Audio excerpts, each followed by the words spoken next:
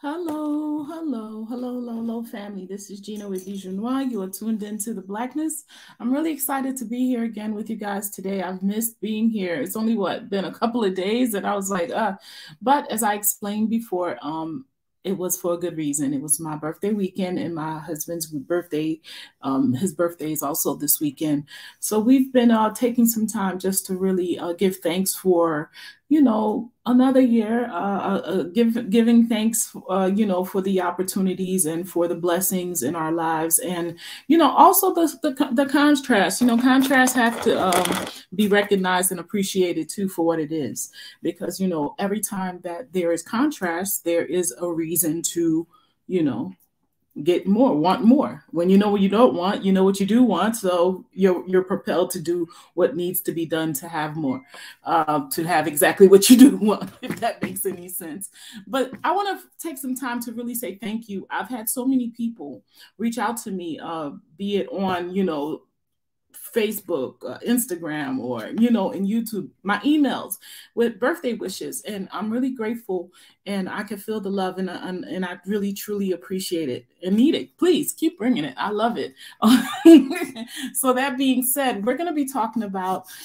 I hope you guys are ready for this conversation today, because you see, this is a big aspect of something that I've been looking into for a very long time, but a conversation that I had on this discussions maybe a couple of weeks ago made me really want to find out more about this Bantu people, the Bantu people that, for the most part, some people feel really good about, and then there's others, well, let me give you a little, I'm going to underscore what happened. Had a discussion here, and once I got off the discussion, I received a message, and, it was a Somalian, and he said that we Somalians are not Bantu slaves like you. And I didn't understand what that meant. So, me, I'm like, Bantu slaves? What does that mean? I've heard that, I took a DNA test not too long ago, and it indicated that I was from the Bantu expansion. The people of Cameroon and Congo and Angola, and it mentioned Bantu expansion.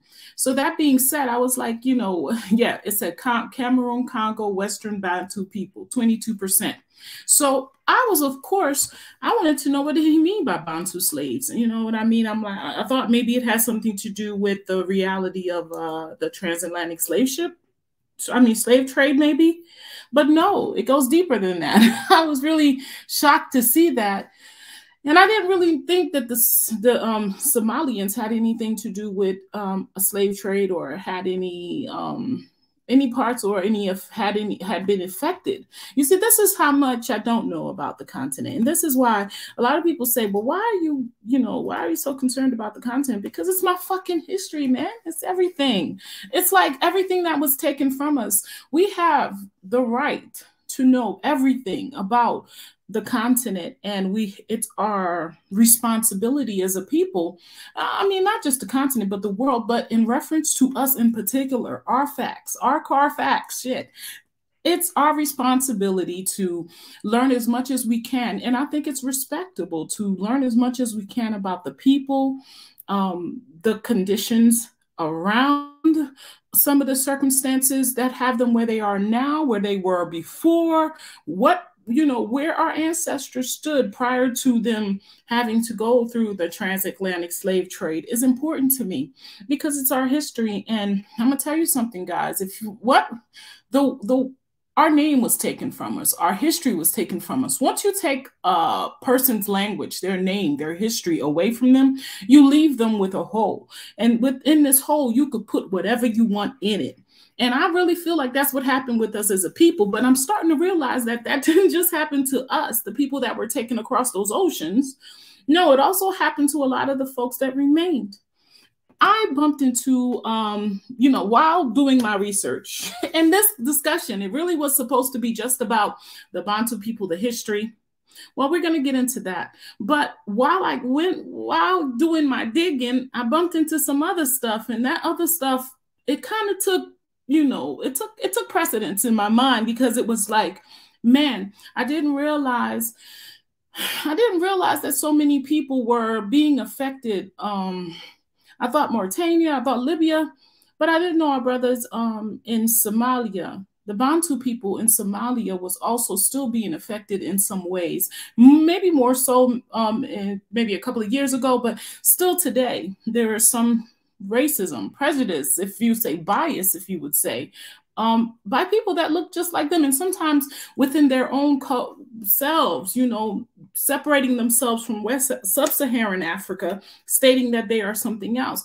Now it's funny, you know, because my initial thought was I'm just going to have a conversation about the Bantu people. I didn't really know it was going to lead me back to something that we kind of talked about last week when we were talking about Ethiopia. And I guess this is something that I'm going to be bumping into across the board as I do my research and try to learn about different places on the continent. But in this respect, this is more than a place. We're talking about a people, the Bantu people, from what I can gather. And of course, I'm hoping that some people will join me to educate me, because like I said, y'all, and I want to make this very, very, very clear. I am still learning.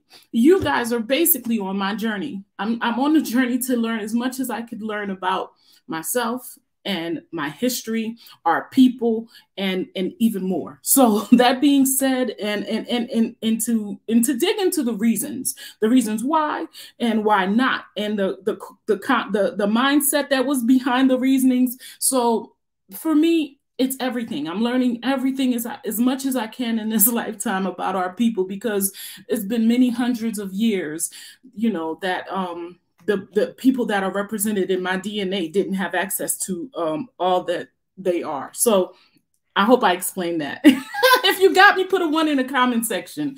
Okay, so that being said, we're going to go back to why. First and foremost, it's important that I know who I am. So in the search of trying to figure out who I am, I'm going to dig into everything on the continent, because there is such you know, doing my DNA, I realized that there are so many people, you know, within me, in reference to, I can't just pinpoint one place that I came from. And so that makes me want to learn as much as I can about the people on the continent. But I'm going to tell you something, the more I learn that, the more I realize a lot of us, even those of us that are on the continent, can't really pinpoint where we came from, because there's been so much movement. So I'm going to start with something. I'm going to start with a clip that I found, and it was a good discussion. It was one of those kind of uncomfortable discussions that we try to have here all the time. I think we have here all the time. And I really commend these young people for having this discussion. And it's a realization as well. This realization that they are having is a realization that I think the whole continent needs to have, on retrospect, how we treat ourselves and how others treat us, and then looking in reflection again of how we view ourselves. First, and I'm going to stop right here to say, everybody in the comment section, thank you. I see some of you are rolling in. Please share this video on your social medias.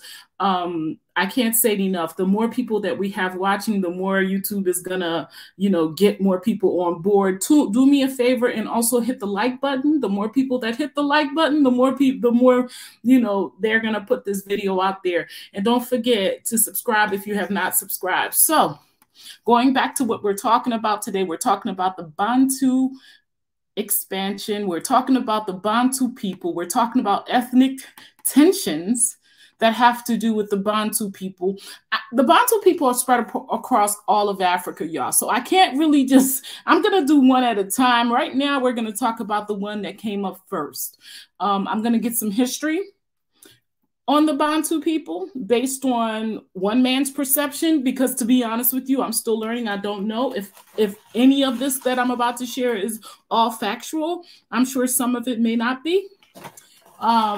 And then we're going to get into the situation as far as what is happening as far as Somalia. And that is something that's very interesting to me. I don't know if you guys remember that rapper's name that was from Somalia years ago. I was so engrossed into that rapper. I thought he was the bomb. I can't remember his name, but but I thought he was the bomb. And that's the only thing I ever really knew about Somalia, and the fact that there was a lot of, internal warfare caused by external, So that being said, I really have no knowledge of Somalia. I'm not here to speak negatively about the people. They seem like a very beautiful people, but there does seem to be a lot of bias. Yes, it was Keenan. Yes, thank you for knowing that. Yeah, okay. So yes, there seems to be a lot of bias. So and wherever that is, it's not a good thing for us as a people. I don't think, neither side are benefiting from it. But before we get into that, why don't we get into some history? This is a pretty long clip. Get your notepads out. You know how I do it here. We're here to learn. I want you guys to, if you can educate me on things that you may know that are not true in this clip, let me know. But I found it very resourceful. Let's sit in. So I'm going to ask you guys in the comment section what you want to do first. Do you want to do the history today, or do you want to get into the nitty gritty of what really caused me to really dig into the more Somali type of Bantu? They were calling them Bantu slaves, and that's what kind of grabbed my attention. Or do you want to do the history and get some understanding of the Bantu people and how it may relate to some of us here in the diaspora? History or facts? Tell me. Put facts for the stuff about, the Somalia. Or if you want to go with the history, put history in the comment section. I'm going to let you choose where we go today with that. And yes, please hit the like button, guys. Hit the like button. Hit the like button. Subscribe, share. Nitty gritty. It says the nitty gritty. All right, well, let's get into the nitty gritty of it then. I guess that's the facts of. Okay. Somebody said history. It's gonna be, well, you know what? We can do history first, then the nitty gritty. Okay. One more history, and we're going to go for that. A little bit of both. All right. Thank you. Let's go ahead first and foremost with, let me give you a little bit of both. And then this is so short that the history is going to come right after that. I had an aunt that got in a fight with her coworker, and I don't know if I said this in a previous episode, but the coworker was Russian, and obviously my aunt is Somali, and the coworker said, such and such, you nigger. And so the aunt turned around and said, me? No, I have never been enslaved, never. I am not nigger. I used to have niggers. Right? Which is it was humorous. I'm not gonna lie. The story itself was like, oh my god, like almost like what did you just say? But going back in history, we weren't enslaved. That's a lot of Somalis say we were not enslaved. We used to have slaves, and now if you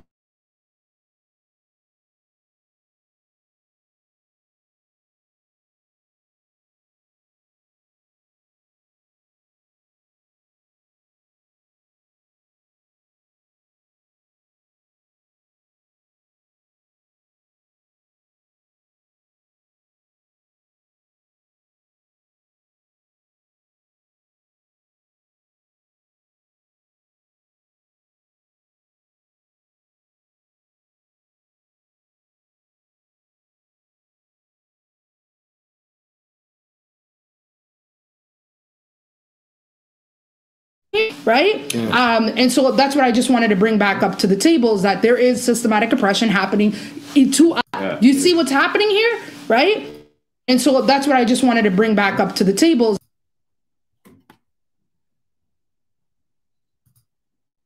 All right, guys. Systematic oppression happening. The sound, so niggers. Just happened. I don't know if it's because of the right, which is it was humorous. I'm not gonna lie. The story itself was like, oh my god, like almost like what did you just say? But going back in history here and make it work. That's weird. Let me know if you can hear me, guys.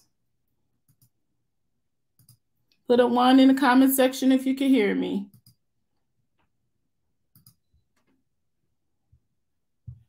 Okay, you can? Had an aunt that got in a fight with her coworker. And I don't know if I said this in a previous episode, but... Can you hear the clip? Let me know. Yes, no, maybe so.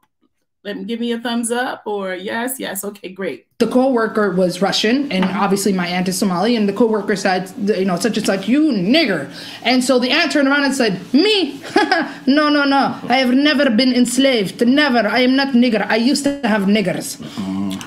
right? Which is it's you know, it was humorous. I'm not gonna lie. The story itself was like, oh my god, like almost like what did you just say? But going back in history, we weren't enslaved. That's a lot of Somalis say we were not enslaved. We used to have slaves, and now if you go back, right, and let's bring something else back. You go to Hargeisa, you go to Hamar, you go to Galkayo.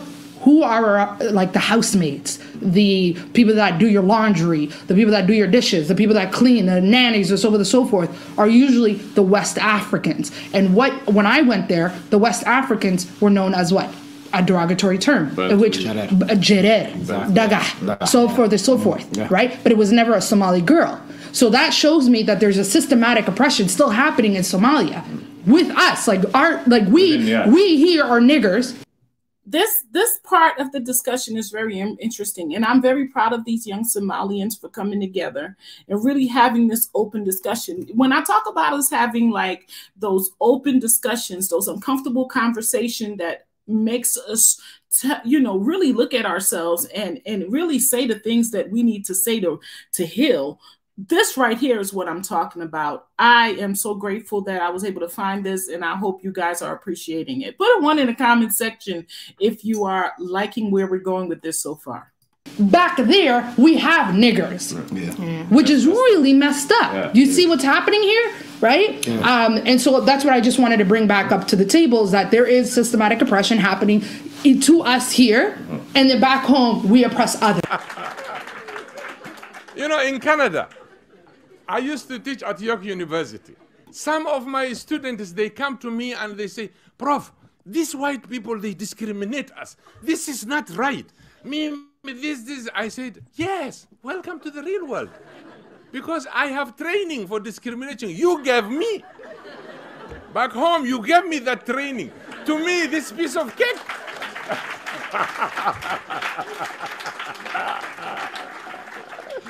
I never felt even single day in Canada that I was discriminated. Never. Because I was already prepared by you guys. Somali. I love how he said that. So he's saying that he's a professor, and he'll have his Somalian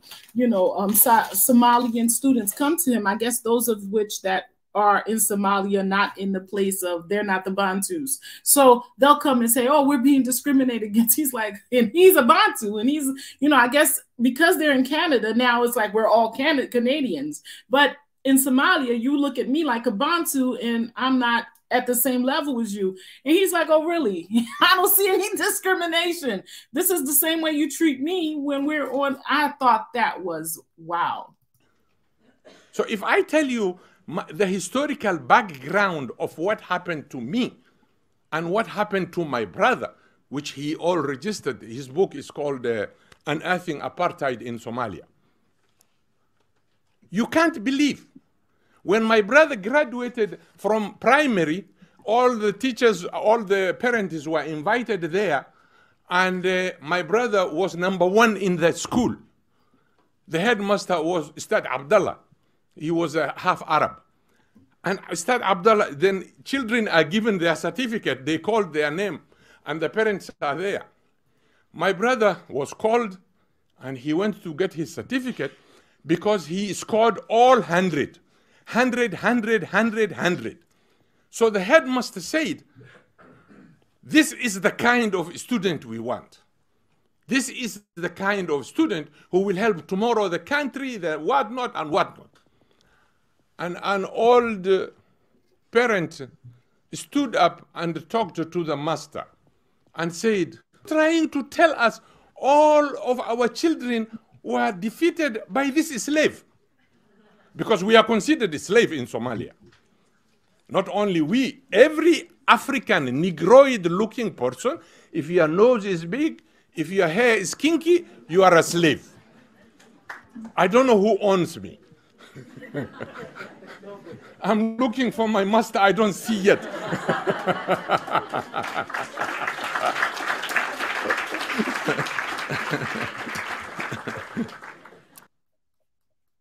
What I found very interesting about this clip was, it's funny because as a diasporan, never in my mind, were was this going on? I mean, I am not going to say that I haven't bumped into this reality within the last year, but even now, when I'm bumping into things like this and I'm learning about the different places on the continent, in the countries, realizing just the realization that on the very continent, it still hits me hard. It still hit me hard every time I realize that on the very continent that, should be a safe place for melanin, it is being debased in the way that it is, and enslaved and murdered and humiliated and put down and made to feel uncomfortable. This man, he basically brought it home for me. It was what I needed to hear. It was when he said the part of, how when these Somalians, the brother, be it they're from the Bantu or, whatever, and the Negroid Somalians and the non-Negroid Somalians, when they come to places like the US and Canada and UK, they see themselves as Somalians and depend on each other. But those same people will go back home and they will have people working underneath them, treating them like, or and looking at them as slaves and saying that these people are their niggers. And I'm like, what?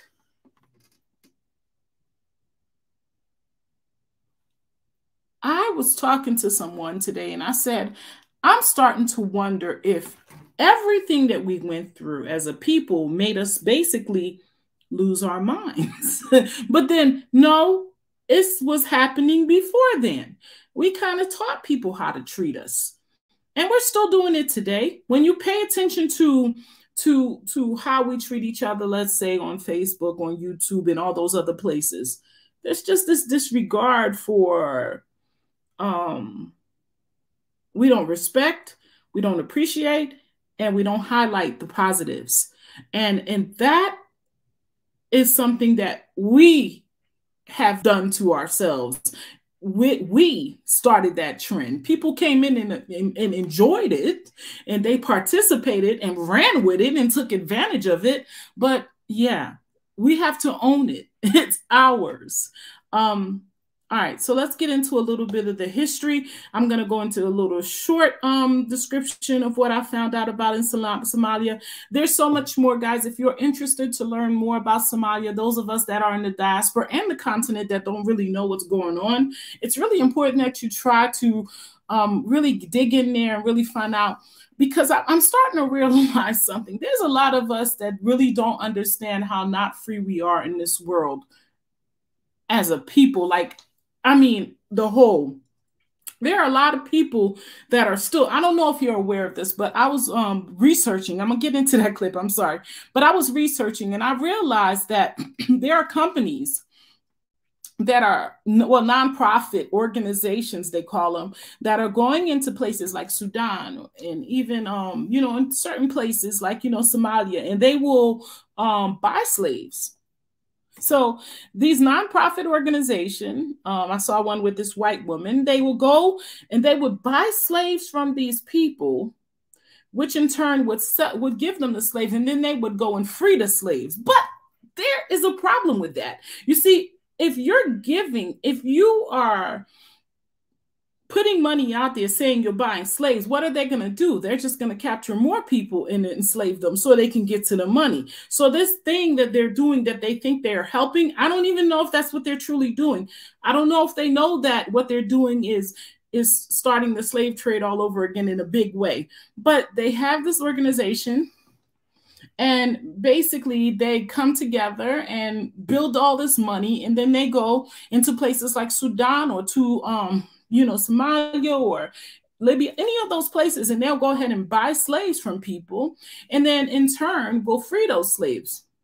So when they free those slaves, you think, okay, this is a great thing. They're doing a good thing. This is a good organization. People are in captivity. They're going over there. They're purchasing them and then releasing them. But no, it's not a good thing, because what happens is that it becomes a business. And then so much so that if they bought you 5 slaves today, next week they're going to get 10, and they're going to get 20, and then 40 and 60. So this thing right now is now building into something that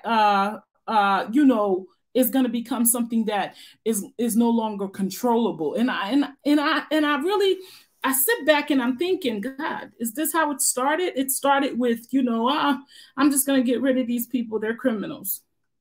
And then it was like, this is really profitable. Look at my neighbor's son all by himself. Let me take him, and, they won't know I did it, and go. And, this is really, truly breeding ground for greed and some very slothful people to come through and really turn this thing into something really major again.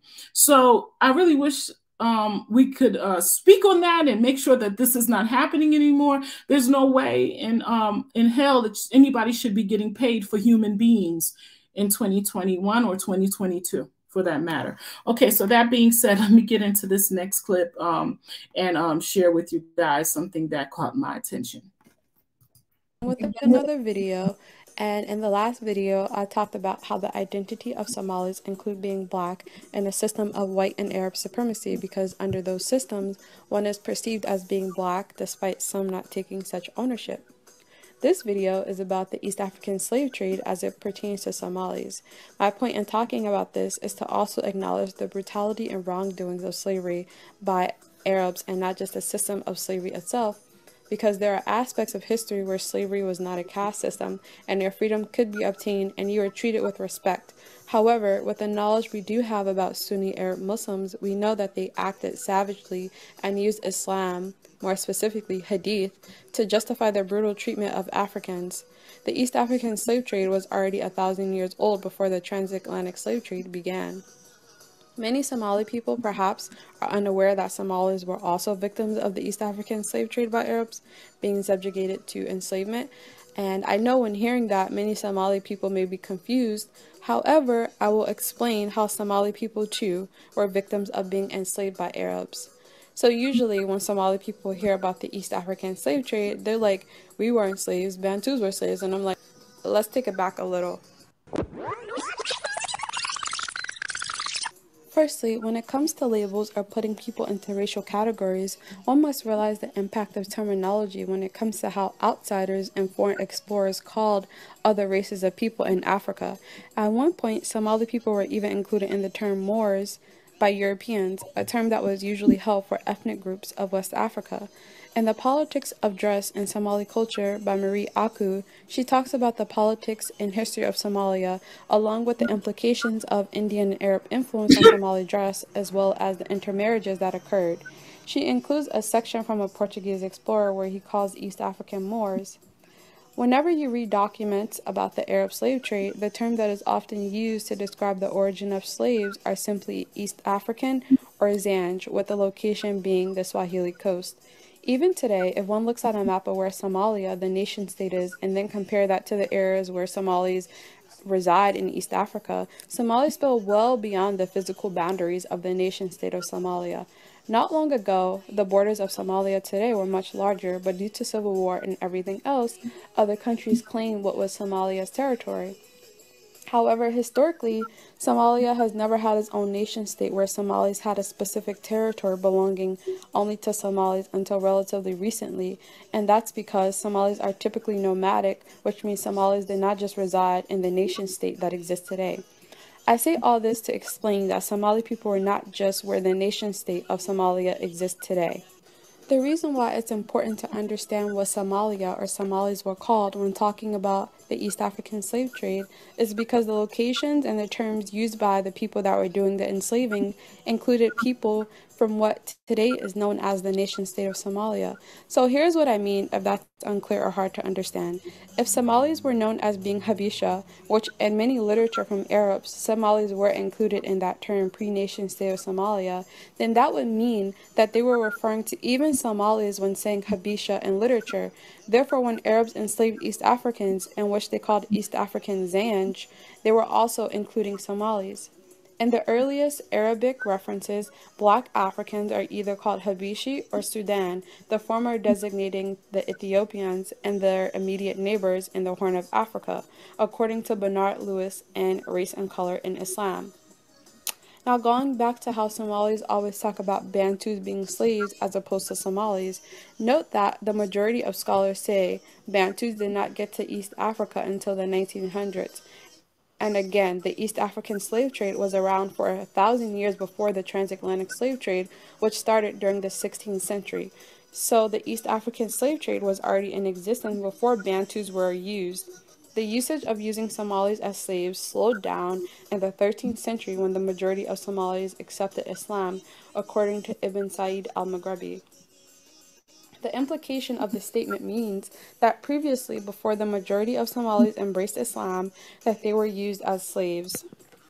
It's not a massive scholarship on the subject of the intricacies of the Arab slave trade in East Africa because they, the Arabs, did not heavily document their doings, whereas when Europeans went to West Africa, they detailed languages, tribes, locations, lineages, etc., of captured Africans. When it comes to Somali specifically, the word Somali was not even recorded in writing until the mid-1400s by an Ethiopian emperor. Therefore, Somalis were categorized as outsiders as a term that was used to generalize East Africans. Even in Islamic texts and hadiths, the term Somali is never specifically used, only Habesha, Nubia, Egypt, and so forth. And this is important to note because we know from Islamic history that Arabs had contact with East Africa, especially Ethiopia, yet there is no mention of the word Somali. The word Berber was used in a few hadiths. However, all of the hadiths with the mention of the term Berber are very racist and condescending. It is also unclear whether or not those hadiths were speaking of the Berbers in North Africa or East Africa. However, Somalia was known in some literature as the land of Berbers. Here's what scholar of Islamic archaeology Timothy Power has said. The African slaves exported from Zela included both broadly Ethiopian people brought down to the coast from the interior and Berbers from modern Somalia. This is from the book The Red Sea from Byzantium to Caliphate, 500 to 1000 AD. Al-Makdisi, an Arab geographer born in the 900s, observes that the slaves exported to Aden, which is Yemen, consist of Barbar, and these are the worst of slaves.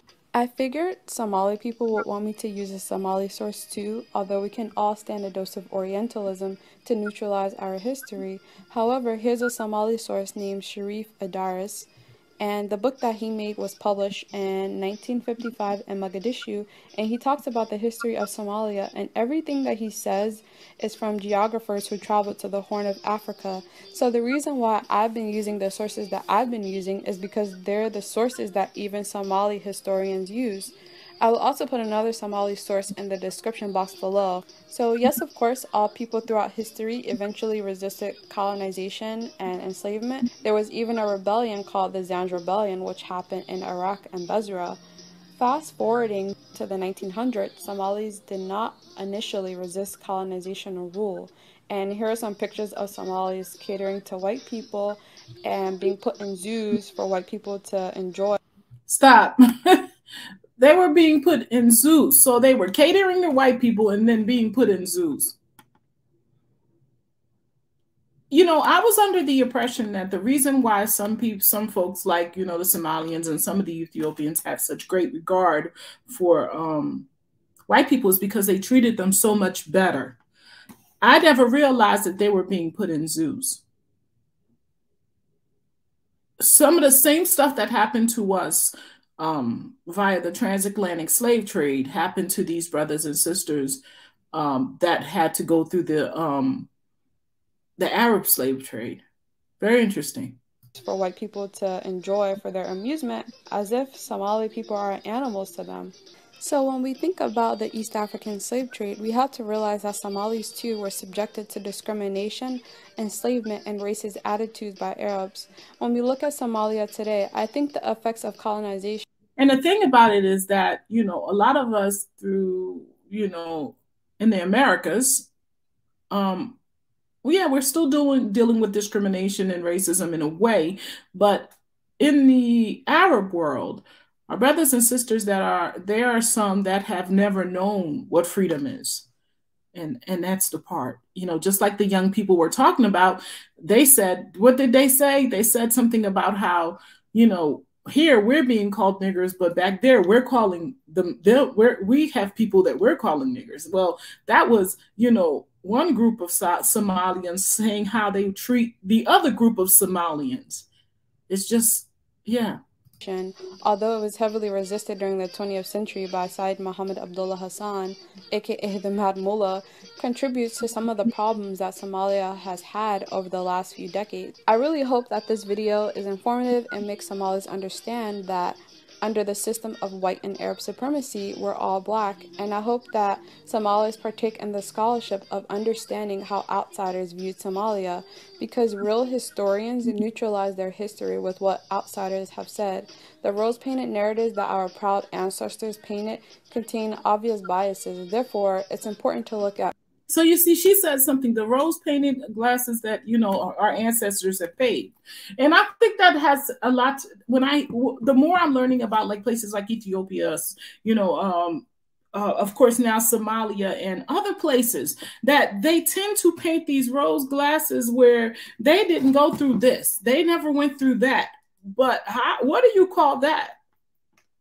That was slavery. By any other name, it's still slavery, and it's still happening today. And it's funny because, I don't know if it was because the elders, I don't know if they did it because they wanted to lift their heads of their children and so they can see themselves as better.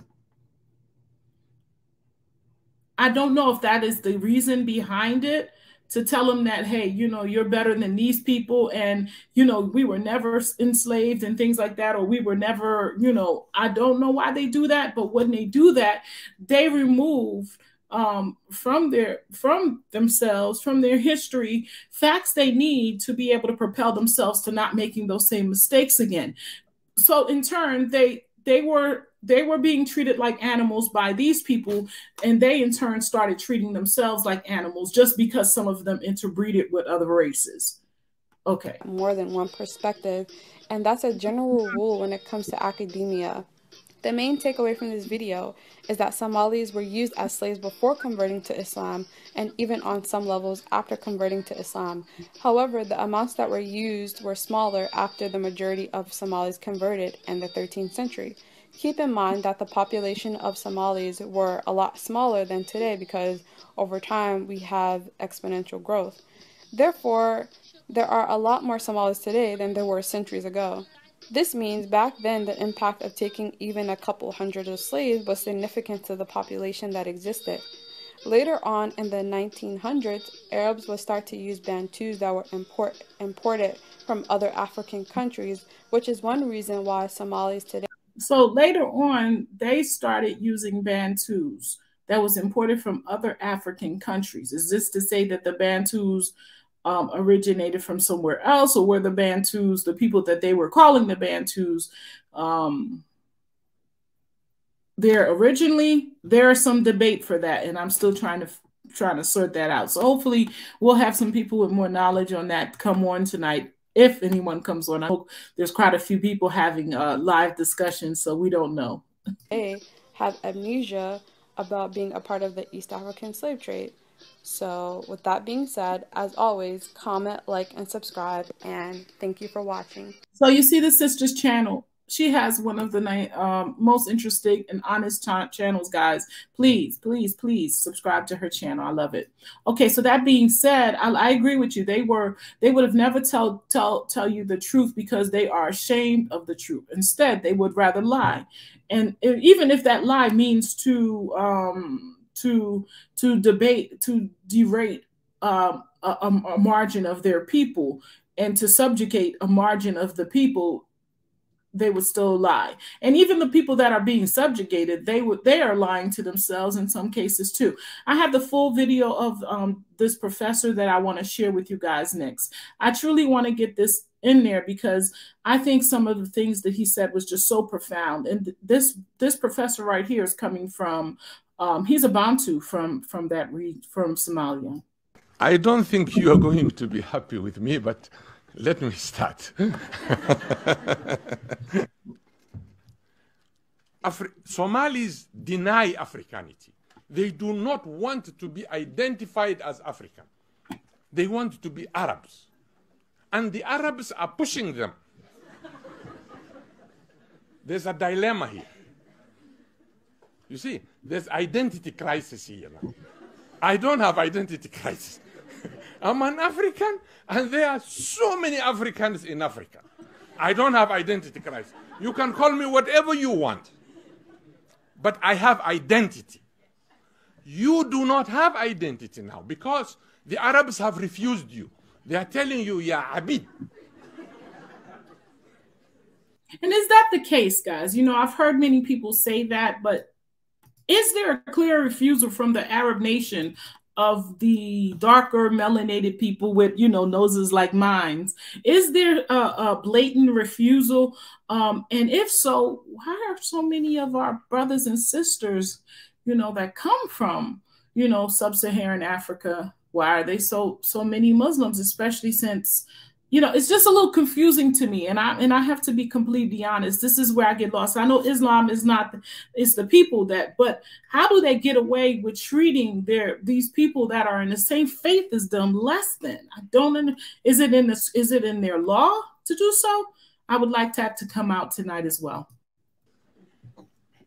And you're better off to accept me as your brother rather than going to an Arab.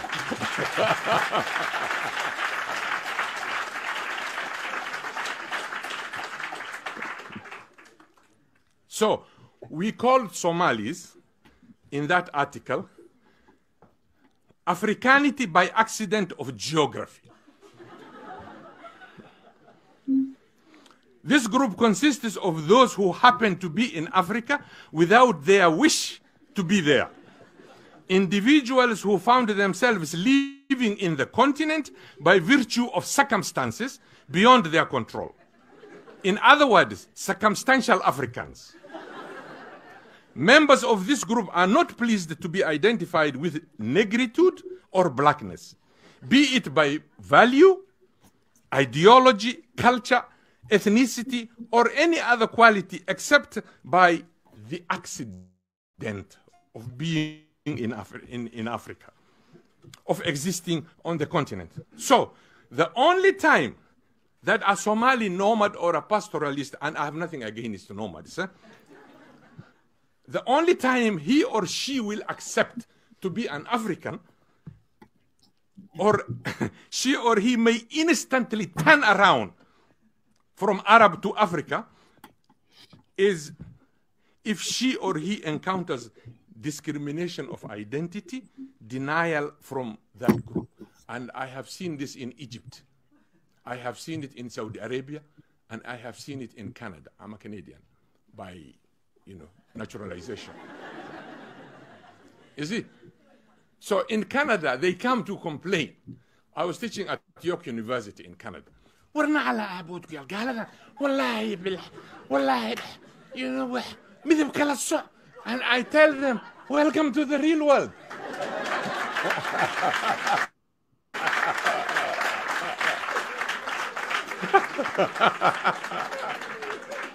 You know, in Canada, I used to teach at York University.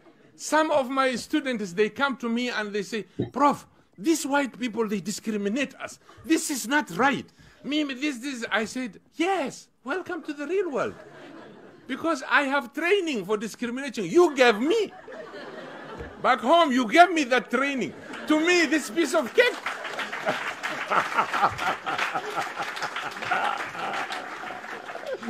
I never felt even single day in Canada that I was discriminated. Never.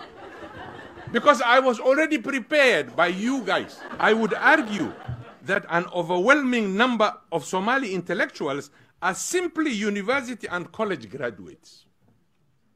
Because education which does not bring about a transformation in the consciousness of the educated is hardly beneficial to the individual, let alone to society.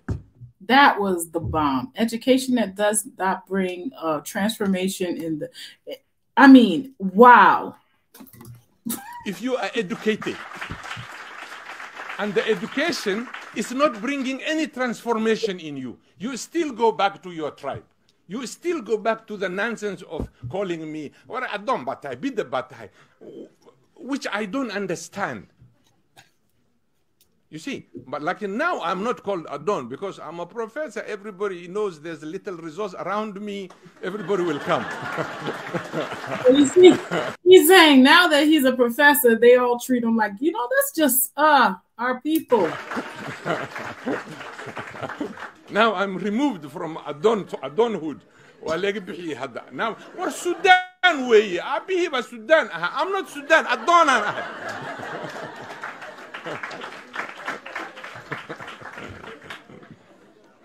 So, therefore, here I think the Chinese proverb I picked is very handy here, is useful. It says, to know and not to act is not to know. If you know something, you don't act on it, then you don't know it. So, the character of a nomad or a pastoralist is to disdain agriculture. Not only that, to disdain any manual job. They don't want to do anything that involves handwork. How do you progress? How do you develop? You tell me.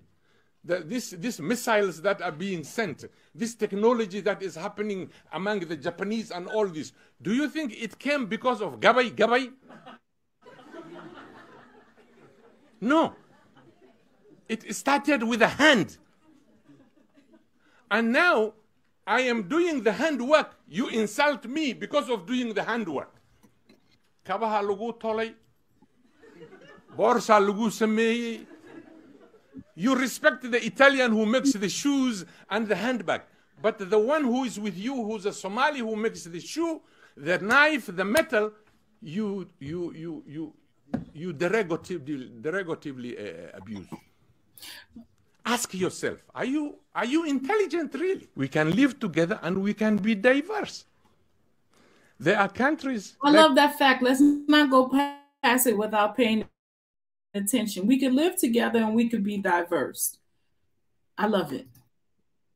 Tanzania, Kenya, Uganda, they have 50 tribes, they have 50 languages, and they are a nation, they are intact, they are together, they are working. So why do you deny my language? Why do you impose on me your language? Why? If you want to kill a society, I have seen this in the US and Canada, you first take away the language. If you want to kill a society, you first take away their language.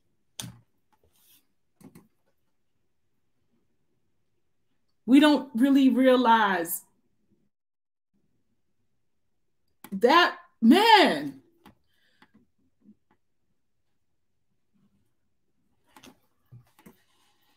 That what they did to our ancestors was some deep stuff, man. You take away their language. And that's funny because I was sitting here thinking, it's amazing, you know, that our ancestors were able to do what they did. I mean, get us this far because they were scattered, man. I mean, imagine being put in those positions and then taking away their language, taking away their culture, and generations after that. All that they knew was what they told them. They told them they were this, and this is why now, even in 2022, Libya, Mauritania, Sudan, Somalia, people are still being treated like slaves, because if you take away, for generation after generation, you take away this person's knowing of themselves. Know thyself. Know thyself is like one of the most important aspects, to know thyself.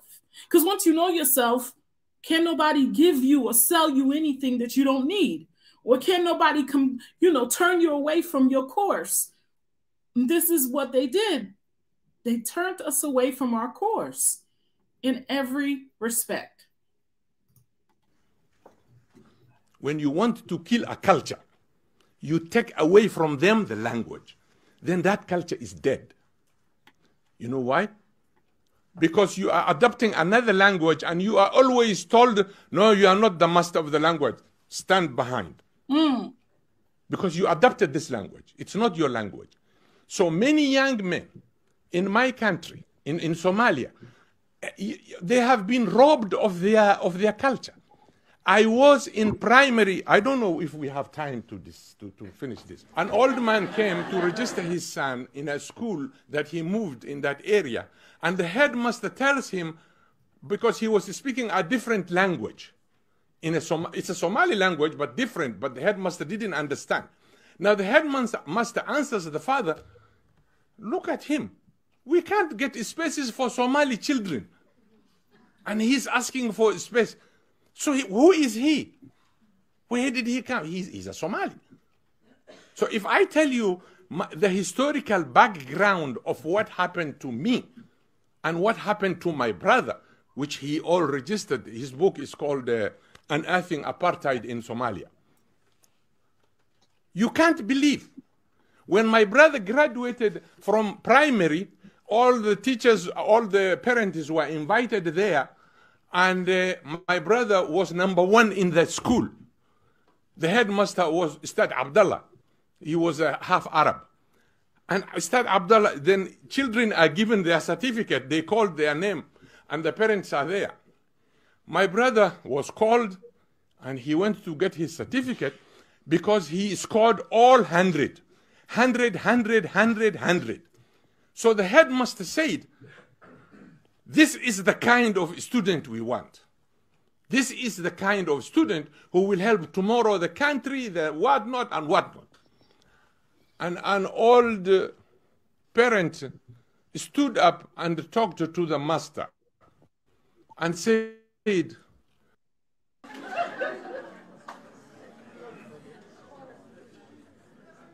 I knew you will not like it.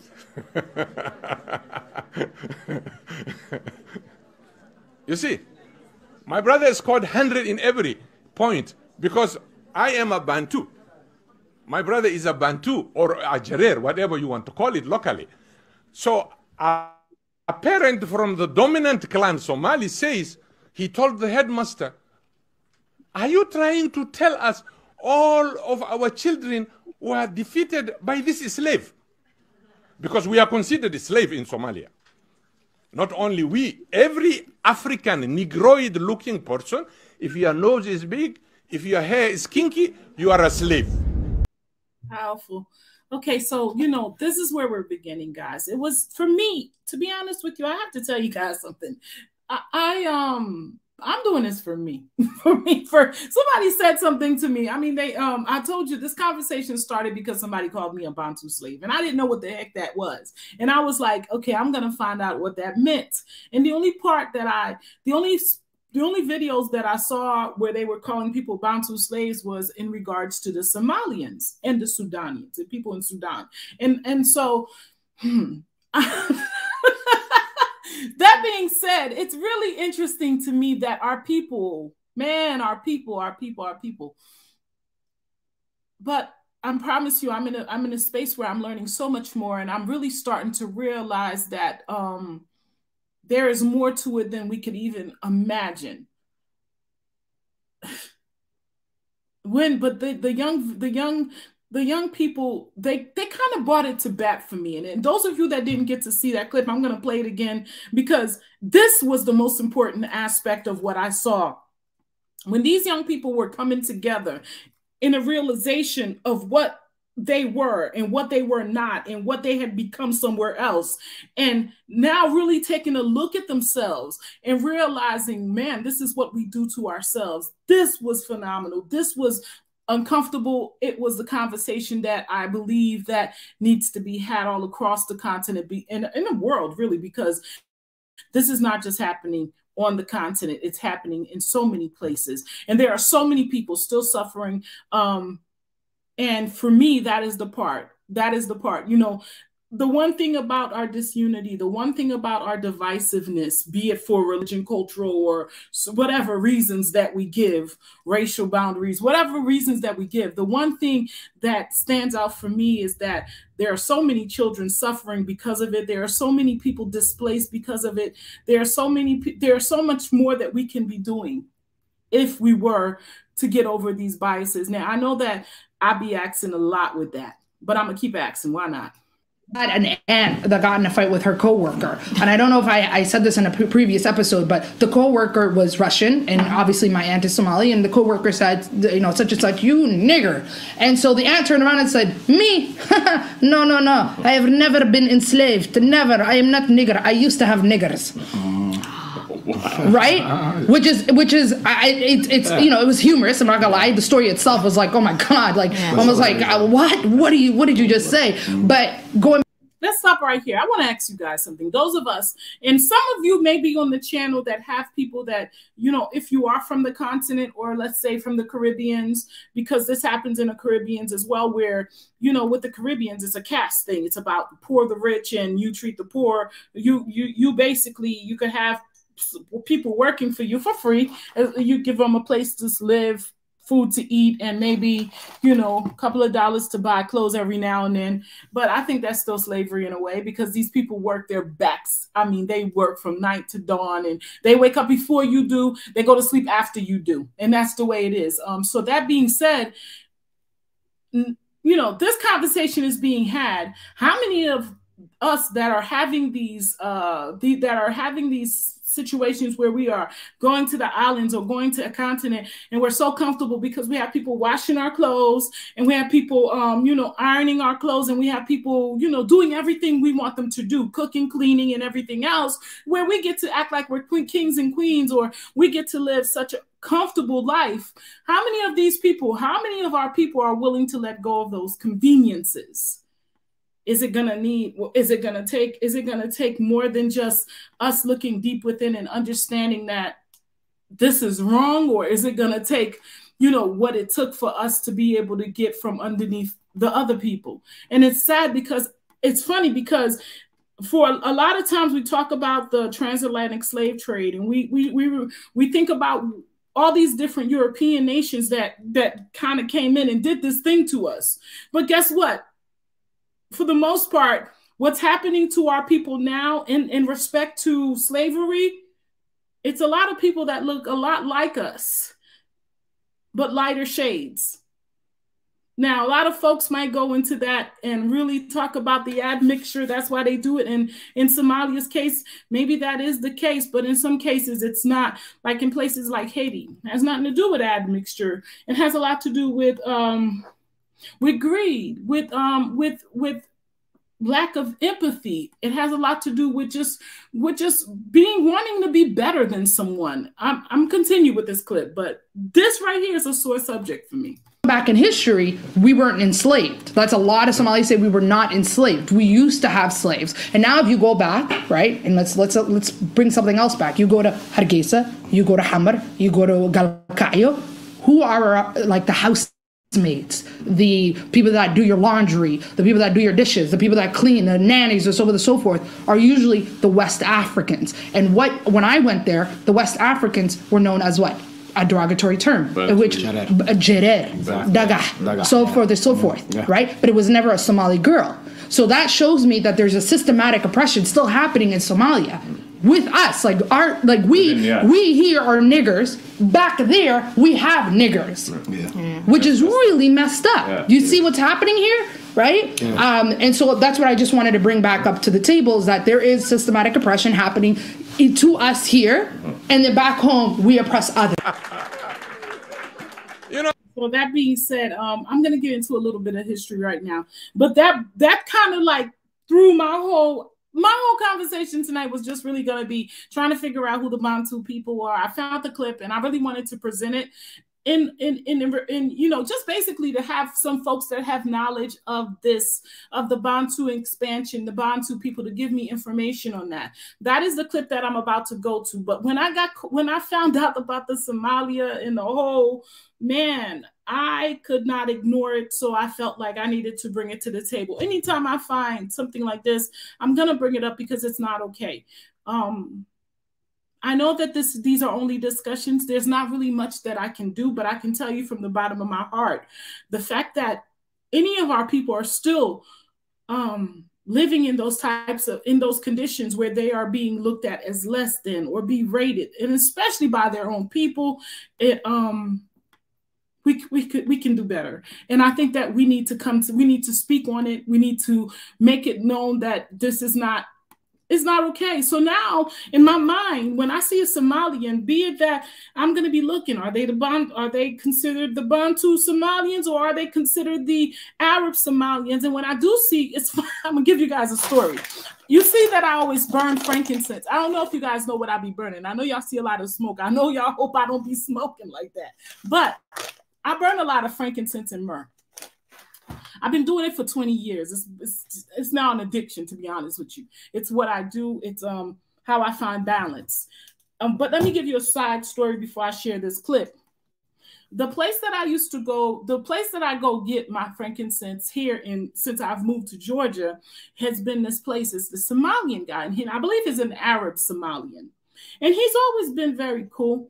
You know, I'll go in and he tries to hustle me to buy more than I want, of course. And, you know, throughout the years, we've learned how to hustle each other. But there is something that I've noticed, and especially since I've watched this video, he has this guy that's worked for him maybe for the past 5 years that I've been going to him more than 5 years. But for the past 5 years, he's had this guy, and this guy's really dark. I'll go in there and, he looks like a light-skinned, a mixed Arab with African. But this guy, he looks like a pure African, but I could see that he's a Somalian too, because he speaks the language, he dresses like them. And it's the way he talks to him. It's funny because I've always had an issue with it. I'm like, what is he, your nephew? I think I've asked him that before. And he'll say, no, he worked for me. But, after seeing this, it's funny because your knowledge is something. Once you know something, then it changes your whole perspective.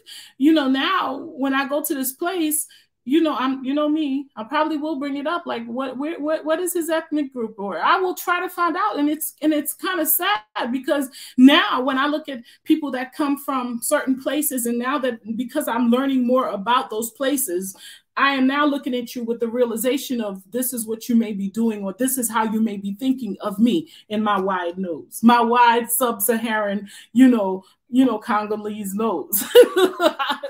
So it's kind of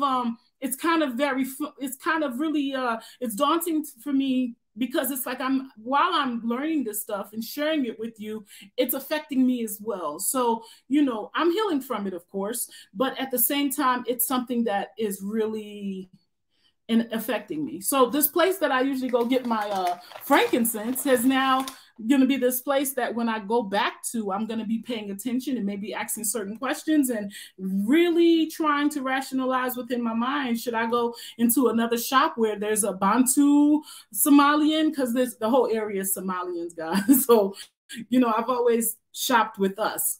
So yeah, that just made me think. It just made me think. So, okay. So I'm going to go ahead and share this clip. This clip, again, I have no knowledge of the Bantu expansion. I'm trying to learn. I don't even know. I think the Bantu was a name that was given by a European man.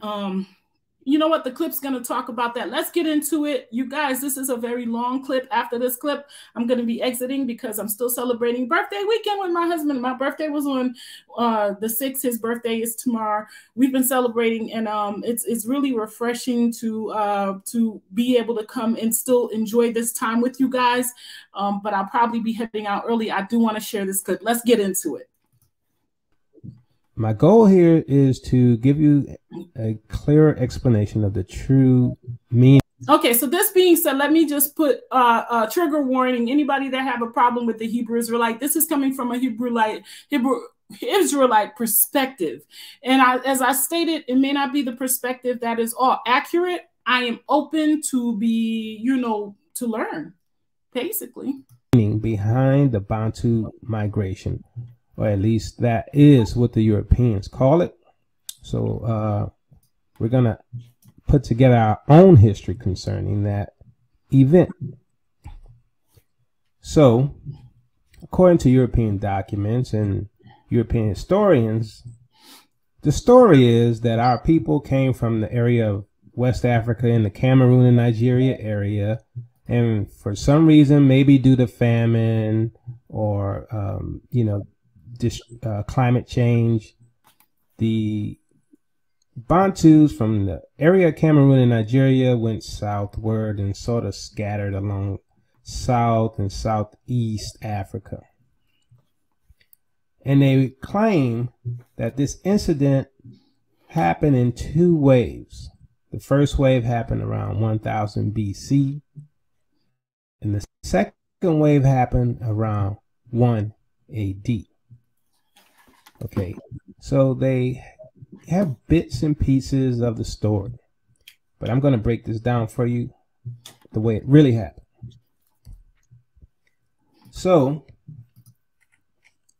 the first migration, which was around 1000 BC, actually was the migration of the northern 10 tribes of Israel.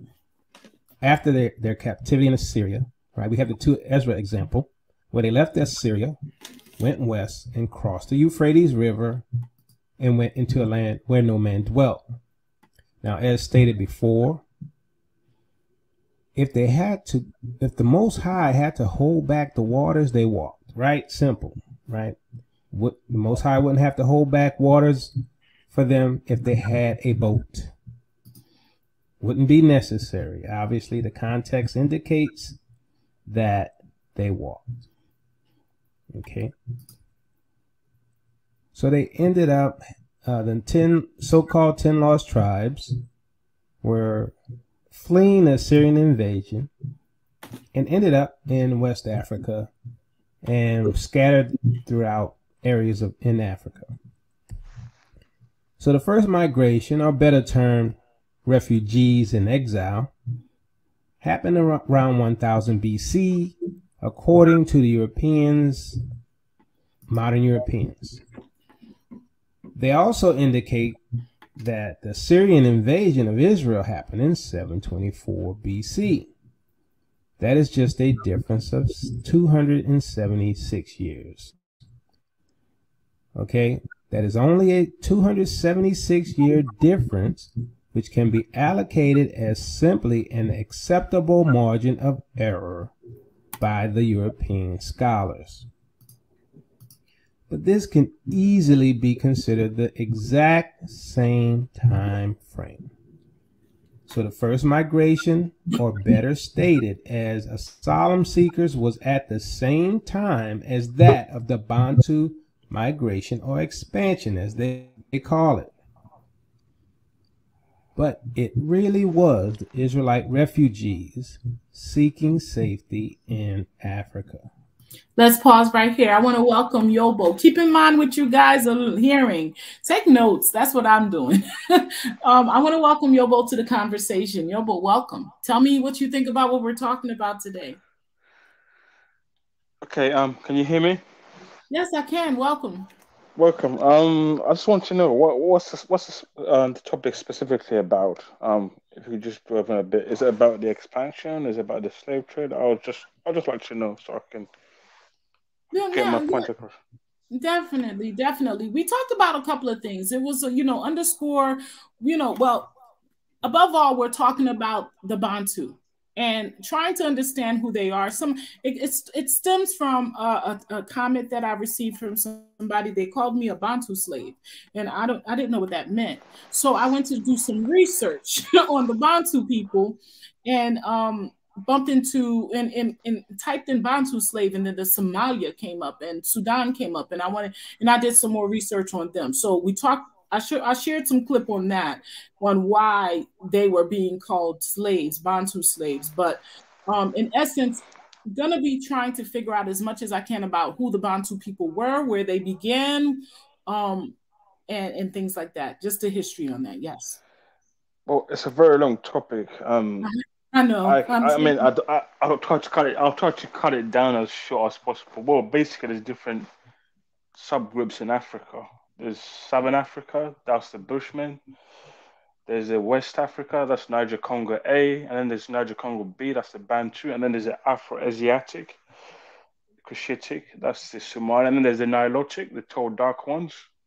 So the Bantu originally came from west part of Africa, part of like Nigeria, Cameroon, spread down southern, east, central Africa, and the slave trade started with the Arabs, mainly. you're kind of breaking up, Yobo. Can you hear me? I can hear you now, but it's like really getting staticky, so I'm not sure why Okay. that is. Yeah. Did you hear what I said at the beginning? Or should I say it again? No, you can just the last sentence that you said was the part. Yeah, as I was saying, yeah. So the Bantu is it's just like in Europe. They have their subgroups. They have the Germanic tribes, the Latin, the Slavic. So the Bantu was a subset of West Africa who evolved from part of Nigeria, Cameroon, and spread down to southern, east, central Africa. So that's what the Bantu means in Bantu language. It means people. That's what it means. It It means just means people. people. Yes, it means What about people. okay, Bantu? It means people. So if you go to any of the Bantu languages, it's like all the way from southern Africa, central, east. All the languages are quite similar because they're part of the same foundation. Some more, some more than the others, but yeah. Okay. So thus far, I don't know if you've been paying attention to the clip, but do you agree with what is being said thus far? I agree with most of it. Some of it, I don't know about the Israelite stuff. I'm not that. I think that's a bit off topic. But other than that, I agree. The slave trade did happen, but it's much more complex than that. The stuff is quite deep. You'll have to to study. It's just a a lot of African history wasn't written down, so it's quite complex. It's quite complex. I can understand that. I can understand that. Well, let's listen to the clip and you can take note and let me know what you disagree with. Okay. Okay, thank you, Yobo. Welcome.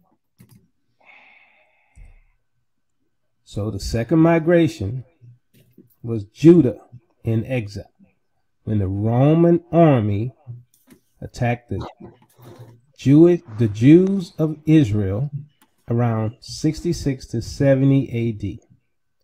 So, according to historians concerning the Bantu migration, they indicated that the second migration occurred around 1 AD. They also indicate that the Roman invasion of the tribes of Judah in Israel occurred around 70 AD. That is a small margin. That is only 69-year difference between the two dates. This is the same time frame with a margin of error of 69 years. So, the Israelites were refugees fleeing into Africa from their enemies, something they had always done in the past. So, European statement concerning the Bantu migration, is the European statement a lie or is it a half-truth? They indicated that for some reason the Bantus were in Cameroon and Nigeria and headed south and just took over, populated all over the place, right? So I would tend to state that that is a half-truth. So I used to think that this chart was a pure lie, but after more research, I've discovered that this chart is a partial truth, an incomplete story. So it's highly likely that at some point we did end up, and you'll see according to some research, we ended up in the Nigeria area, and then some of them also went further south. The Hebrews. So let's now notice the Yoruba, Limba, and Igbo, typo right there, Igbo migration routes. There are two oral traditions concerning the Yoruba Jews. So the first one, according to the Bani Ephraim, a Yoruba Jewish population who claimed to come from the Israelite tribe of Ephraim was said to have been driven to Yoruba land from Morocco by Muslims and eventually mingled with Yoruba people. These black Jews in southern Nigeria are called the Imo Yokwam, or strange people, by the native Africans. But these black Jews call themselves Bani Ephraim, or sons of Ephraim. And you'll find that many nations, including the European nations and many Hamitic groups in Africa, we've always referred to the Hebrews who were exiled into Africa. They would refer to them as strange people or strangers in their It's a bit land. off topic. There are other documents. And this is why I said this is his perspective of the Bantu people. And I think he's throwing in a little bit of the people that were, well, he's putting in, he's matching facts. And it may be off topic based on how you've learned it, but I'm just trying to figure out what he's trying to say here. And if you have something you want to say in contrast to what he's trying to say, you could go ahead. Well, the only thing I would say is the Israelites probably had more in common with the northern Africa, Egypt, Ethiopia, and Somalia. So I would understand if you said that, but other than that, I think it's confused a lot of things because the Bantu culture is completely different to Afro-Asiatic and those people. There's no way it correlates. So I don't know what he's talking about, you know. But it's like confusing some facts with some other stuff. I don't know where he's getting that from. Like people talk about the black Hebrew Israelite, that there's no logic for me, in my opinion. That doesn't make any sense. Doesn't make any sense. Do you know anything about the Hebrew Israelites? I don't know. But I know it's So it nothing to probably do with. wouldn't make any sense if you don't know anything about them, or if you don't have any knowledge of that, or No, even I have how they. knowledge that is sorry. I have knowledge that it's nothing to do with Bantu people. I know that for sure. That's for sure. It's nothing to do with Bantu people. Well, did you want to disagree? Point out a specific thing that you disagree with, or you just want to? It's just when he was confusing the Middle Eastern history with the African, it doesn't correlate. Two different cultures and they evolve differently. Like I said, Very those people, interesting. So, and this is something that I said in the beginning. This is this man's perspective. I'm going to be talking about the Bantus all week because I'm trying to get different. There are so many things out there regarding the Bantu that it's really confusing me, and I'm trying to get as much clarity as I can. This is interesting because this is coming from a Hebrew Israelite or Israelite perspective, and you're saying that it's not tying in, but honestly, we haven't really heard the whole thing. Let Wakezu kick in right now and see what he thinks about what he's heard so far. What would you like to share, Wakezu? Yeah. Hey, everybody. Welcome. Yeah. Can you guys hear me? Yes, we can hear you. Welcome to the discussion. I see you're here. We're having a discussion. This talk is really just trying to understand more about the Bantu people. There is an Israelite perspective on the Bantu. My brother Yobo says that he's not really, it's not tying in for him. It's not making any sense. But what do you think, Wakezu? Let me first ask. First of all, I would just thank you to let me speak. You're very welcome. Thank you for coming through. I appreciate it. And I just wanted to ask my brother Yobo, where is he from? I'm sorry? I'm from the continent. That's all I can say. Is it a secret? Okay. Okay, no, but it's okay. It's okay. I've watched the whole thing about what's going on with the Somalians, and Yeah. all of that. But with this about Israelite and Bantu, it's actually it's more like finding patterns because me myself I'm a Bantu, I may say, and I can find actually like a lot of ancient like Hebrew texts which are like actually the similar words to the Bantu, most especially to Oh, so the you do think that the Bantus are affiliated with the Hebrew in some way?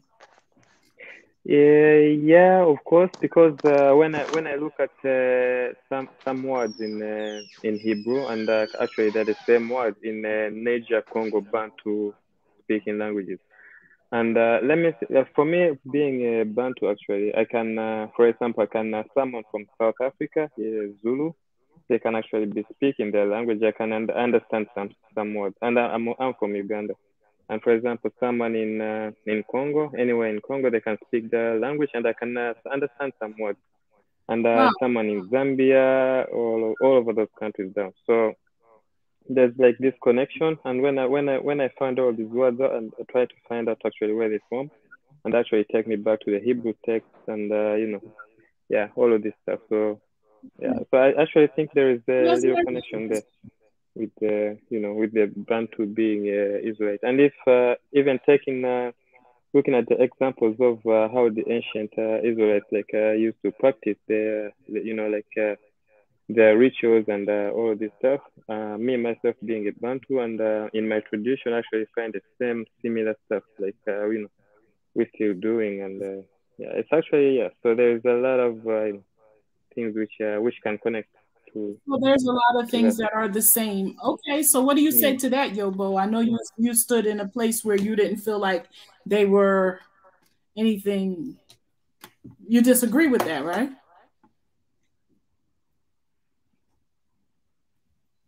Hello, Yobo.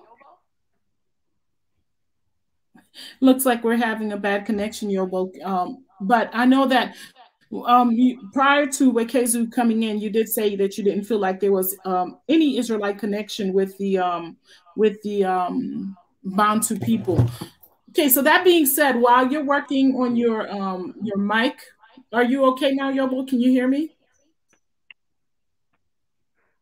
All right, so let's play the clip. That indicate that same terminology when being applied to the Hebrew immigrants or exiles, let's say. They didn't immigrate, they were exiles into Africa. So the second. So when he says that they were exiled, the Bantu people were exiled into Africa, where were they coming from?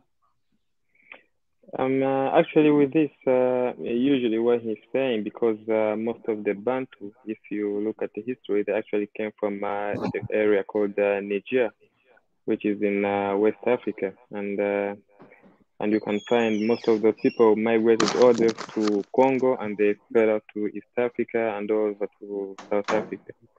So, and when you check, like for example, in West Africa, the first when there was this slavery with Portuguese, most especially, actually, there were like these groups of You're people in breaking up. Africa who. You're breaking up. Can you hear me? Can you hear me? Yeah. Yes. Okay. Yes. Go ahead. Yeah.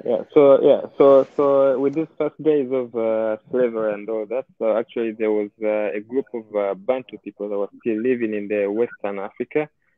And during those days, actually, those groups which were mostly targeted as being sent all over to. Can you hear me? Yeah, you're breaking up a little bit. Do me a favor, go out and come back in. Let's see if that works. Okay, I'll try that. Okay. All right. So while you're doing that, I'm gonna go ahead and play the clip. The second oral tradition or theory was by a professor, at least it's shared by Professor Dirk Lang.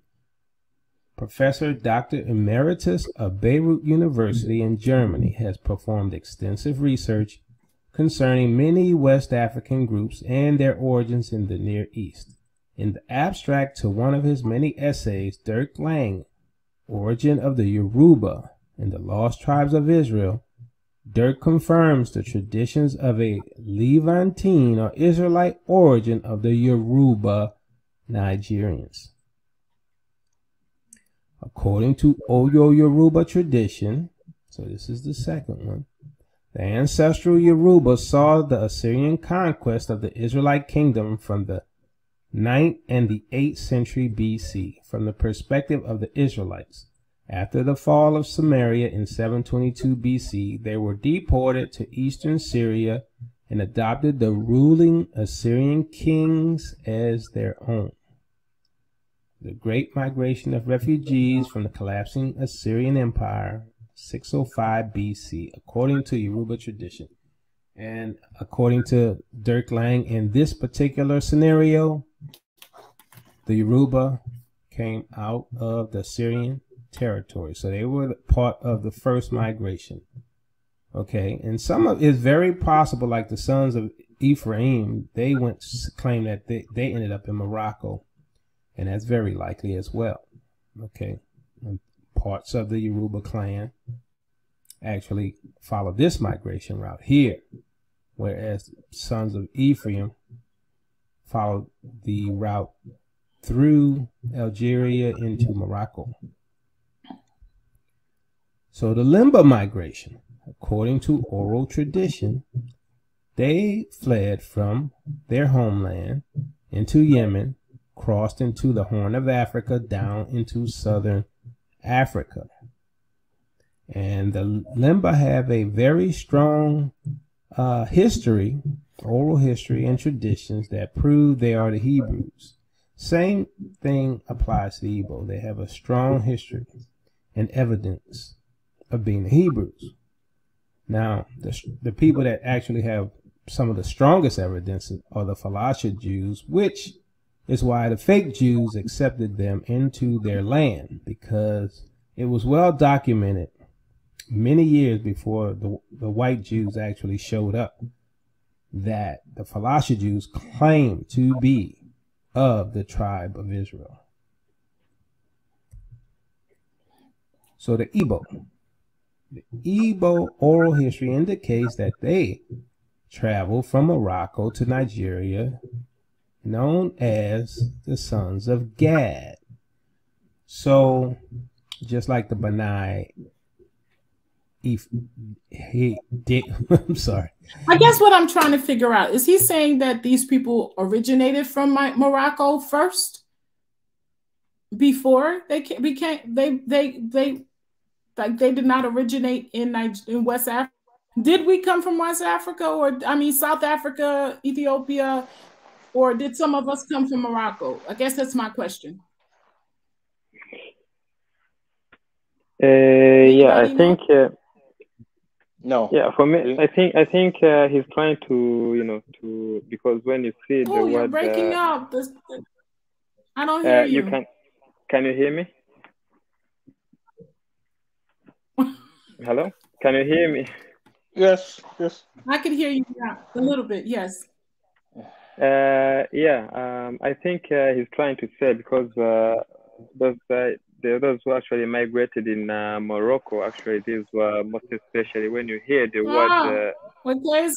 Your connection is so bad this week. I don't really. It's so staticky. Do you have something else on, or anybody? Can you guys hear him in the comment section? Let us know. Or Yobo, do you hear him well? I can hear him fine. You can hear him. I don't hear his. I don't hear everything he's saying. Okay, well then speak. If I can't hear you, it's fine as long as somebody can hear you. No, I will just try to speak clearly, but I think he's trying to about these people in Morocco who migrated from Morocco. I think he's trying to say this was like these people like the Moors, because I think those are the ones who are actually living in Morocco, and they usually migrated from I think southern Sudan, and then later they migrated to Kenya and all around Uganda in East Africa, and some of them actually migrated to I think Somalia, some of them, and yeah, those actually you see nowadays as for the Bantu people in Somalia, some of them, and most of them actually they actually classify themselves as Nubians, and they actually So speak the their own. Igbo. So you are saying that, okay, so what he's saying, do you agree that they came from Morocco and moved Yeah, yeah. like the way he's okay, Yeah, okay. of course. And Very actually, interesting, very in interesting. Morocco, in Morocco, when you hear the word Moors, actually these were the same people who are ruling in Spain actually back in the days, and they usually lived in Morocco and they used to call themselves the Mouravids, and they were living in Morocco, and actually they actually usually try to travel to Spain, and they actually ruled Spain in those days too. So I think he's right actually about that. I don't know, guys. It's breaking up for me. I don't know if it's my end. Let me try my headphones. Okay. Let's see. All right. Well, let me let the clip play. I'm not sure what's going on with the sound for me this week, guys. I apologize. But just like the sons of Ephraim, they left Morocco and went to the Nigerian area. So this was a hotbed of Hebrews, right? The Nigerian, Benin, Togo, Ghana, Ivory Coast, Mali, Niger, a hotbed of Hebrews. And they all went to this area at some point in time, just like the Zakor indicated. As we told you in the previous video, the Zakor were in Algeria, in the area of Al-Sarat, and they fled the Muslim invasion as well, and ended up in the same area of Nigeria, Benin, Togo, Mali, Ghana. So, according to Eldad Hadani, or Eldad the Danite, the tribes of Naphtali, Gad, and Asher joined the Danites later in East Africa via Egypt. Okay, and if the Igbo are Gad, right, this lines up. Many of these tribes' descendants are most likely in the so-called land of Abyssinia and Ethiopia.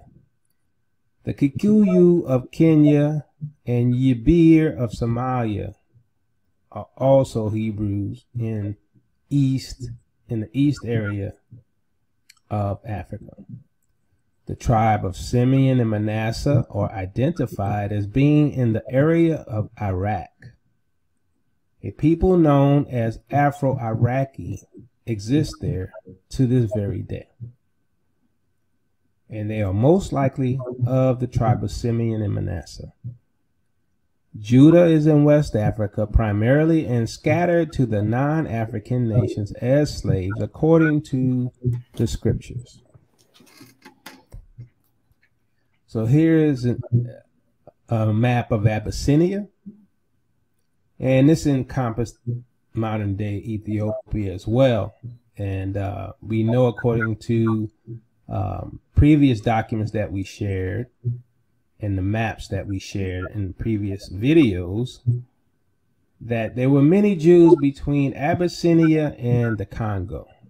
So that's well documented.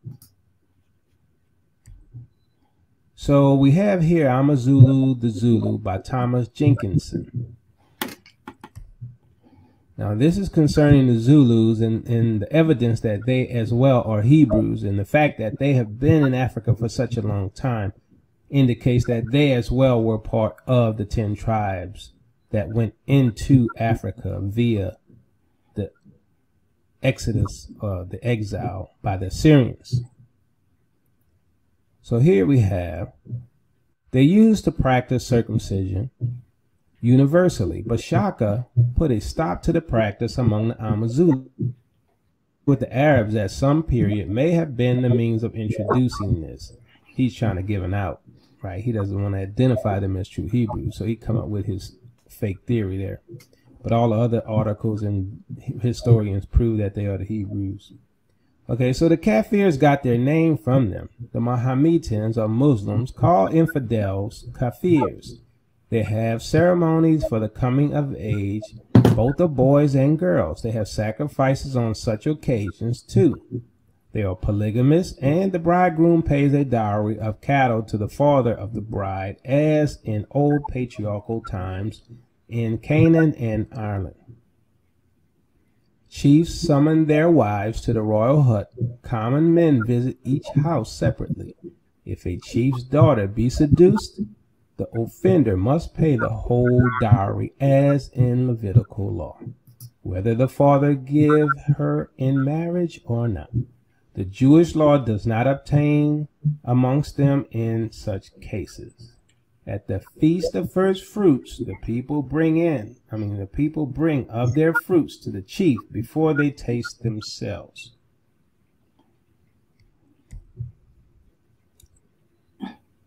The Zulu, says Bishop Calloway, is a highly elaborated language, much more so than the Hebrew, which in some respects it resembles. So we have here that Bishop Calloway indicated that the Zulu language is similar in some respects to Hebrew. Okay, so this is evidence as well that we have another Hebrew Israelite tribe that came in during the Assyrian invasion. That is the first invasion.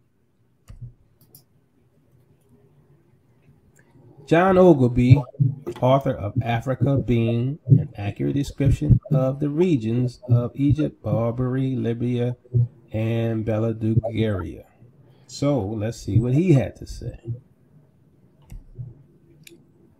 Many Jews also are scattered over this region, some natives, boasting themselves of Abraham's seed, inhabiting both sides the river Niger. Others are Asian strangers who fled there either from the desolation of Jerusalem by Vespasian, or from Judea, wasted and depopulated by the Romans, Persians, Saracens, and Christians, or else such as came out of Europe, whence they were banished, out of some part of Italy in the year 1342, out of Spain in the year 1462. Remember the lesson we gave you guys about the Spanish Inquisition? Out of the Low Country in 1350, out of France in 1403. This is, family, this is Isaiah 53. I'm sorry. This is Psalms 83. This is Psalms 83. The nations conspire to erase us. Let's stop right here. He's getting real into this whole religion thing. I want to know something. What you guys are hearing right now, my continentals, all three of you,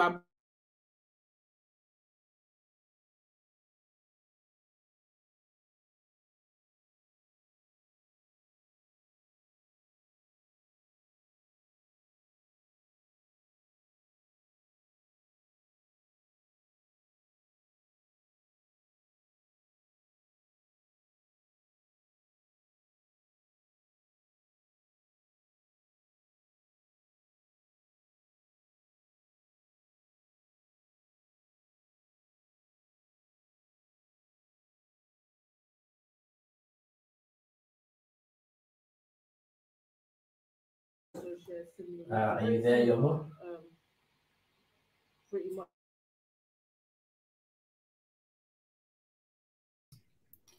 All right, guys. So sorry. I don't know if you could hear me, but let me see if I can you hear me? Put a 1 in the comment section or respond. Yes, I can hear. Okay. So we're having a storm here, but that being said, I want anybody, please respond to what you just heard. A lot of this is a lot of religious stuff that's going on. And, a lot of people, these Hebrew Israelites, this is the claim that, the Bantu people are the chosen people of, and they are coming from these places. This is where we stop. Tell me what you think about what you've heard so far. I think it's confusing a lot of things. That's just my personal opinion. I don't want to offend anyone who believes in this stuff, but I think it's confusing. Like I said, the Middle Eastern history with African history.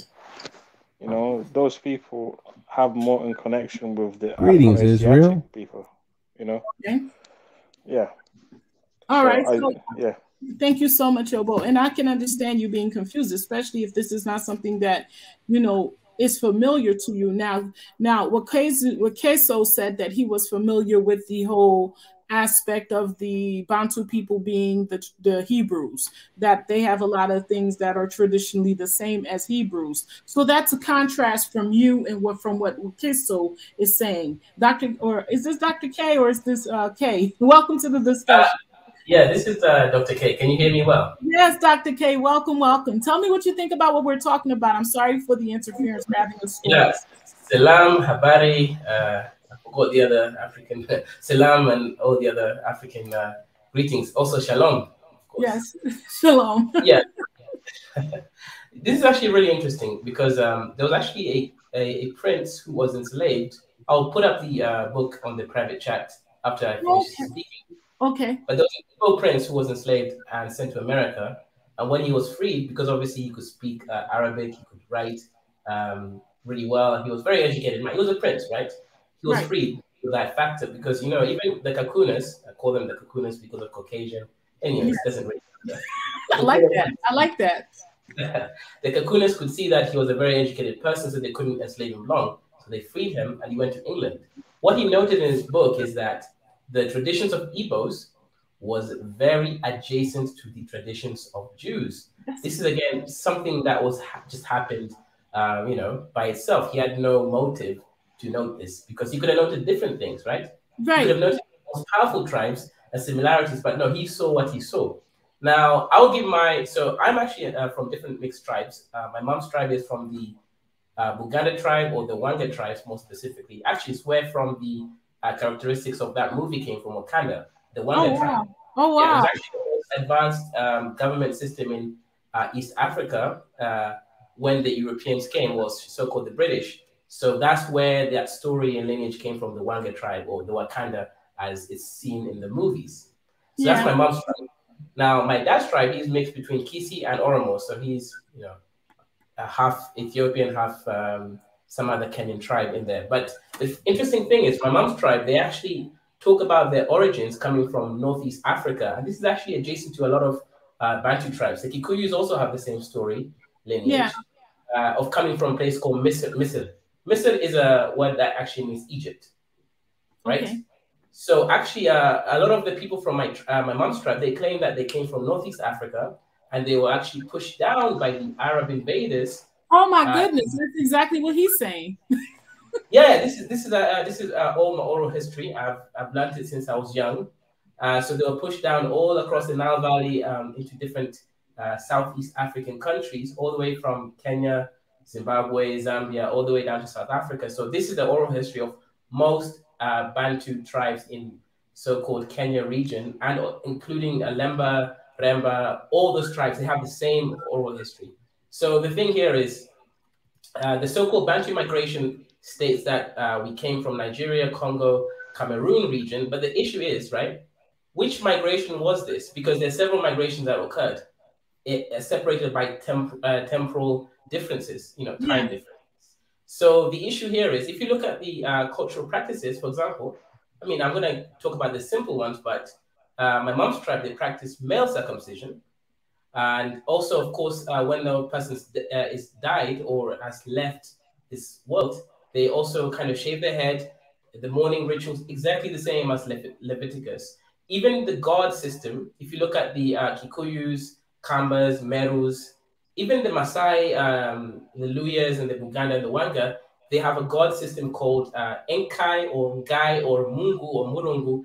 And this is a supreme god that is actually a one god system, right? So all these Bantu tribes in that East Africa had, before any colonialistic interferences, an ideological concept of a one god system. So they all actually worshipped a one god. So this wasn't a sort of, many god systems. Again, you can search it out. You can, do a research on Ngai or Enkai or Murungu. This is a one god system. I'm not going to give all the specifics of the cultural practices, but a lot of the practices from these tribes that I've mentioned, including my mom's tribe, is very similar to Hebraic tradition, and again, all the oral tradition states that they came from that. Now, if we look at the genetic history, the interesting thing is, right, so let's talk about the so-called Bantu migration. If you look at the Kikuyus, if you look at Kikuyu DNA, it's about 30% so-called Ethiopian DNA. How did that get there? See, the Kakunas will tell you that the Kikuyus came from Congo, Nigeria, but if you again look at the DNA, they had admixtures from Northeast Africa across. In fact, this is similar to all Bantu tribes. You'd see that there's admixture from Northeast Africans. So there's something that is missing with the origin story that is not completely accurate.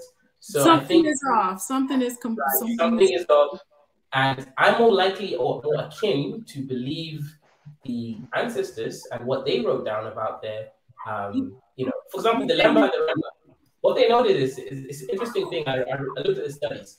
The Lemba and the Remba had more of that so-called Levite DNA, so the, you know, than the white Jews did, the Kakuna Jews. Yeah. That was actually an interesting thing that came out from that study. And of course, they were mostly E1B1A, which is the same genome from a lot of the so-called Bantu and affiliate tribes.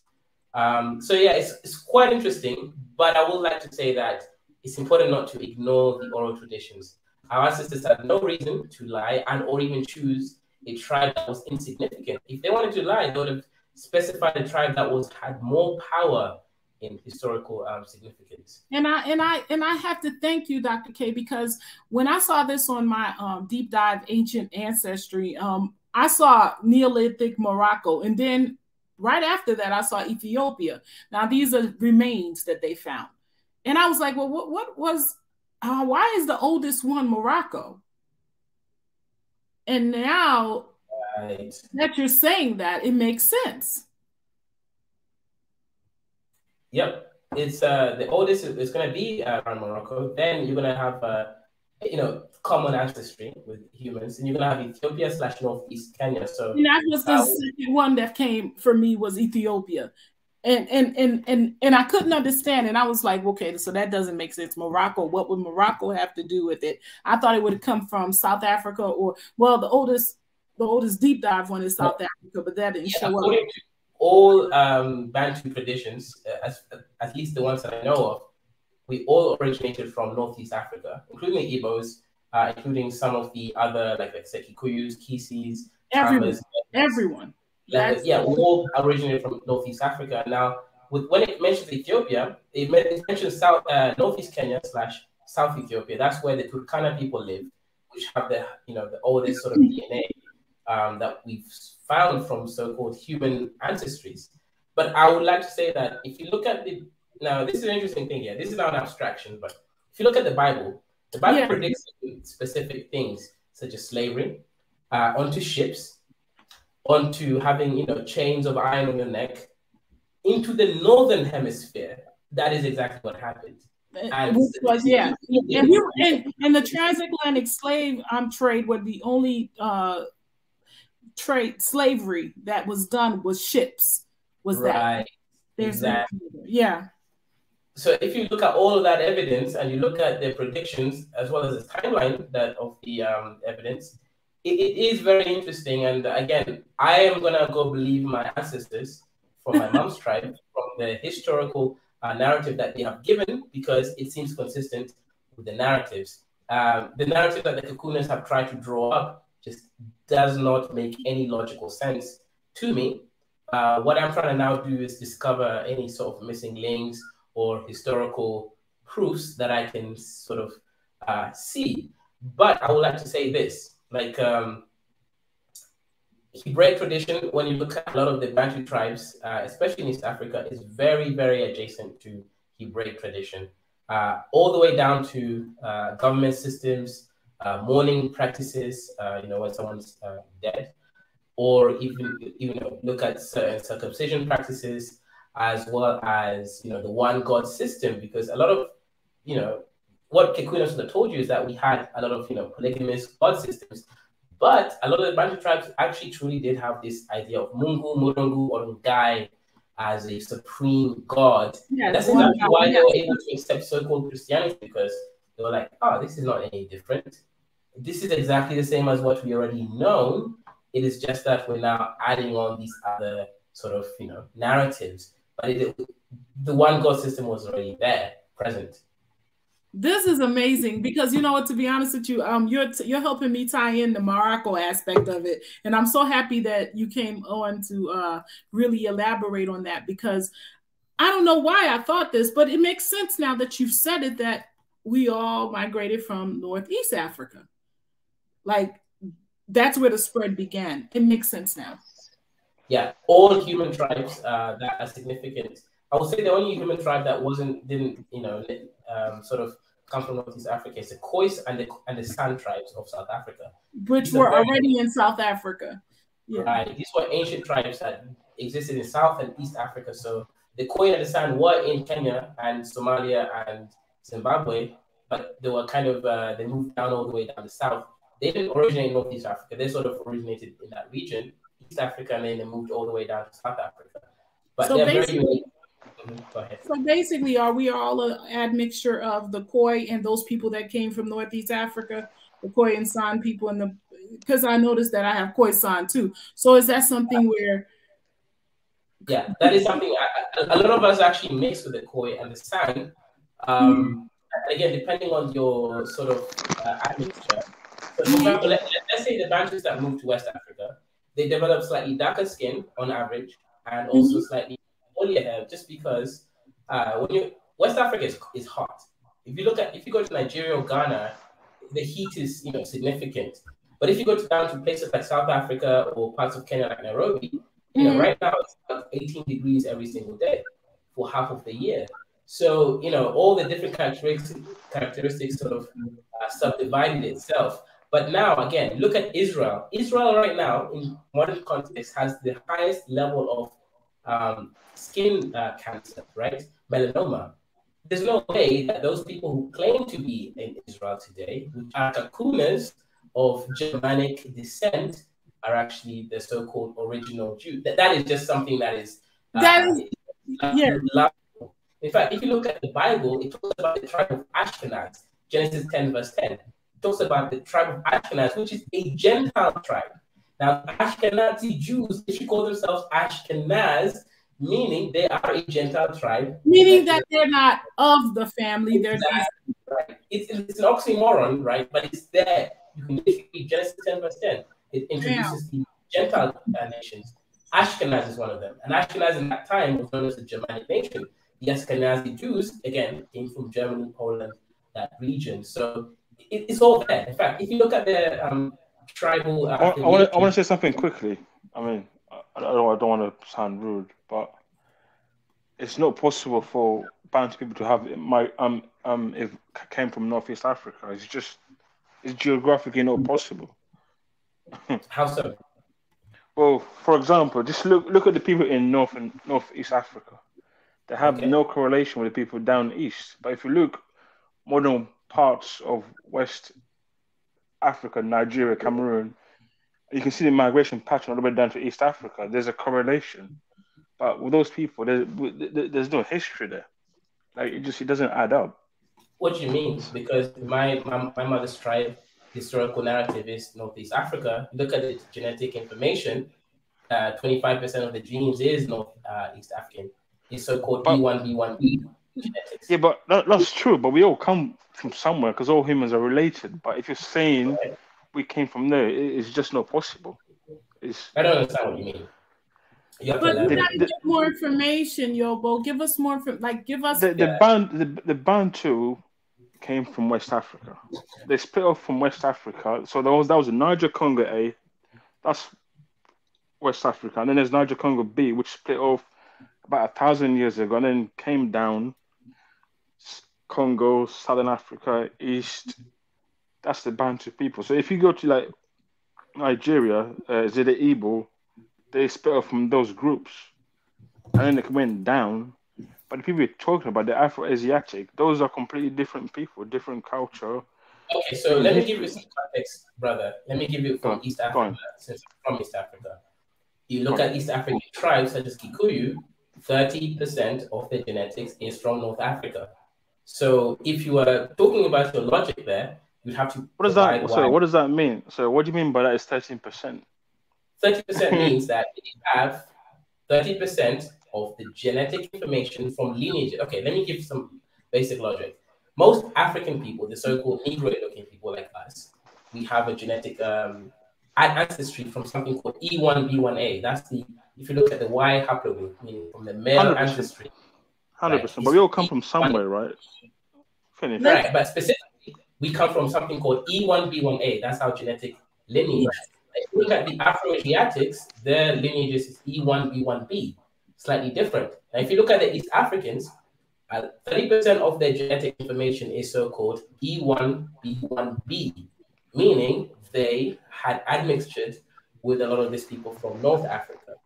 Now, if you're the logic of them coming from Nigeria, Cameroon region, they wouldn't have a lot of that admixture from the so-called E1B1B. You just have to look at the migration pattern. Sorry, finish. Go ahead. I was saying, you just have to look at the migration pattern. Like, it doesn't add up. How could they come from northeast all the way down? These are completely two different groups. You know Sorry, what I mean? brother, I don't understand. People can travel from Northeast Africa all the way down the Nile Valley because there's water.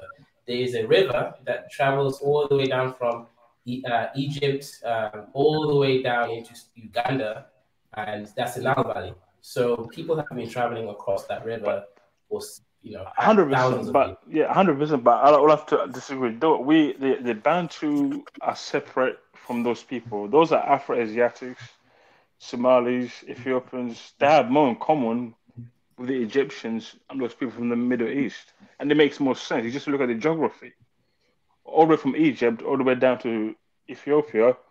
You can see the cultural connections. But the Bantu are a subset of West Africans, and I didn't believe it at first.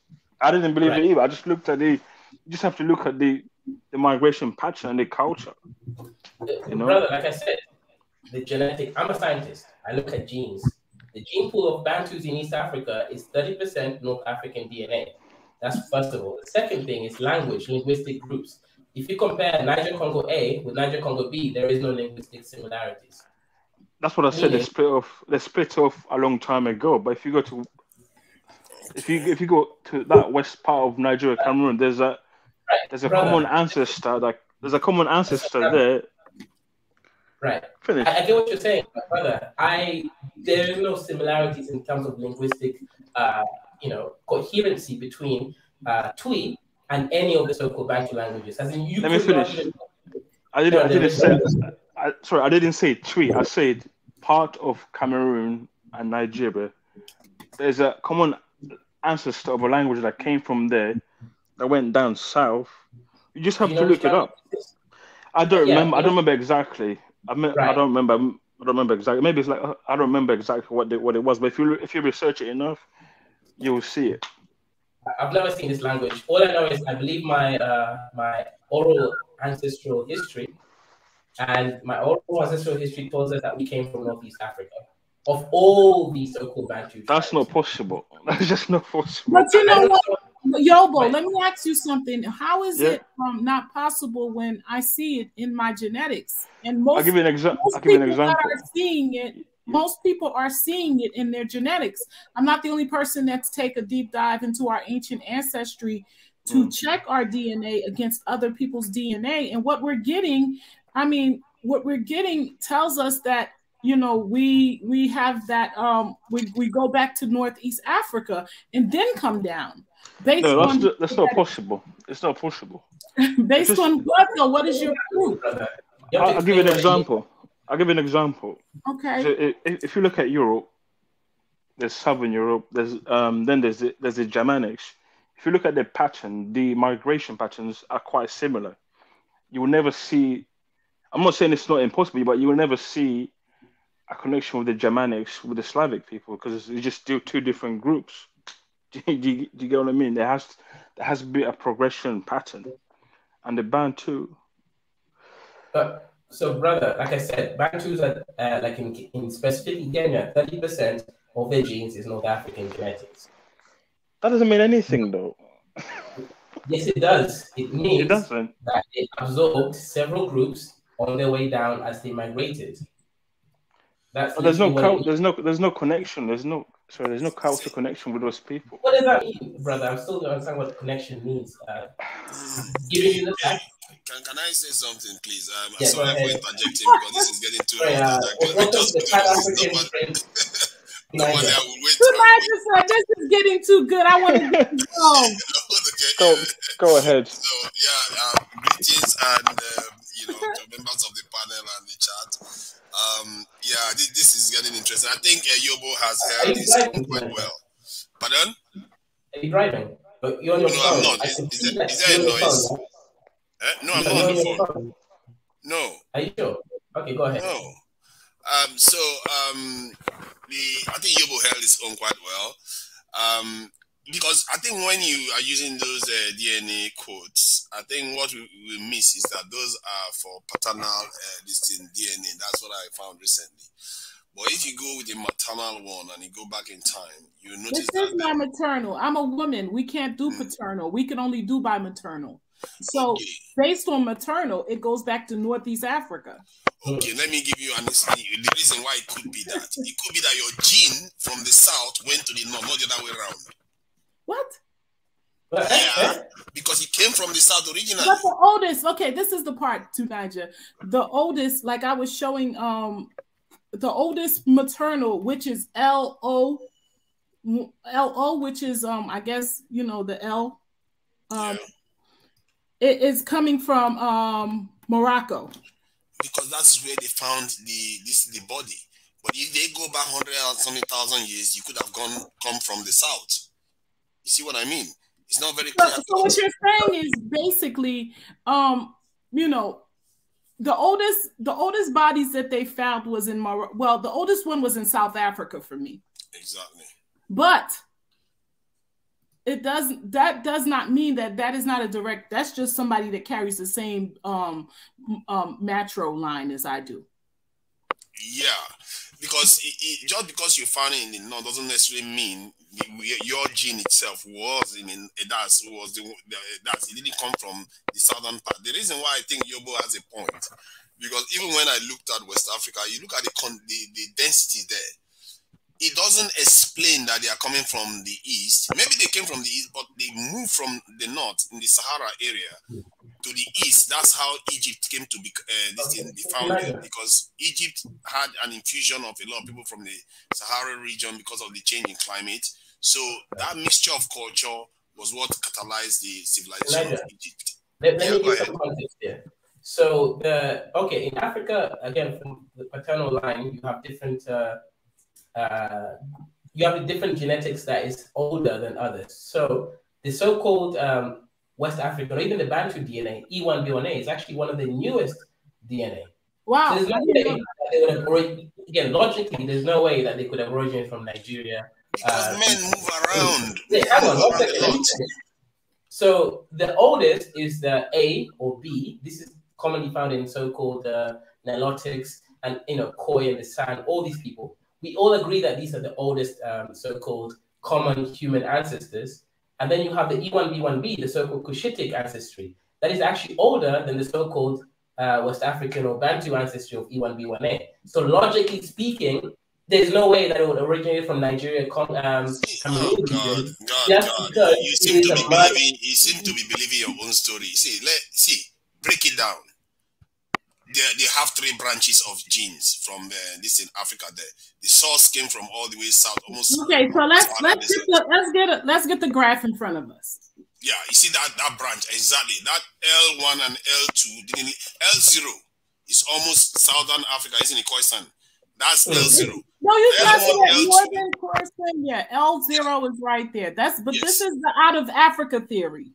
That's the oldest. But that is the out of Africa theory. No, this is out of Africa theory. This is not, yeah. Go ahead. I don't know. All I know is I'm looking at L1, L0, and L2. No, but this is coinciding with what they say out of Africa theory. But you got to understand, this is what they're calling the out of Africa theory. So they're saying that, okay, it's a Southern Khoisan. Yeah. You notice that the L3 is at the top of the tree. They're close, higher up the top of the tree. L0, L1, and L2 are the older genes. And L1 and L2 didn't even leave the continent. They didn't leave.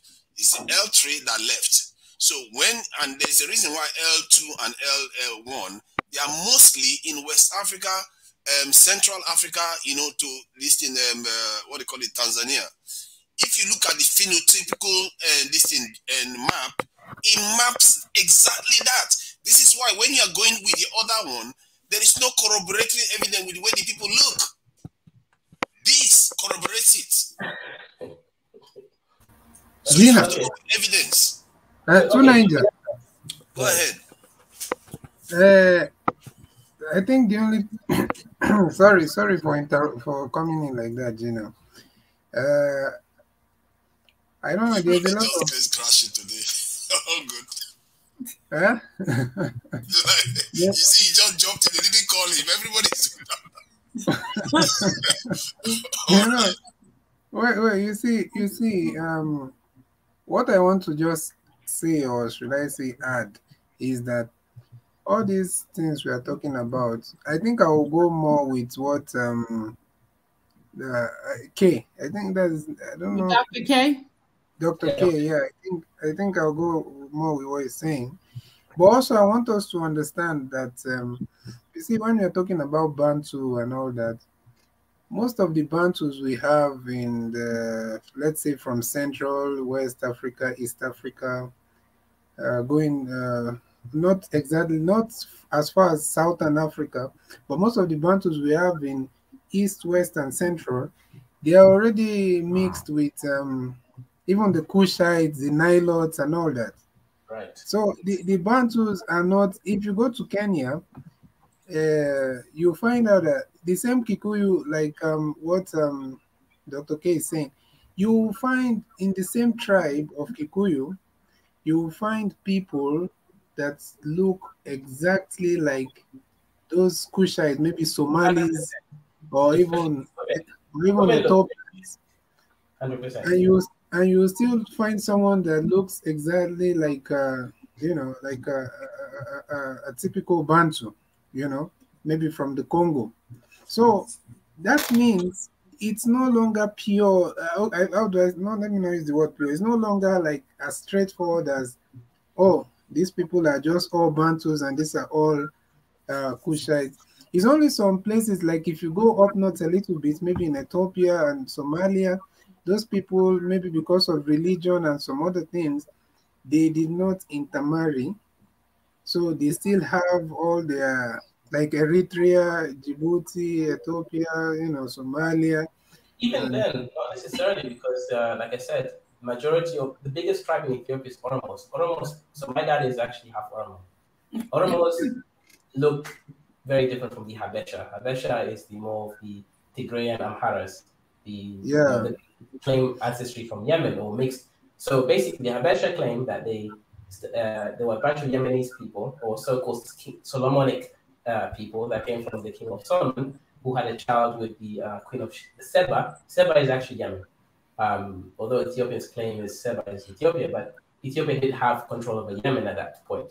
So the Yemenites came into Ethiopia and married into the Ago. Ago are a Cushitic group in Ethiopia. Again, they're a black Cushitic group. They married, and that's how you have the Habesha or the Abyssinians. But the majority of the biggest tribe in Ethiopia is the Oromos. The Oromos is again a Cushitic group that is purely African. Of course, it's intermarriages because of Christianity and religion, and all that speaking. But they are not Habesha. So I want to make that really clear because people like Tunaja like to generalize about these people. So my father's tribe is not the same as the Habeshas. We're definitely different. Go ahead. But what's the resemblance between the difference between the Habesha and maybe Oromos? I think maybe it's just some skin tone or something, because their phenotype, I think it's almost like the same and everything, right? Phenotype is the same, hair texture is different. So if you look at the Habesha typically have a 3C hair texture. The Cushitics, if they're not mixed, they tend to have a 4A hair texture. So that's the main differences. Obviously, you have different. Some people have 2C, etc. But in general, Oromos have a 4A hair texture. Habeshas tend to have a 3C or sometimes 3B hair texture. In general. Yeah, and also to to support to put more clarity on against what Yoba was saying, if you look at, there's definitely a possibility of migration from wherever, as long as it's within that region. Yeah. Because if you look at the yeah, Burundi and Rwanda, if you look at the Tutsis, you could tell definitely that they are looking more like the Kushites. Am I wrong, Dr. K? Okay, they appear more like Kushites, but genetically speaking, they're about 50% Bantu, 20% Nilotic, and then the rest is Cushitic. But I guess and they are far down in the south, so they are even below Kenya, they are as far as Tanzania south. So yeah, I would say that they're the most closely related tribe to Kikuyus in terms of genetic ancestry. Yes, 100%. Yeah. They look very similar to Kushites, but their hair texture is very so-called Bantu. Yes. Yeah, it's quite bad. That's what I'm telling you. It's like a mixture somewhere. So it's not as straight as, Not but straight. I know, yeah, like even when you come to Nigeria and you're talking about if the tribe I come from in Nigeria, there's an oral, there's a what? There's a, I don't know the English word. There's a, oral whatever about, it's arguable, and it's not even everybody in Igbo that believes that, but they say the main Igbos are the people that they have been there. Then it was like a mixture of the people who migrated from from the north, the tribe of God and all that. Then they came, then they now like mixed with the main Igbo Bantus that are there, and that's how we have the larger Igbo tribe.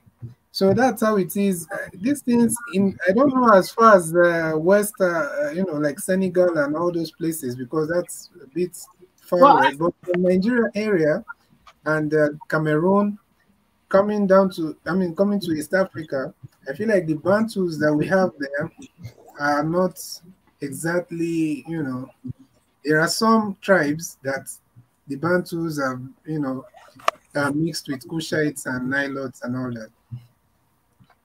I think what you said just now seems to make sense to an extent, because when people migrate from the north, let's say 5,000, join a population of about 100,000 somewhere in southern Nigeria, and some people just assume that, they all came from the north suddenly. I think that is a mistake. This is why I'm very careful about buying into some of all these things, because when nations are conquered, the complexion and the story of that nation changes based on the people that are ruling it. Maybe some elites came from outside that region and settled in a region. And we see it happening today. You know about it already in CBD, that the Agbo kingdom was conquered by the Benin kingdom. Hence, the Agbo, they don't like to associate themselves with the Igbos anymore. But actually, their language is more linked to the Igbos. So you see that the story is not as clear-cut. That's why I'm often very skeptical. So whenever I hear these things, I tie it to what I see with my own eyes, how the people look, what the landscape looks like, what has changed, what has moved. Because sometimes they don't have GPS. They will tell you they are from the north. You don't know what north. Where is the east? Is it when they are facing the other direction? And how they say your other left, not your. Yeah. So you just never know where they are pointing at. Go ahead. Let me ask you, Tunaija, have you not seen Bantus? Let's say Bantus. Have you not seen some, even in your own tribe now? Like, for example, where you see you're from Niger Delta area in Nigeria, right? So even in your own tribe, have you not seen Bantus that look, like they have the same phenotype? That maybe many the of them were different, but they have the same phenotype with the Kushites and the people from. You'll be like, you can even ask them, "Are you from Ethiopia?" Something like that. Have you not seen them? So that's my point. You can't go with the looks exact, 100%, because there is some kind of mixture. Like I explained to you right now, that some of our people, Igbos, not every Igbo believes that, but many believe that, these people that the ones that came from the northern area of Saqqara, of Egypt and all that, then they migrated through, I don't know, maybe through East Africa, then they came all the way to the place where we have now the Igbo land, you understand? And settled with the people there. So that's why even in Igbo, like the my teacher in school, in the school I schooled partly in part of my education in the East. She has even the hair, not just even the phenotype. She has even the hair of these Cushites, and she's a complete Igbo woman. You understand? Even her hair. I've She seen has. that. Have you not seen our people having even green eyes and whatever eyes, especially in the Igbo land? Believe me, I've seen all kinds of things. It's not only. It's remember Igbo land. When you cross the River Niger, you come to Delta. There are areas that they call Aniocha, and you notice that even in Agbo, where I'm partly from Delta too. So even in Agbo, there are people that are just fair skinned too, and they are fairer, on average, fairer than the Yorubas.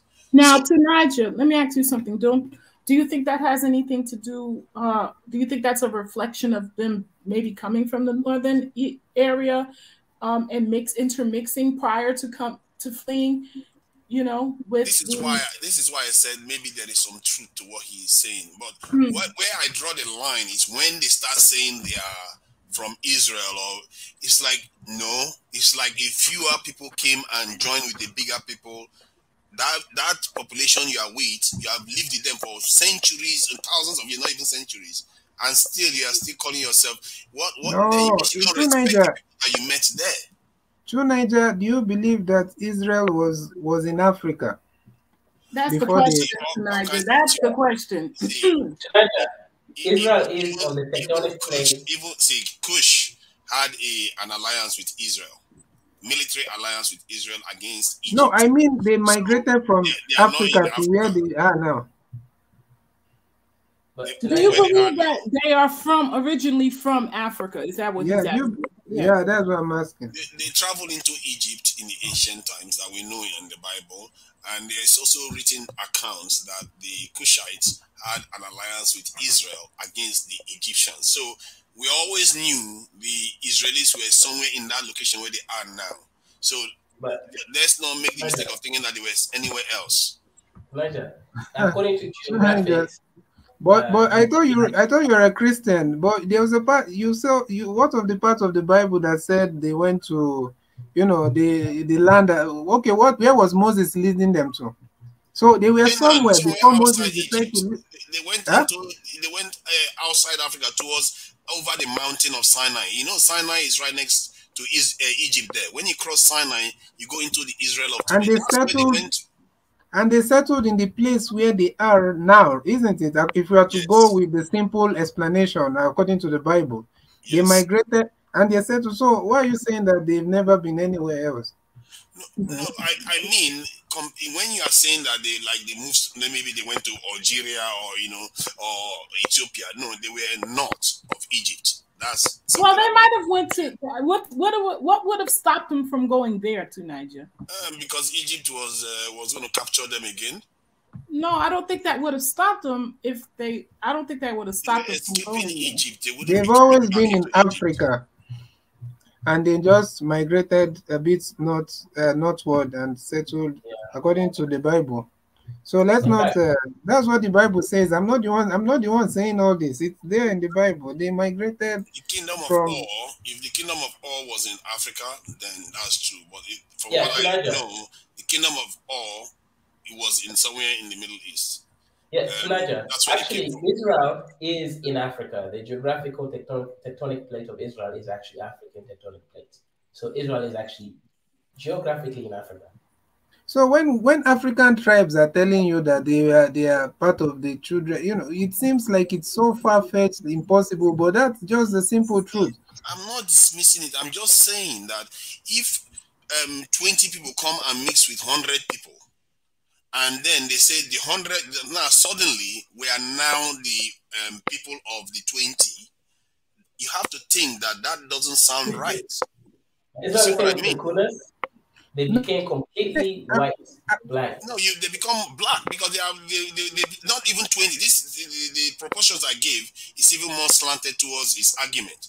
But the truth is, it's even worse than that because like 20 against 1,000. Because they've had generation married and had children in that region with the natives, then you are still calling yourself that you are from outside. But I don't think the ancient Israelis were white as the way you're seeing them right now in Israel. You have to understand the European aspect of the present Jews that we have. I'm sorry, I'm not doing that. I'm not even going by color. I'm just saying if a population of lower number mixed with the population of a higher number and then marry with that population of a higher number for periods of time, then you can't just say that those people are now of the lower people that came from the fewer numbers. Because by number, you assume that the people that came from the higher population will dilute that of the lower number. So I don't understand why people, they keep, clearly you look more like Africans today than the Yemenis or the Somalis or the Ethiopians. Well, do you want to go ahead and let's finish the clip and then he'll give us more to talk about because it seems like it's half and half here. Okay, so let's go.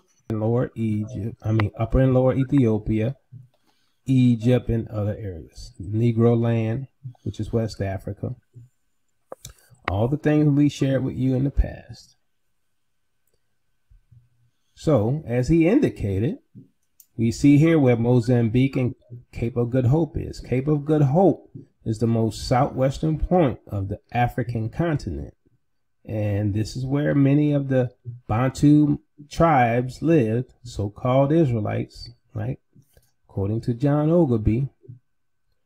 And we know from previous lessons that between the Congo and Ethiopia area were many Hebrews, right?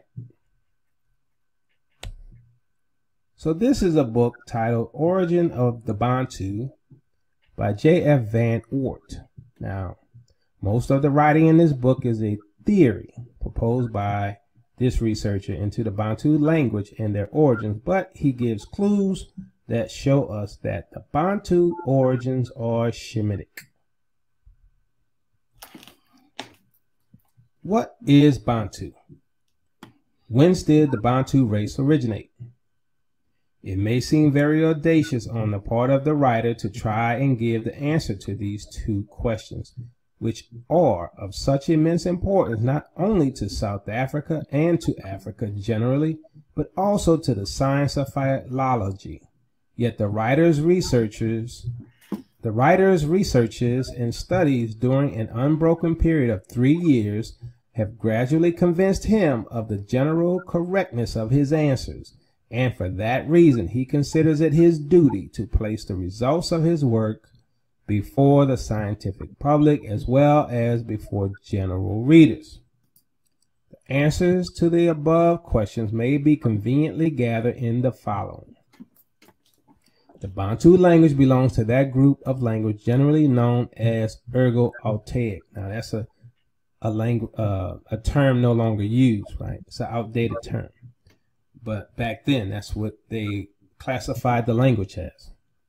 The fact that in the Bantu language, there are two distinct groups of words, one of which is far more archaic than the other, entitles us to come to the conclusion that there have been two Bantu invasions of Africa. And this once again ties into the current theory of two Bantu migrations, one around 1000 BC and the other around 1 AD. This is the Israelite exile from the Middle East. So he goes on to say the second Bantu invasion of Africa started from the mouth of the Tigris and Euphrates and probably took place about the year 680 BC. So he ties this migration to the same time period of the Assyrian exile of the Hebrews into Africa. Now, he points them to an area between Iraq and Kuwait, which is the mouth of the Tigris and Euphrates. So he places the Bantu origin, or he theorizes that the Bantu origin is in the Middle East. So he's already proven that the Bantu come from the Middle East, or he has theorized that the Bantu come from the Middle East and not from Africa originally. Even though the Middle East is Northeast Africa, but you know, semantics. It is also a fact proved by the traditions of several Bantu tribes that the regions near Lake Victoria, which is in Kenya, Nzanya, was the ancient and central home of the Bantu. But how did the first Bantu get there? This is a question which at present it is very difficult to answer, but after having taken all facts into consideration, I am inclined to think that the Bantu came to Africa by sea and not over land. Well, I disagree with that, but who knows, right? Maybe some people took a boat. I doubt it. The Hottentot may have come to Africa as a Semang over land, and he was probably followed by Sakai tribes who became the ancestors of the Galas, the Somali, and other Hamitic tribes of North Africa. So remember that the Yabir are a Bantu Hebrew Israelite group who live among the Somali Hamites. Okay, so you have the Somali Hebrew Jews, and then you have the Hamitic tribes who persecute the Bantu Jews up there today. But the earliest Bantu must have come much later. At all events, it certainly is remarkable that on the Egyptian monuments of early date, we find no picture of a Bantu, nor do we find any description of Bantu tribes. In the second volume of his Herodotus, Rawling mentions an invasion into Africa of Asiatic Ethiopians about the year 1300 BC. So, I mean, this guy said he didn't find any monuments or statues of Bantus in Egypt, but he's not an archaeologist. He hasn't indicated that he's been to Egypt, but anyway, I wanted to point that out, right? He's, you know, I mean, there was a cover up by a lot of these academics as well. Okay, let's continue. Of the second invasion of Bantu in South Africa, we have, however, more historical and trustworthy data. I have already shown that on account of the ancient Babylonian and Sumerian elements in some of the Bantu dialects, this invasion must have come from the mouths of the Tigris and Euphrates. At the mouths of these rivers, many of the old Sumerians had taken refuge, and their number had undoubtedly been strengthened by many Semites, who, for some reason or other, had considered it advisable to leave their original habitation. Nominally subject, these men of the seacoast were in reality independent of Babylonia, though there never seemed to be any trouble between them and the authorities.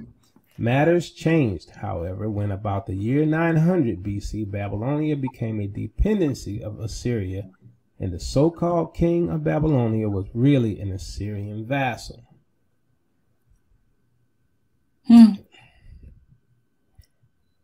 The newcomers completely changed the tenor of their life and became agriculturalists and cattle raisers like the first Bantu had become. Gradually, the distinction between the two elements wore away, but not altogether.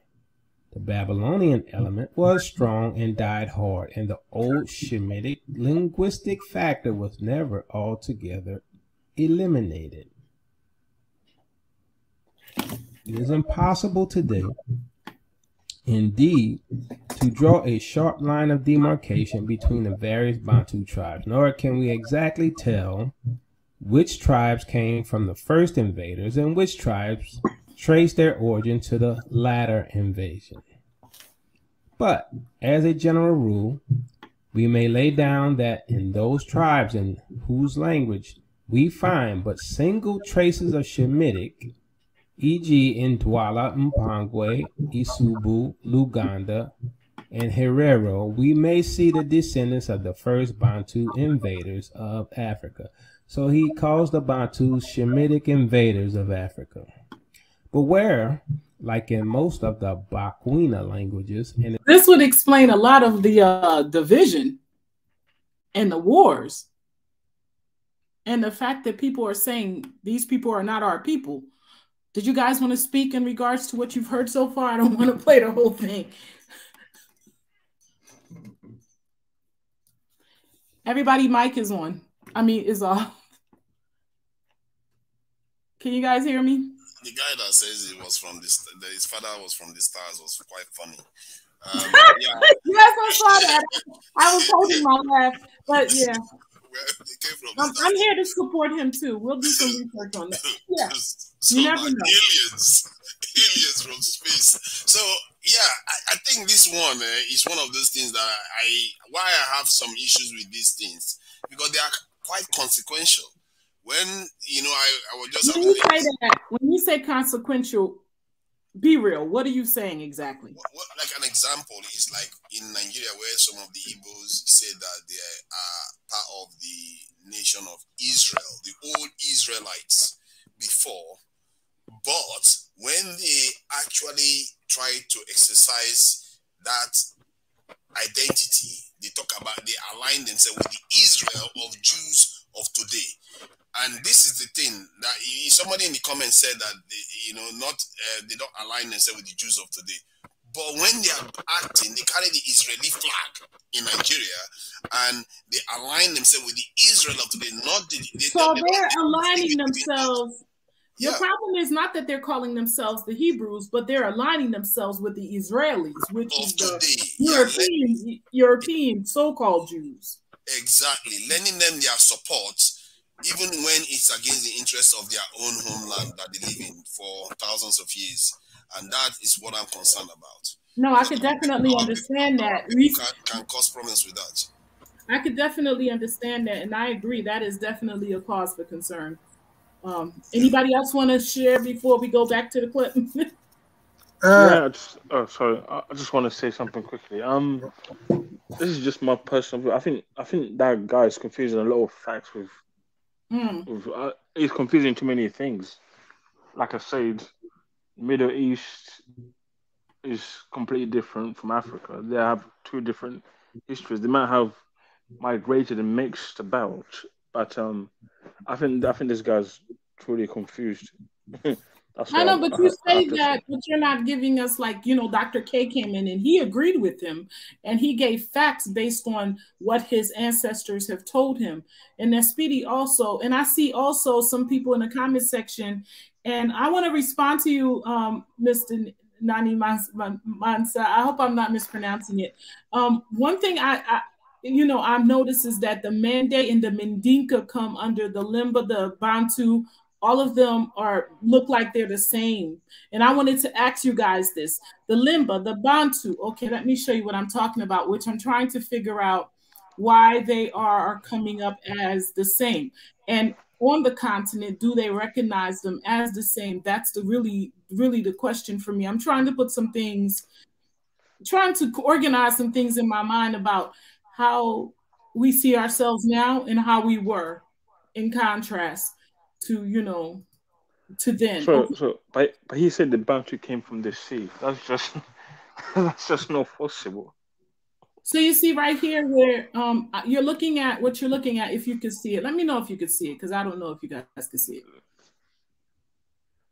Okay, so what you're looking at is my ancient deep dive DNA, and what is looking at right now, it's saying that the closest genetic modern population. So these populations, do you guys consider them related on the continent? The Limba, the Bantu, the Mendinka, the Yoruba. It looks like these are supposed to, no, sub-Saharan Africa, the Mende, the Bianca, the Bantu, 1, 2, and 3, and then the Limba. Are these tribes affiliated on the continent? Because why are they genetically coming up affiliated? Well, they are genetically affiliated, but do the Africans on the continent see them as affiliated? I guess. Can you repeat the tribes? Do Gina, you see the thing? It's right there on the screenshot. Limba, Bantu 1, Bantu 3, Bianca, Bantu 1, Bantu 3, Bianca Pygmy, Mandinka. They say all of these are basically the same family. They carry the same hollow group and migration issue. I think we're all related at some point if you go far back enough. So yeah, obviously. So would that go? So okay, thank you. She said the Mandinkas are not Bantu, but why are they coming up as related? Because the history of because they intermix at some point. You know, different groups were going back and forth all over the continent. And over time they separate and become their own group. But if we're going by looks and everything, you wouldn't call the Mandinkas Bantu because not looks, DNA, genetics, relation. Because if you look at, they look more like the Nilotes, or I don't know. I'm not saying that's where they're from because Bantus are black, but their skin tone, I don't know. So if you have to go with Yobo's, belief, he was talking about just looking at the people and all that. You wouldn't say Dinkas because if you notice the Senegalese, I think they're in Senegal and Gambia and Guinea and Burkina Faso and all that. They're the Mali. They come from the Mali Empire. Yeah. They're usually very dark skinned, but maybe not as much as the South Sudanese. But I don't think, like, if you go to East Africa and Southern Africa, the people that are regarded as Bantus, they are not as dark as that, So if we have to go by looks, that's when. But I'm not saying it's not possible. I'm just saying if we have to go by looks, you wouldn't. I didn't mean by looks. I was saying it just there's no correlation between the people from the north and the east. Like they don't look the same. Yeah, you just said looks. I think we're saying the same thing. It's not the same thing though, because the Mandinka are a different group. But I can't. It's very hard to explain what I'm saying. I know what you're saying, but it all comes down to if you go by looks. I wasn't going by looks. If you're going by geographical location, maybe there's you could say the Bantus or they're related to Bantus. But if you're going by looks, you wouldn't really call them. Why would you want to go by looks? I mean, why not by DNA? Why by looks? Yeah, because there's a general belief of how the Bantus look. Okay, so let's say this, right? I have more than one child. I have like 7. Okay, so out of my 7, they all look different. There are some that have round heads, some have long, thin heads. So are they not related? No, Gina, I mean, it's not. I'm talking about the skin color. We're all black Africans. We're all black. Even you find dark-skinned people in the Bantu homes, really dark-skinned. But even with that dark skin, you can still be able to tell the difference when you see someone from probably Senegal or South Sudan. So we know we are all black, but you definitely, I don't want to say as dark as that because you get my point. Yeah, I get your point, but I think that's what we've been doing. We've been like dividing ourselves based on bone structure and certain things, and I'm wondering, I don't think that's quite right because I know that a lot of people don't believe in testing, gene testing and all of that, but it makes a lot of sense that if we are all somewhat related, then when the genetics come back saying that we're all somewhat related, then we can't really contest that.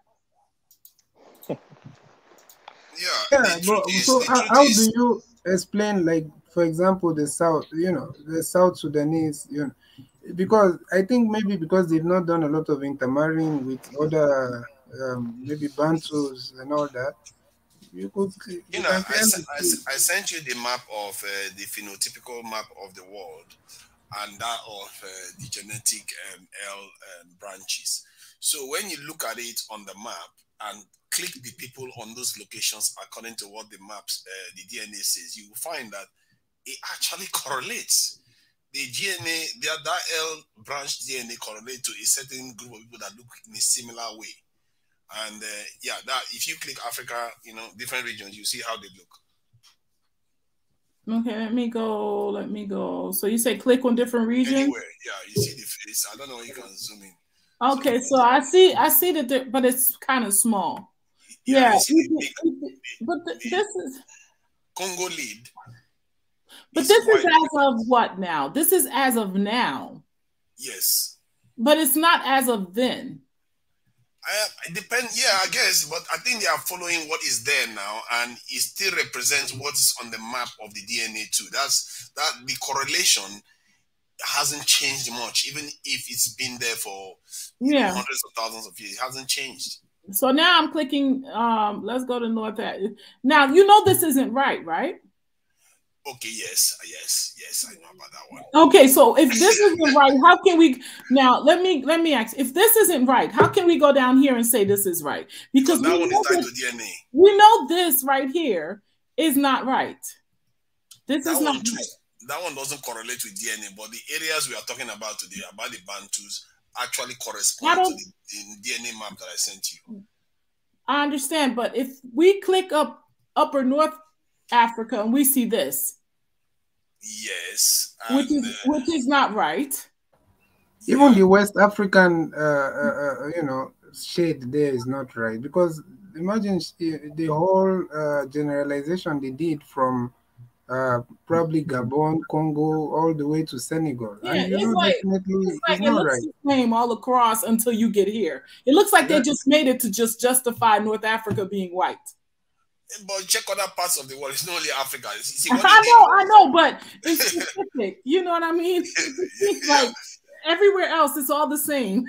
They even using the same photos. Like when I argued with people, I told them that if a Congolese walks into Nigeria, a Nigerian won't be able to immediately say, "Oh, that person is a Congolese," because we have similarities. The problem with what people keep saying is that they forget that the moment you put a traditional clothes on, somebody in Senegal puts an Igbo man's clothes on, yeah, the Igbo man might think maybe this guy is dark, but they may not be able to tell the difference. I've seen people in Nigeria that mistake an Hausa man for an Igbo man. But that thinking of maybe this guy is dark, you see, okay, if you say if a man from Senegal puts on a Yoruba attire, to be honest with you, I would say, okay, he's a little darker than even some Yorubas, but I will still be able to believe that he can be a Yoruba. You understand? You see, but but I can still be able to believe. You see, Ethiopia, Bantu, this doesn't, no. This just shows me how they're just grafting to take more space, to be honest with you.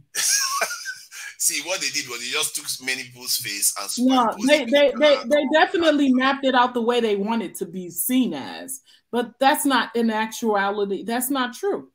It's just like they're saying in Somalia that the minority is the darker people, which are the Bantu Somalias, but in actuality, there's more darker skinned people in that space than light skinned people. In Somalia? Yeah, but they're claiming that they have the majority, but they don't. And I think they do that in a lot of places. But they do look dark in that image. They call it Ethiopian. This image. No, man. No. No, this is them taking. This is what they're using to take the space. I don't know if you guys have noticed, but the North is getting wider and wider. Eventually, West Africa is gonna be like this. they're gonna. No, Gina. See, look at what I just did just now. I clicked all the way almost inside Tunisia. I'm sure I'm inside Tunisia, and look at the features that are coming up. Ethiopia came up. Sudanic came up, okay, It came Mediterranean up, came up. but it So, looked all the same until you. But North Africa shouldn't be a bunch of white people. It should be dark people up there. but right now there are white people there. That's Yeah, I because think they use don't current mean ones. But they're not originally from there. They're not originally from there. So what they're doing is mapping out. Eventually, all of Africa is going to be like that. But that's why they call them Mediterranean, and even them on that map are not even aligning them to Africa. They are saying Mediterranean look and Oriental look. But the Africans, they call them Sudanic and Ethiopian. And this is all the way in the north. I didn't even expect to see that. But even on the map, you can see that most of these North African countries, the southern parts of these countries are quite dark. And that is what is showing up in this map. To me, it's quite accurate. If you search Google images, this map is based off of their. I mean, do you really believe that that's factual? Actually, if you search the map, you will see. If you search southern Egyptian, that's the dark skin you see there. If you search northern Egyptians, you see the light skin there. That's exactly what is there right now. I promise you that it's okay. So Keep that going being north, you'll be said, surprised how far north you go. You are still saying dark. You see, on the right hand side, they are still dark. What do you mean they're still dark? These people are not longer dark. They got a couple of. Which country are you in? I'm up here in North Africa. Oh yeah, depending on the country you're in, I guess. They're like those. All the ones I'm in is showing Ethiopia. Ethiopia is still there. Look, Ethiopia. They're like those Afro Latinos that claim to be Spaniards. Look at this. What is this Oriented? Yeah, that's somebody from the But that's in Ethiopia. Middle East. No, that's in the Ethiopia. You see, that's Ethiopian. Yeah, because they cross from Yemen now, isn't it? That's why they're eventually they're gonna cross over, and all of this is gonna be oriented and what a Mediterranean aid. It's gonna be all over. That's what they're mapping it out. Wow. That's why I'm paranoid now when people start saying they're living in Africa, they are from outside. I'm paranoid about that. Because before you know it, you're like, oh yeah, invite the Israelis in, let them come and have a meeting with us here because they are our brothers. So you're generalizing it. Nobody is saying they are from outside. If they tell you, like we have been trying to explain to you, if they tell you that so you want them to just totally deny their relation with ancient Israel, or they are not telling you they are from outside. They are not telling you they are from Europe. Even the Israel we're talking about, they migrated to that place, So it's not. It's about the culture and not about the location. Yeah, but they're carrying the flag, and they are talking about the flag. Yeah, they're carrying the Jewish flag, and okay, that's even interesting because even these Israelis, that's just some. Jews. That's more of a political, I don't think it's more like, you see, every country in the world that is looking, or every group of people looking for some kind of, is it liberation or support, they have to form some kind of alliance. It doesn't mean that they are not looking like the current Israelis. So it's just it's a political thing. It's not, I don't think that. But it's dangerous. But it's what the politics behind it, Nespidi, makes it not a good politics. It's not good politics for melanated people, because what's going to happen is that that right there is something you guys need to pay attention to. We all need to pay attention. You see, I shared that video not too long ago where people need to understand Israel is not playing with y'all. Israel wants all of that. That's all I'm going to say. That's all I'm going to say. It seems like you're not paying attention, but they're making these connections with these different groups for a reason, not for a season. Exactly. This is why one has to be careful about these things, because if you look at all the other countries that has fallen, there's always groups inside them from Libya, Iraq. There's always groups inside them that align themselves with the invaders. And this is why one has to be careful. When you start flying other people's flag, you forget whom your actual forefathers are that are in that country that has been for thousands of years. I think we're generalizing because even in Africa right now, where is there's no case of Israel trying to invade any country. Even if you want to go, even if you want to talk about that, instead they're even building a wall across What's happening across to the Sinai for what's people going not on to with enter. the I Palestinians? thought you were not aligned to the Jews, but the Israelites. Why are you defending them now? What's going on with the Palestinians? What's that with that? No, I'm telling you, if you're Is that talking, an invasion, Nispidi, the Palestinians? Is that out of invasion or something? the Palestinians are not, they are not, okay, what, to be honest with you, if we are going by the map and everything, Palestinians, they are not Africans. Are they part of, why should we be, He believes himself a Jew. they are He not thinks he's a Are they, Jew, mate. Are Palestinians Africans? Yeah, No. they are not African, but what they are saying is that the people that are doing those things to them, that are remorselessly doing it, you are tagging them. You are like, come over to us. That we are your brothers. Look, these people, they've been dealing with the Palestinians for how long, y'all? Since for 50 years now. May I ask a question? Tonight, don't you think, in CBD, isn't it possible that the Igbos could betray Nigeria to Israel? Welcome, Darth. Oh, sorry, Gina. Sorry, you know me, Gina. You know me. I have no manners. I just jump in and do whatever I do. What is going on today? Nobody wants to wait to be called anybody. Everybody just jumps in now. They have no respect for me. Go ahead. Don't you think the Igbos, especially the ones like in CBD, could betray Nigeria for Israel? Don't you think? Okay, no. Wait now, wait. Teenager, he asked me now. I'm not saying he's going to betray Nigeria. I'm saying he should understand the line. They have to draw a line somewhere. There's nothing like betrayal, and that's what I'm saying. Even if you want to talk about that, why don't you talk about the current problem we have? It has nothing to do with the Jews, the invading. We know the people that is causing problem in Nigeria and West Africa. So why are we not even going that route? And we are talking about it's like we are creating some possible future. I'm just playing with you. I'm just playing with you in CBD, since a lot of Igbos tend to identify with being Jews or something. So let me ask you, even if that's the case, how is it how is it affecting, or how is it negatively affecting the lives of Nigerians? It's like us saying that we are English. It's like a River State man say we are English people. How would you feel if we say that? Because you will not trust them. You feel like, oh my God, these people are the people that came and said. I don't know. Let me remind Nespidi. The Jews were, the so-called Jews were the same people that built the slave ships. And they were the same people that came on the continent and dug up all the gold and resources. And gave you. And let me finish. And they said that they were taking it from the uncivilized savages.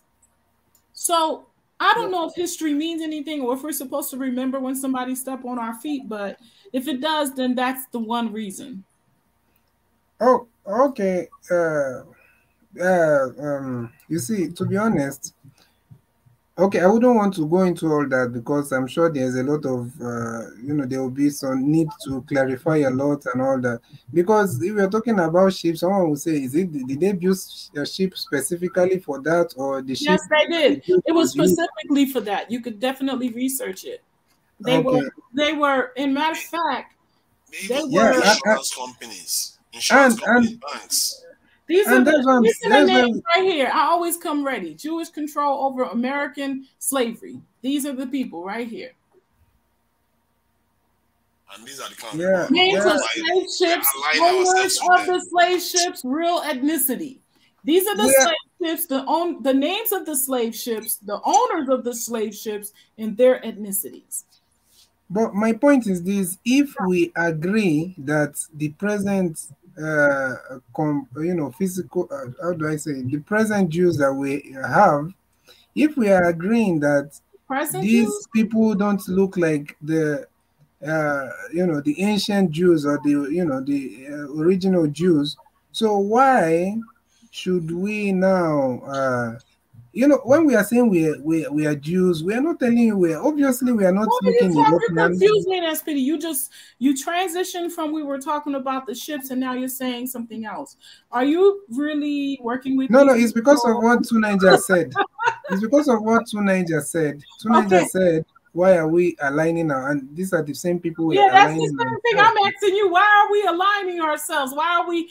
I mean, the thing is that could we prove that they were doing the ships for the thing, and I proved it, and then you went into something else. So we're going to ignore that aspect that they came and pillaged, and not just that. I just sent a couple of days ago. I shared a video about the what's his name, Cecil John, when he went there and took all the gold and diamonds and basically set up it's still set up where they're still taking this gold and diamonds and killed millions of Africans. These were done by these people. They have a relationship with us and they still haven't given back anything. Like, they're the people that when people do something to them, that everybody, you have to be sorry and you have to give back. Well, they've done so much to the continent, they've not given back and they're not sorry. So relationships are like this, SPD. If somebody do something to you, before you can definitely forgive the person, but you should definitely not put them in place for them to do it again. And so if we have people on the continent that are upholding their belief systems and their flag and saying that they are attaching themselves to these people, then yeah, that does kind of leave you open, because these people, do they see you? I mean, a couple of months ago, I saw a couple of people being treated pretty badly because of their melanin in Israel. Yeah, that's what I'm saying. That I don't know if that's true, but I saw it. All you have to say is that I'm an Igbo man first before I start calling myself. See, he can't even get himself to say that. How can you not just say I'm an Igbo man first before I call myself a distinct Jews?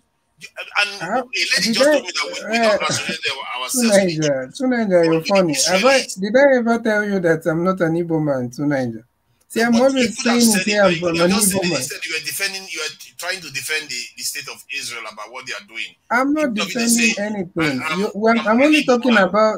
I'm not talking about what is happening there right now, whatever is going on. I'm talking about I'm talking about ancient times and historical. I'm not talking about, even because everyone could agree that even right now, most of the Jews you have there, many of them are, kind of originated or maybe have some you're link carrying their flags today with Europe.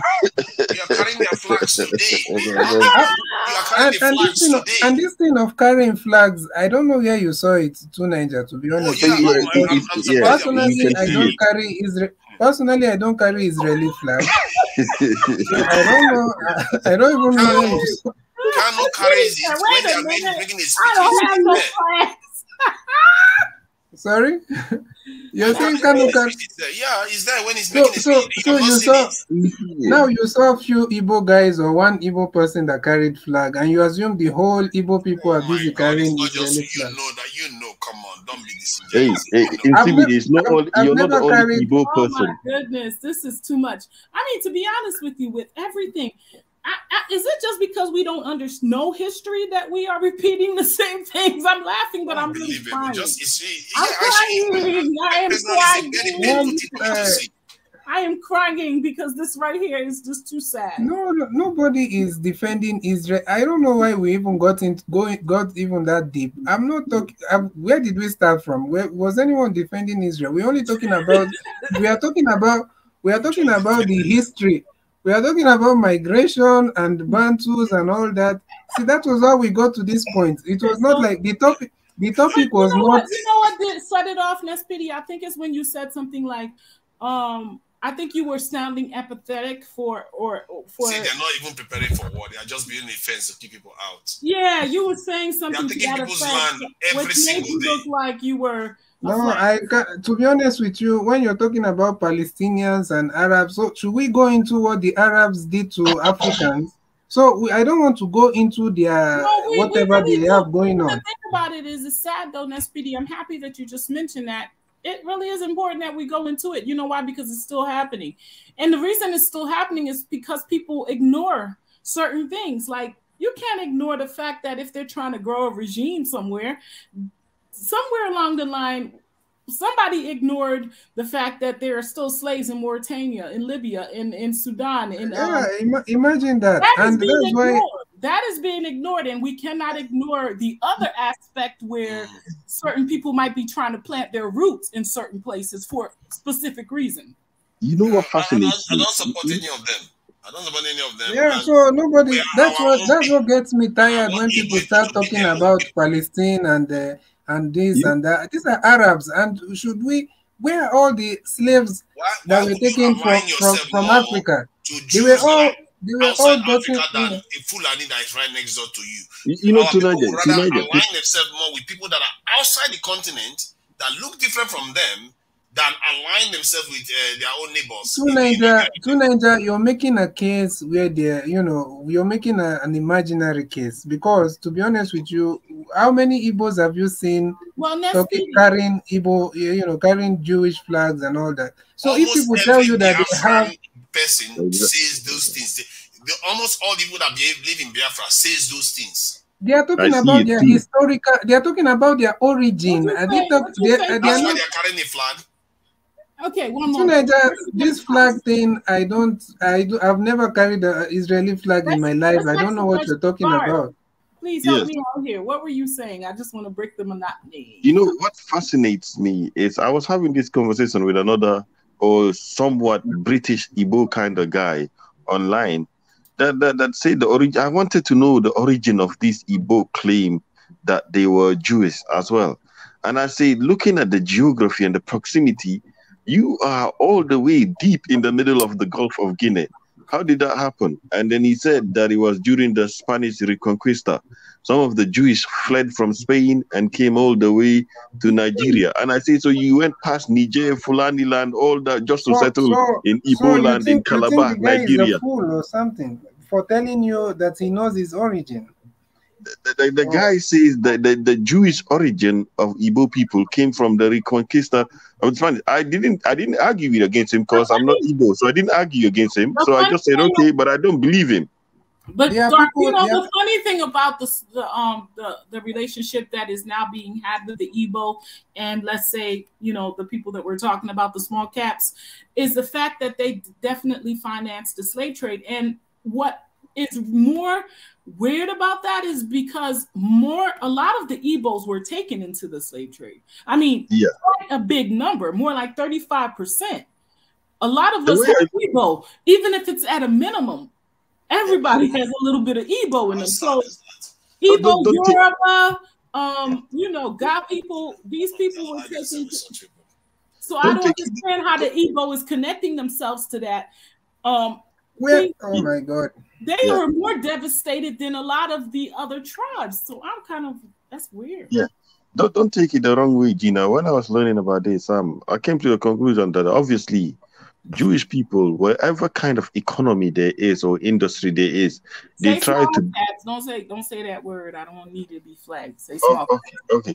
They try to be dominant as well, and since they were the main financiers back then, and the interest and lenders at that time, they try to be quite dominant, and they make profits from that as well. And of course, some of them did participate in some privateering and pirating and as well. So they did participate in that. But yes, they were the lenders at that time to help build the ships as well. But you have to take part the political system that enabled slavery. It doesn't mean it came from them. They just benefited from it and made a huge benefit and advantage from it. That's what they did. So I don't know how I feel about them.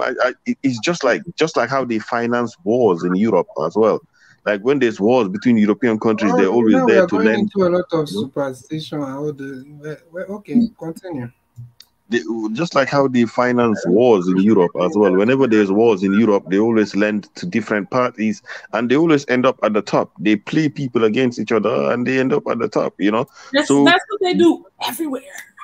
Yeah. So in slavery, they had the same rule, just like they had those rule in wars in Europe, and that's exactly what they're doing again. It's just a remix. I'm not saying it's a good thing. I'm not This saying is it's a what they good thing. do. So just know that they're in it to win for themselves. They're not in it to, they're not trying to become a team member. They don't really want you in the team. Understand that you're there to be used for them to get to the next echelon, which is, it would be nice to control all of Africa. Yeah. Yeah, and when they say that, I think one of the things they say is that they are not saying that they are Jews or responsible for creating Israel of today. That they are just saying that they share the same ancestors. But so do you share the same ancestors with your neighbor? Yet you disown them and go and embrace the one outside the continent, and then you don't stop there. Then you carry the flag of your cousin. In this thing, and and this same group are the ones that are known to have enslaved your people. Why are we turning this to an anti-Igbo? No, let's not do this. Now, Speedy, don't even say those words on this channel. Please, okay. I don't need my video flat. We can have a discussion about anything, Speedy. We talk about ourselves. We talk about ourselves. Why are you uncomfortable with us talking about someone else? We talk about everything here. It's a place for uncomfortable conversation. It is what it is. This is the history behind them. We're just spilling facts. If you're uncomfortable with it, I understand, but I don't want you to say those words. Don't say I'm talking about Igbo. I'm not even going as far as what we're talking about. But you see, from everything, I don't know, the brother Madara having this relationship with, they're having this relationship with Kenyans, some Kenyans. They're having this relationship with some people from Ethiopia. They're going into different places, building relationships on the we have a DNA connection, but then pay attention, because see how they're dealing with the people. I mean, look at some YouTube videos and see how they're dealing with the people on ground that look like you and me. In those places. So right now, for me, it's just about capitalizing and using this connection that, because it's funny. I'm gonna give you guys an example. The Jews have a history here in America as well. And what they did and how they used our brothers and sisters here in America was they went into their communities. They were like, look, we're the same people. We were in the same situation you were too. They got themselves all rich. They put all their stores in there. They basically built their wealth off of the brothers and sisters here in America, but they didn't take them with them. They basically built their wealth and just kept it moving, and this is what they do. They use people. Get your skills. Right now, it's the music industry, and other industries. This is what they do. They go in, they get what they need, and leave you without. And exactly, Gina. Promises that they made, you're not gonna get none of that. Exactly, Gina. Exactly, Gina. They just seem to seek to be the most dominant in every industry and every sector. Whatever comes up, they want to be at the head of it as well. So slavery was the industry at the day, and they wanted to be ahead of it as well. When it came to warfare, it seems like that's how they went about it as well. I just want to ask a question to Tunaja. It's a random question. Tunaja, do you think the Jews could potentially or be acting as a moral check for white supremacy seeking to go on a conquest and empire building again? Do you think Jewish people are somewhat acting as a moral check against them to stop them from doing that? Why would they do that? That's not their job to do that. And besides, they've been with them for over 2,000 years now, and they are practically part of the machine. Hence why Israel operates so closely with the US. Yeah. And so I don't think they need to be any moral check on anybody, because their own morality in terms of, if you look at what's going on the territory, it's not exactly very moral. I don't understand why they won't let the Palestinians go and they won't let them stay. It's like, what kind of torture is that? I really don't understand. They've tried everything to try to solve that problem, but they just keep grinding away. I know wars happen in the world. People are cruel, and probably even more deadly wars have happened. But this type of deliberate, calculated, a kind of annexing and taking people's property away from them on a daily basis, and you humiliate these people on and on. You encircle them. I don't understand why any group wants to do that.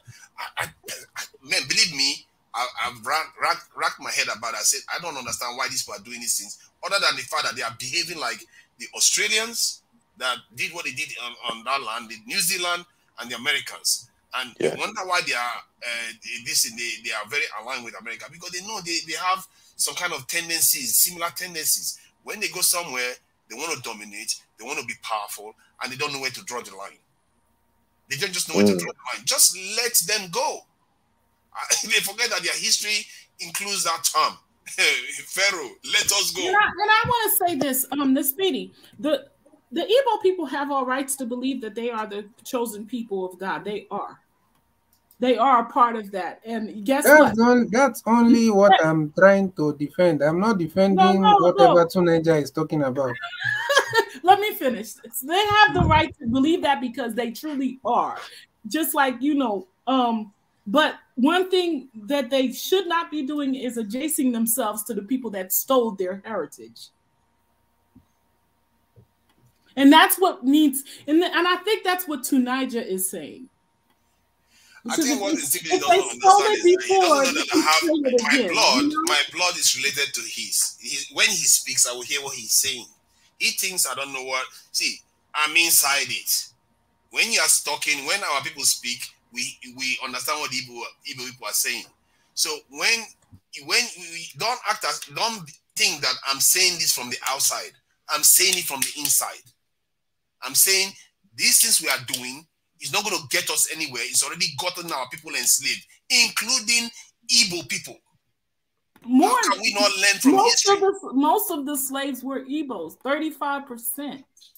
Imagine that's that. The part. So 35%. So that's the part. And when you think of the fact that they financed it, and like I shared earlier, built the ships. Here's the names of the ships right here. Here's the names of the owners of the ships and what their ethnicities are. These are facts. I'm not, and you know what, guys?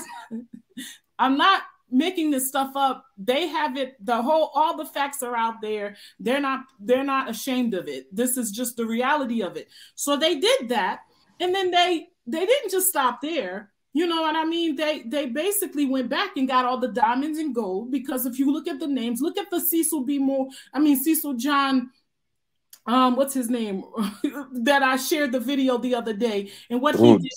Yeah, Cecil's John Rhodes. Look at that video, and you'll see that they basically went in there and just pillaged. After they took all the strong people out and took them somewhere else to go, work some fields, they went back, and then they just basically took all the diamonds, all the gold, and basically colonized folk and made them work for free. Basically, our brothers and sisters were digging for free. And these are the same people. They are the same families. Same family. So I'm just saying, how do you now, when you look at Africa and you look at all the things that are wrong with Africa, understand that that's where it began. The De Beers with the diamonds, yes. So when you look at Africa and you see all the things that are so wrong, you're letting the same people that made it wrong back in.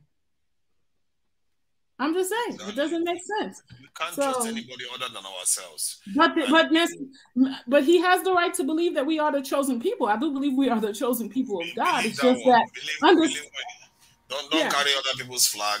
Don't discount your neighbors, your people that you have lived with for a long time, and go and ask other people to come and save you.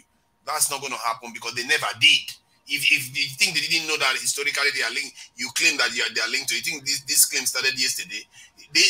Your people have been claiming it forever, and yet look at what happened. Did they say, because you have related to us, we're not going to enslave you? Wait now, Tunaja, that's exactly what I was going to say. Okay, if I'm to play advocate somehow, if we are talking about people trying to invade and all that, I'm not saying, the only people that they've even recognized are the ones from Ethiopia. Other people that are popping up from everywhere, including Zimbabwe, saying that, they've not recognized them at all. You know, So the sad how thing can they is not? the fact that we want them to recognize us when they should be when we should be letting people in because we're the ones. The house No, belongs to us. All But It's you sad. know, you know I'm what's just saying, funny? if we are to go through that, you know, this whatever Tuneja is saying, that they are systematically trying to. Why should they not by now have even recognized all these people coming out from even South Africa, from everywhere, saying that they are, you know, some kind of link with the historical, uh, uh, uh, you know. So I don't know. Yeah. I'm just trying to. I'm not saying that they are not doing whatever you're saying, but I'm just trying to look at it from another angle. It's so Hold on to Niger. pathetic that we. Oh, No, let me just say a quick point, 15 seconds. It's so pathetic to me that we are the older groups. That gene tree that you see there shows clearly we are the older group, and we say we want to align ourselves to our children. Everything they know came from us. How can you say we are like them No, when they were like don't look us? at it that way. Look at it from your from whatever you're saying right now. I know Look at what the you're tree. trying. Look at the tree. Yeah. The tree tells you clearly what you need to know. You're mixing but you're the missing the point I'm trying to make, but it's okay. Okay, let me listen to it carefully. If you can, if you have your, if say whatever you want to say, let me hear you. I'm telling whatever you're saying about our children and all that, that's my position. And that's what I understand. But I'm telling you, if I'm to look at it from the angle that you're looking at it from right now, that people are trying to systematically come in and do this and that, then I'm telling you, why are they making it harder for themselves by not recognizing the people that are coming out and saying that we are part of you? Because they don't need you right now. They don't want you. Why would you recognize? Okay, they spent That's exactly my point. They don't need us. They spent all these. They spent all this time, blundered, killed, and did all of this so they could take over your heritage. You think that they're gonna? Okay. Let's take a look at the people that they're letting in. Look at that. You said the people that they're letting in basically have denied that they are black. That's true. So the people that they're letting in is basically saying, you know, what they need to hear, which is that they have no allegiance to these people over here in sub-Saharan Africa.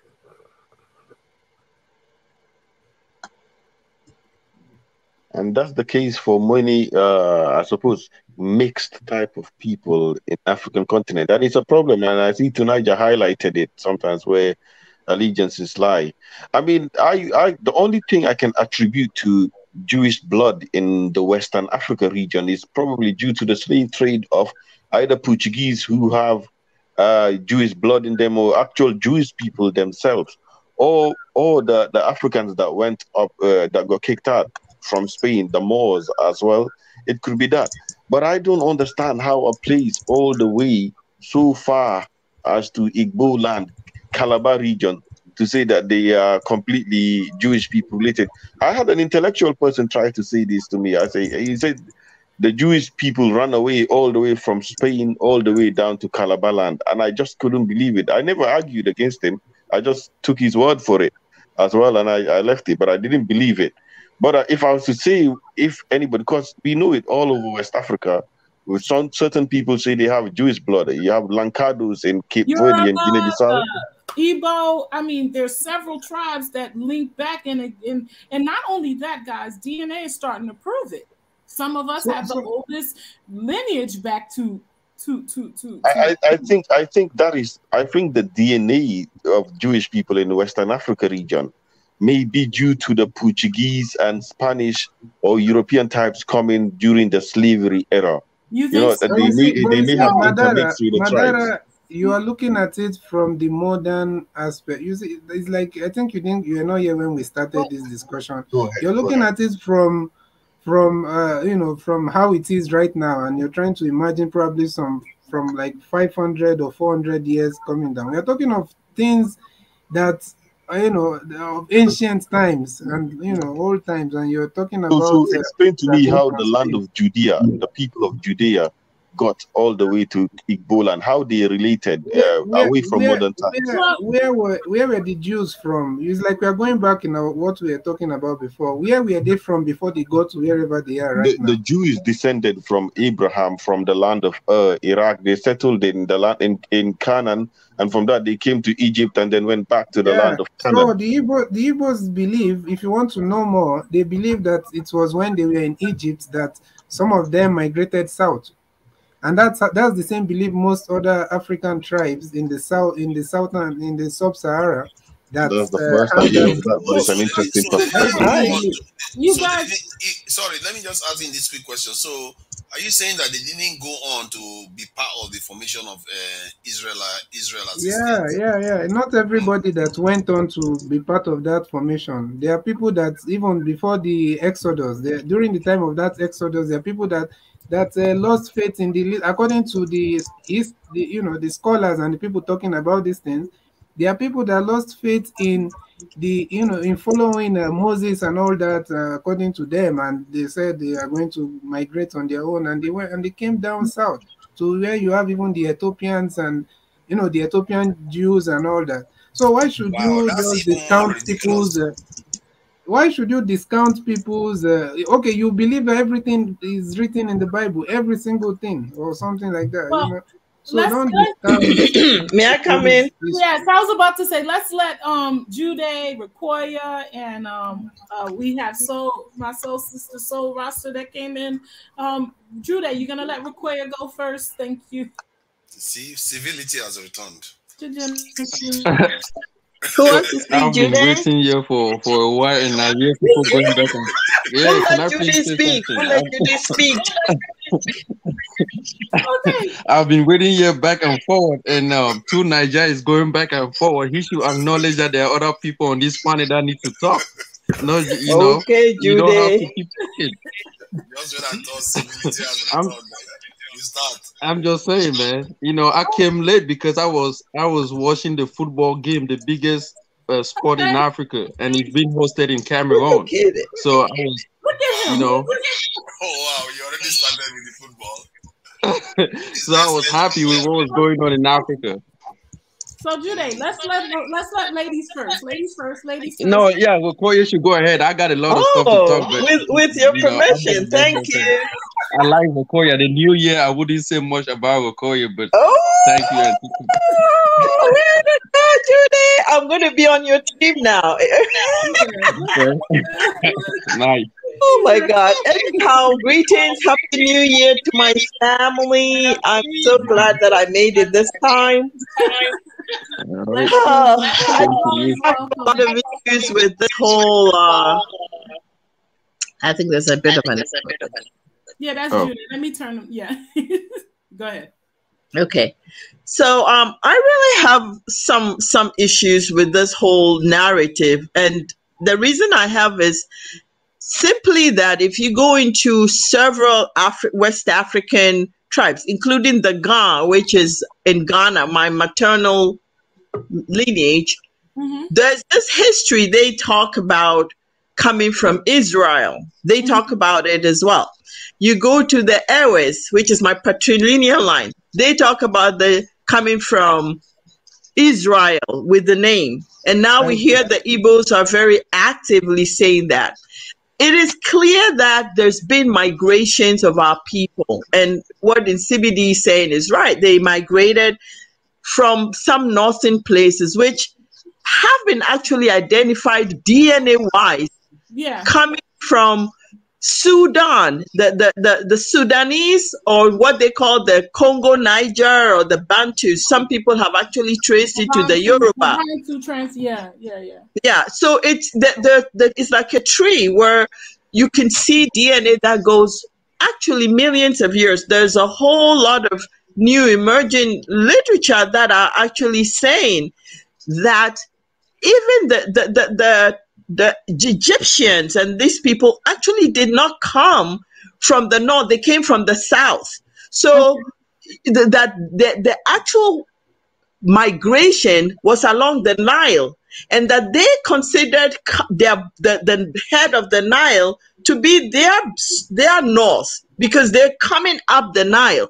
So the actual people who peopled that area came from the southern, what we call the sub-Saharan Africa, and moved up there rather than we coming down.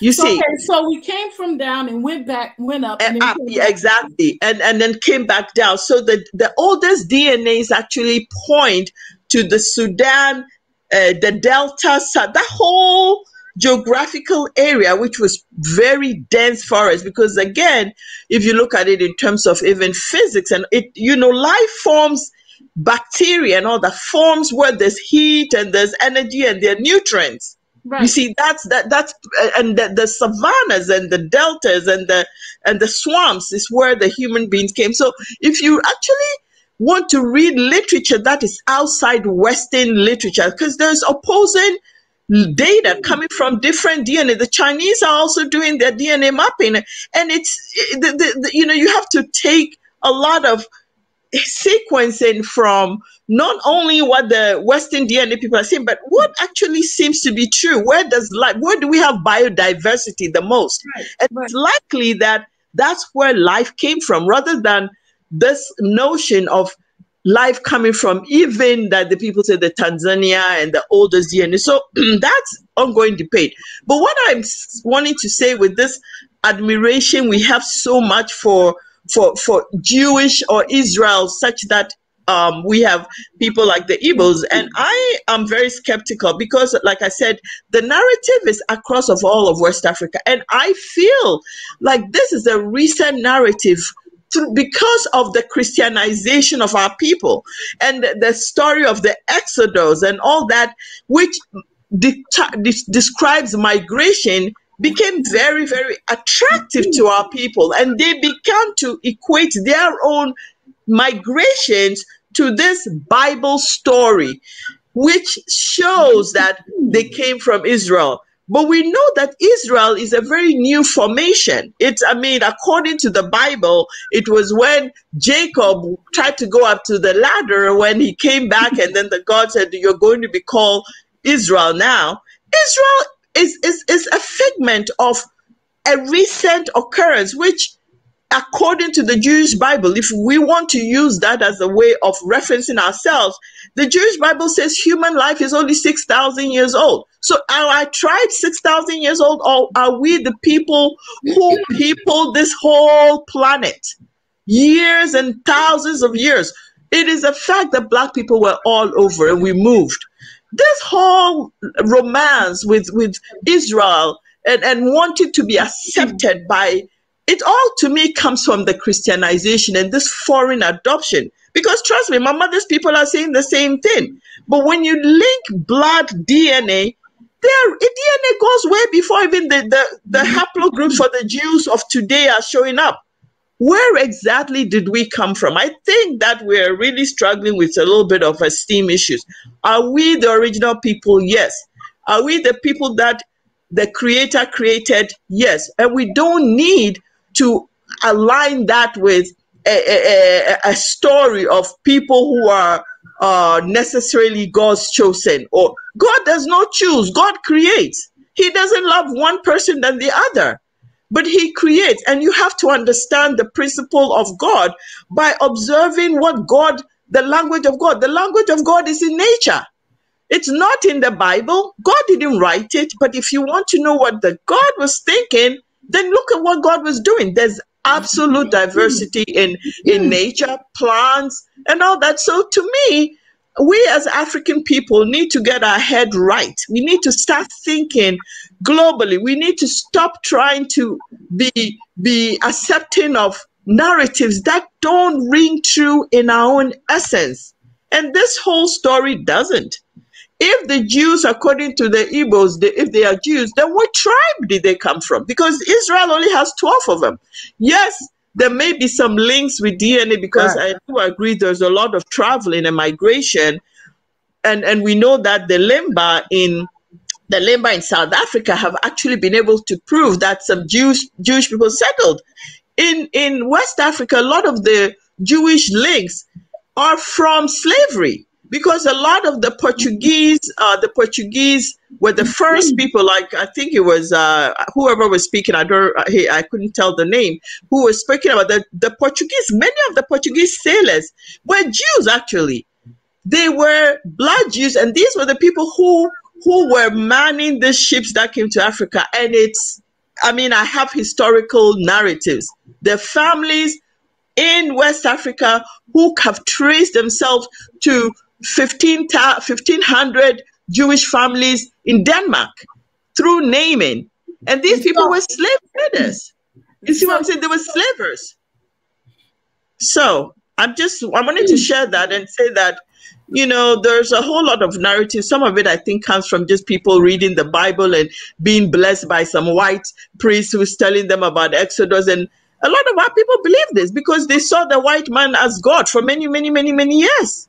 Many of our people did, and now we have to use evidence from other sources to prove it. And the evidence is not looking good, really. Thank you. You're very welcome. Thank you so much, Rokoya. Anybody want to respond to Rokoya? I truly believe Israel's a people, not a place, but that's always been my opinion. But go ahead. Yeah. Thank you. I just have a short response. Rokoya started very well, in my own opinion, and later on,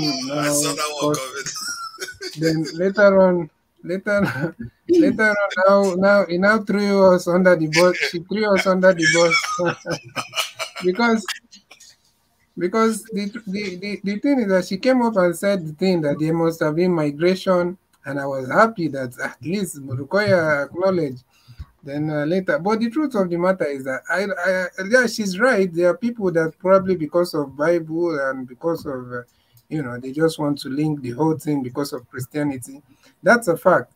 But it's beyond that for people that are kind of educated or familiar with their custom. So for me personally, it has nothing to do with whether it's a Bible. I'm even telling you that it's not even recorded. Because what is recorded in the Bible is the one that Moses took the children of Israel from Egypt and to wherever they are now. So personally, that's not the reason, Bible or not, no, that's just what I want to say. And there are many people that are not looking at it that way. And she asked about the tribe. I wrote here, we have the tribe. We have talked about this thing so many times. We have the tribe of God. He has a song called Eri, and that's why you go to Igbo land. We have the Umu. We have a place that is there till today. The place is not extinct. It's called Umu Eri, meaning children. Umu. Tonight you said you understand Igbo. Yeah, Umu is children. Yeah, Eri, children of Eri. We have the same place, and that's a place in Igbo land. We have in the same Igbo land. We have a place called Aguleri. The lion, something about the lion, the whatever of the tribe of Eri. And in the same Igbo land, we have a place called Obigad. Obigad means the family of God. So when we are talking about these things, I don't know about other tribes that have the same link. Maybe they have their own whatever. But in the Igbo land, that's what I'm talking about, which I know. Obi is family. I thought Obi is chest or heart.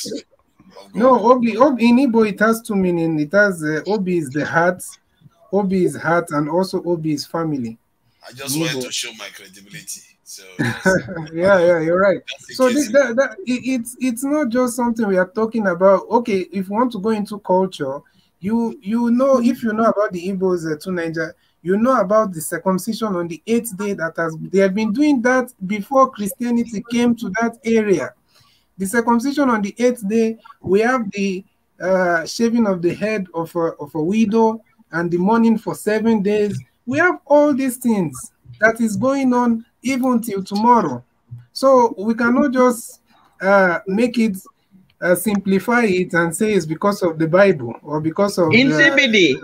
In my culture in Togo, they do the very same thing, and they're definitely not you. They shave the head of the widow. The child is named. The circumcision is done. in a ritual way.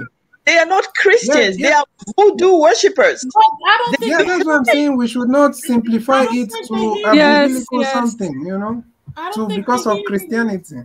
I don't think Christianity has anything to do with Israelites. Now, exactly, that's what I'm trying to say. Something that was brought into it, but the Hebrew people, the Israel people, not the Israel land, the people itself, Christianity is just a new nuance that has been thrown into it. But I just wanted to, this is a good conversation, and it's making me realize that.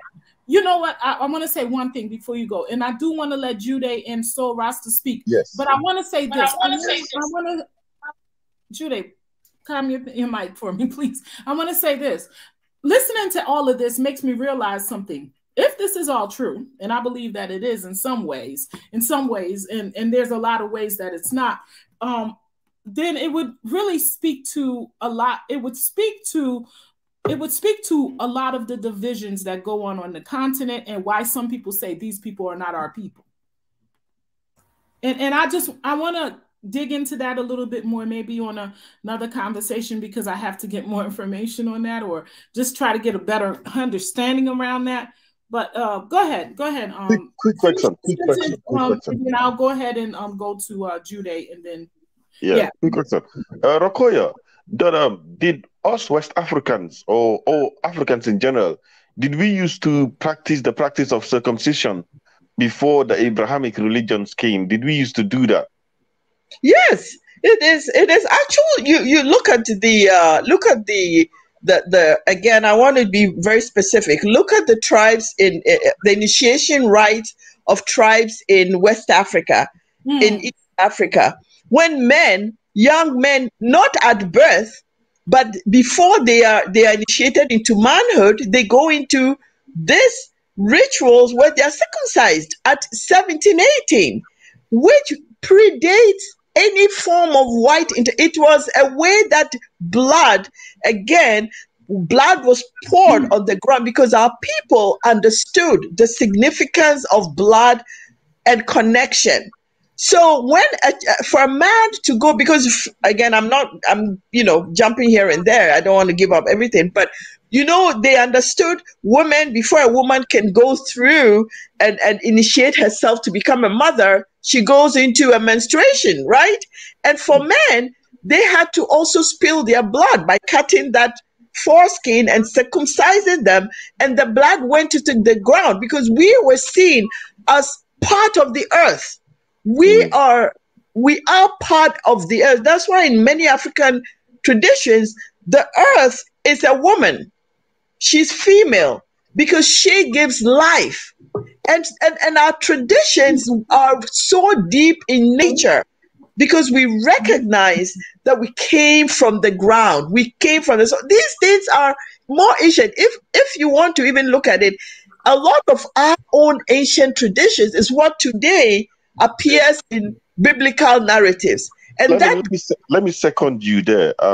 So is it suffice or safe to say that the Jews learned these practices from us when they left Israel? I mean, if you look at the Fulanis, I was just talking to one of my other exactly. That's the answer. That's the answer. He told me Fulanis are known for snake magic. They're known for snake magic, turning their staff and sticks into snakes.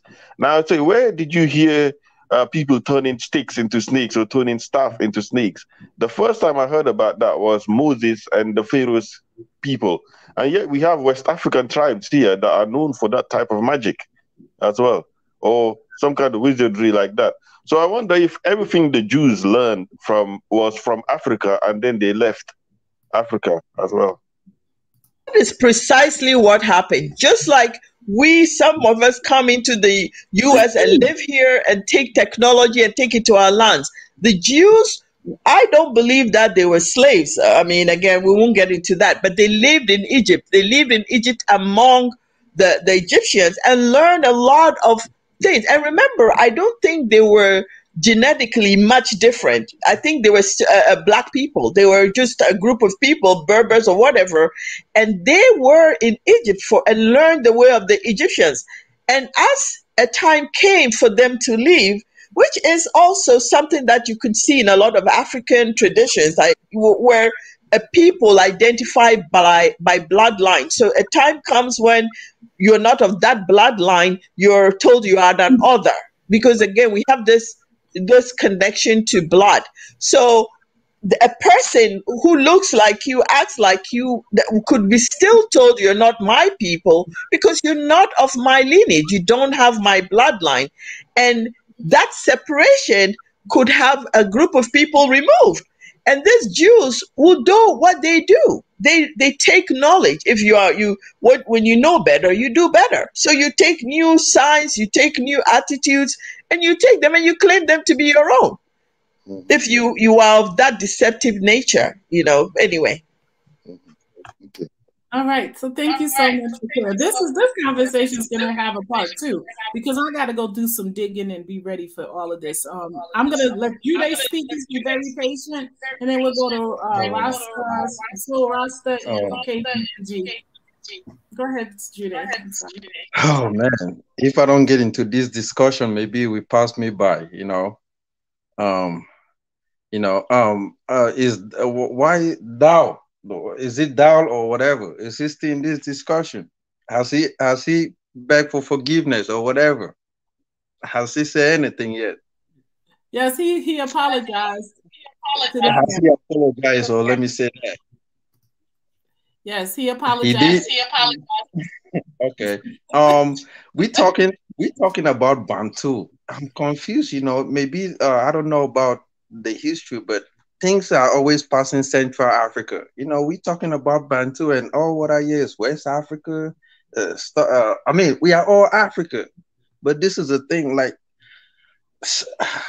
when we grew up, we knew Bantu people were the chosen people, but it seems like all the tribes in Africa have become that chosen tribe. Now it's hard to know who the chosen people are. If it's the Igbo, the Bantu, the two, I don't know. There's a whole lot of tribes, or the Fulanis, or whatever. Give me a little bit of information today. When you said when you grew up, you were told that the Bantu people were the chosen people. How? Why? And why were they chosen? Go ahead. Give me some information on that. They told us our tribe. Can you hear me? Can you hear me though? Yes, we can hear you. Oh, and yes, then Gina have. Yes, I can hear. Yeah, when we grew up, they told us because I'm from Cameroon, and where I'm from, like I think we Bantus, we have Bantu tribes in Cameroon, and when we grew up, they say our ancestors came from Egypt, from the River Nile, and they had this king that they call Melech, who migrated through the River Nile because of some problems that he had in Egypt, and he was from the son of I think he was from the tribe of Judah. So he descended into the Nile River, and because of some reasons, he found himself in Cameroon. And when he found himself in Cameroon, there's this tribe called the Bassa tribe. And as a Bantu, when you hear of Bantu tribes, you hear the word BA. Most tribes Bantu, you'll find that language, that BA, amongst like most tribes in Cameroon. You'll find BA, Bassa, the Bamilekes, the Bangwas, the Bakosti, the Bakwarians. Those are all tribes. And when this guy found himself in Cameroon, and there were a lot of stuff that was happening, like when they talk of these traditions, like the circumcision, those were things that was happening across Africa. So when people say it's only the Igbo that do stuff like that, I'm confused, because in Cameroon you could see circumcision on the 8th day. There was a lot. Yeah, it was there was festive event. If the tribal leader responsible for the circumcision was not available, that somebody else will be uncircumcised children will be gathered together, and on is it the 8th or the 11th day, will be, all of them will be circumcised. There will be a circumcision ceremony all the same day. You know, families, you know, purity laws. We had a lot of laws that bind people. People were, I mean, it was just a lot of stuff that was happening in Africa. But when the Bantu people decided to migrate down south and east and stuff like that, so I can't really say they were everywhere. So if people want to, like, you know, just emphasize among West Africa or this or that, you know, people were scattered everywhere. And yeah, it's hard to really tell where the chosen people are, because at this point in time, we really don't know if they choose, because the Igbo people in Nigeria are not just the Igbo people that you see right now. In Cameroon, we also have Igbo. In Cameroon, it's not just in Nigeria. There are Igbo people. Just because you have the map called Nigeria, it just doesn't mean people were just engulfed in Nigeria. You know, the Igbo people stress that you have Igbo people in Gabon. You have them in Equatorial Guinea. In Sao Tome and Principe. People there. So, like, when we say Igbo people, we just think it's Nigeria. No, so there are tribes cut across different countries, and it's just what it is. So we really don't know who the actual choosing people are. Is it the whole of Africa, or is just a particular tribe? And if it's a particular tribe, then I'm more focused. Not just a particular tribe, but you mean tribes, because there's 12 tribes. Right. Is it just are they more particular tribes? So when people are focused on Igbo or this, is just it just doesn't make sense. And that's what I have to say right now. So wow. There's so much more to learn around this whole thing. It's really, to be honest with you, having a conversation with you guys have really cemented a lot of things in my head. You know, it's like, does this thing go back further into Egypt? Is it stealing from African tradition? Is it the migrations? Are they true? Are there a specific group of people that are considered the Hebrews? And you know, and if so, is that why some of the divisiveness and divisions and the wars that were going on? There's a lot to think about. I want to comment quickly on what you just said. Is that okay? Definitely. Go ahead. Sure. I mean, when you talk about the divisions in Africa right now, I mean, and I want to sort of address the role of the slave trade and also all that hundreds of years of, upheaval, because sometimes we romanticize Africa a little bit and we forget that the history of Africa has been shaped for many, many centuries by non-African people.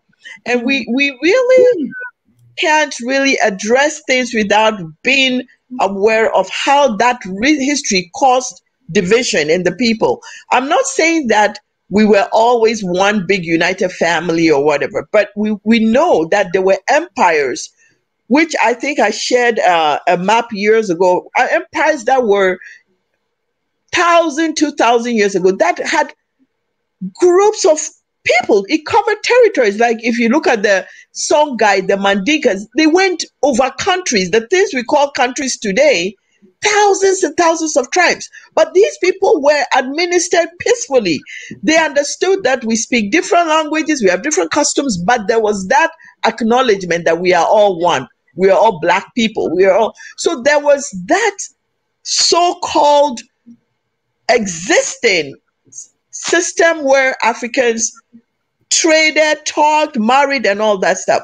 Now I'm going to tell you what slavery did to Africa, just the same as it probably did in North America with the natives and wiped them out.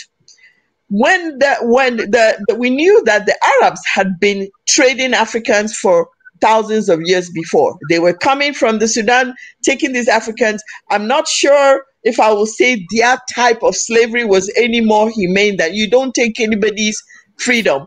But we know that people married into families, they converted. There was a whole new understanding of slavery. People understood what was going on. It wasn't good, but it wasn't chattel. They weren't property.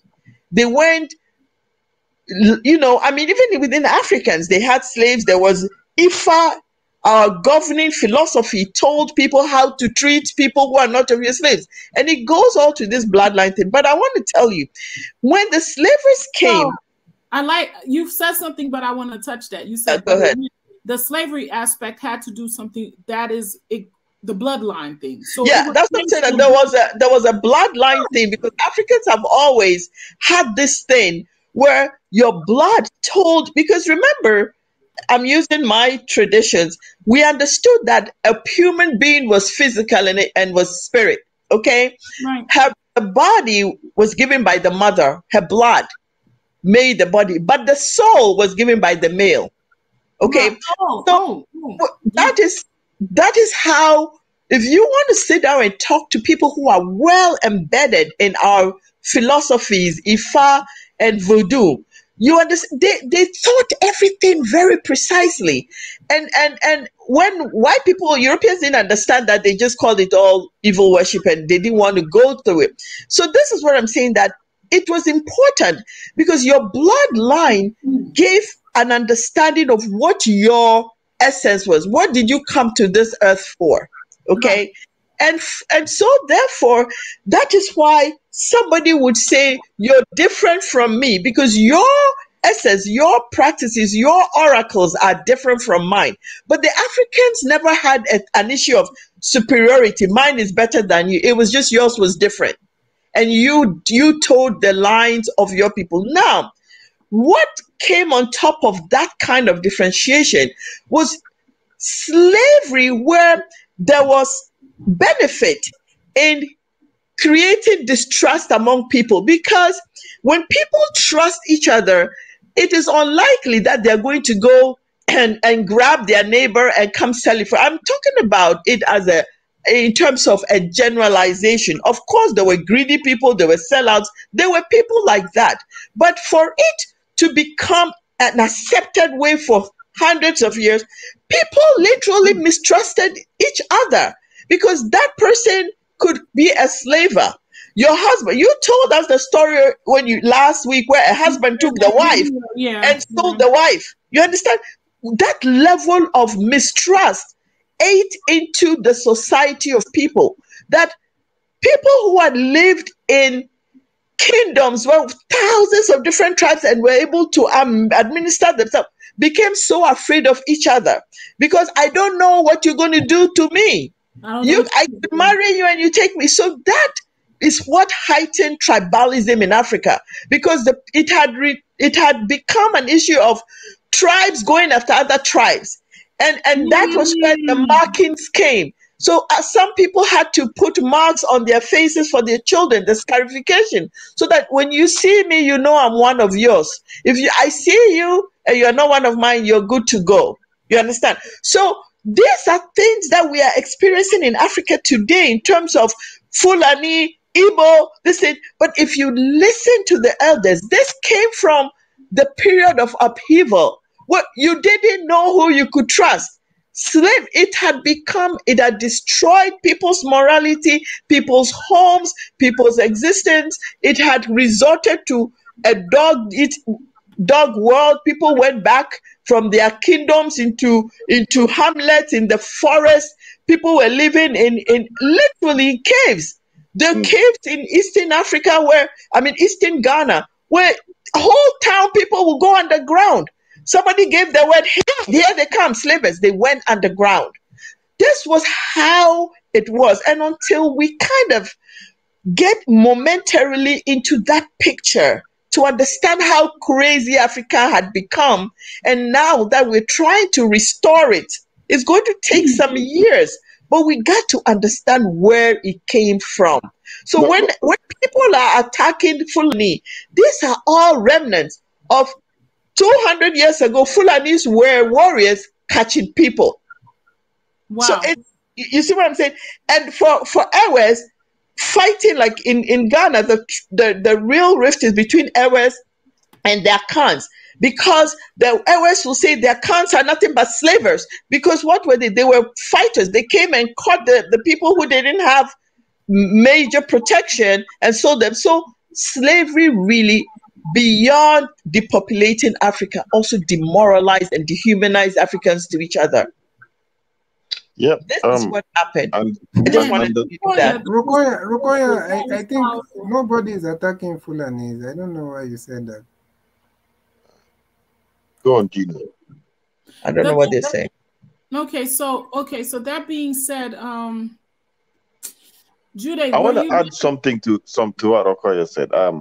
It's just something that I was discussing on another live with somebody, and he raised this issue of the cheapening of life in Africa back then.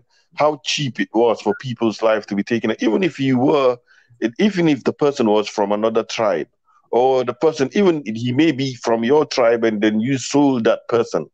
And he asked the question, life was so cheap back then in Africa, you can just sell people and sell anybody from your own tribe that's not related to your family. You understand? So I told him, could it be that the kind of leadership and governmental structure there was in Africa, in which they had a monarchy, not necessarily a monarchy, but a chieftaincy, chiefs of different tribes. And the closer you are to the chiefs and the closer you are to the clan chiefs, the more important you become in the society, the more relevant a person you are in the society. Other than that, you're just a vassal. So you are expendable. So Africa having such small little tribes with clans and chieftaincies, it kind of created that situation in which just a few will be the royalty. And you know how it is, even in the UK and other, people tend to gravitate to monarchy. The closer you are to monarchy and hierarchy, the more you seem to have climbed in society. But bring that to Africa, where you have many chieftaincies because of the amount of tribes there was. It created that situation where life became cheap to many, many leaders, and they didn't have any issue to selling their own people. What do you think about that? Your question, I don't know, really. I can't have an answer. I know that information and new information helps us all kind of come to some understanding. I really don't have a lot of answers right now about what could have been and what could have not been. I think there are some upheavals that caused even chiefs who are kings today were not real kings. They were kings who were traders. They sold out to the European powers, and because they sold out, they became kings. So we have a lot of lineages today who claim they are kings who are not even blood kings, and their loyalty to the people to who they had to protect became actually jeopardized. But why do you think life was so cheap in West Africa, in the region, that even some leaders and chiefs will sell people of their own tribe that are not necessarily related to their kin? Who's speaking? I can't see your name. What's your name? It's Madara today. Okay, Madara. Okay. The thing I'm saying is, this is what I know. Okay, I looked for information from a lot of our own language, our own terms.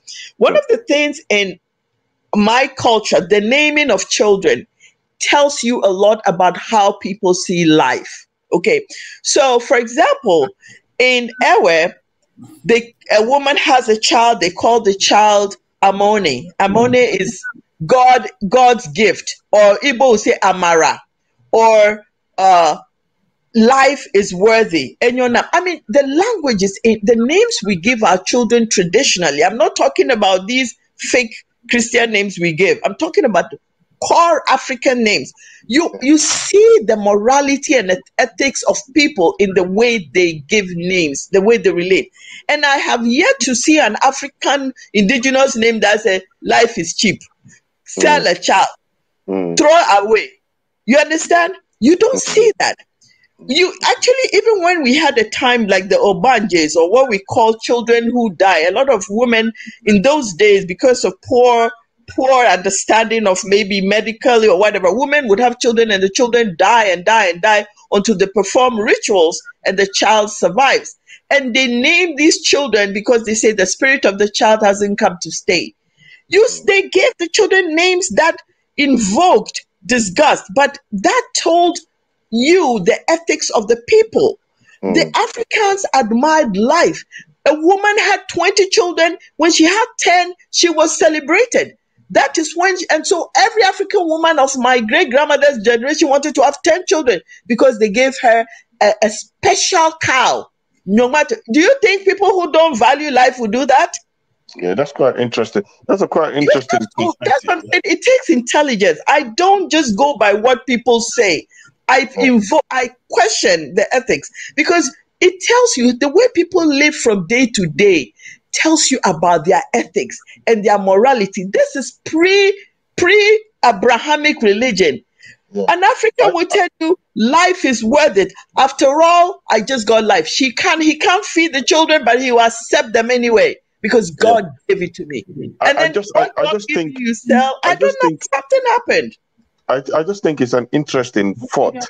It's an interesting thought that it could be potentially that it's not necessarily they didn't value life, but other people's lives were more important than the others. The closer they were to the chieftaincies and the clans. It's an interesting could be a thought. possibility. Could be. I'd like to do some research or read around it. If you have any literature, feel free to share. I just put two and two together because looking at how monarchies are around the world and how classicist systems are, it seems even in the UK and even before the French Revolution, you see what happened there.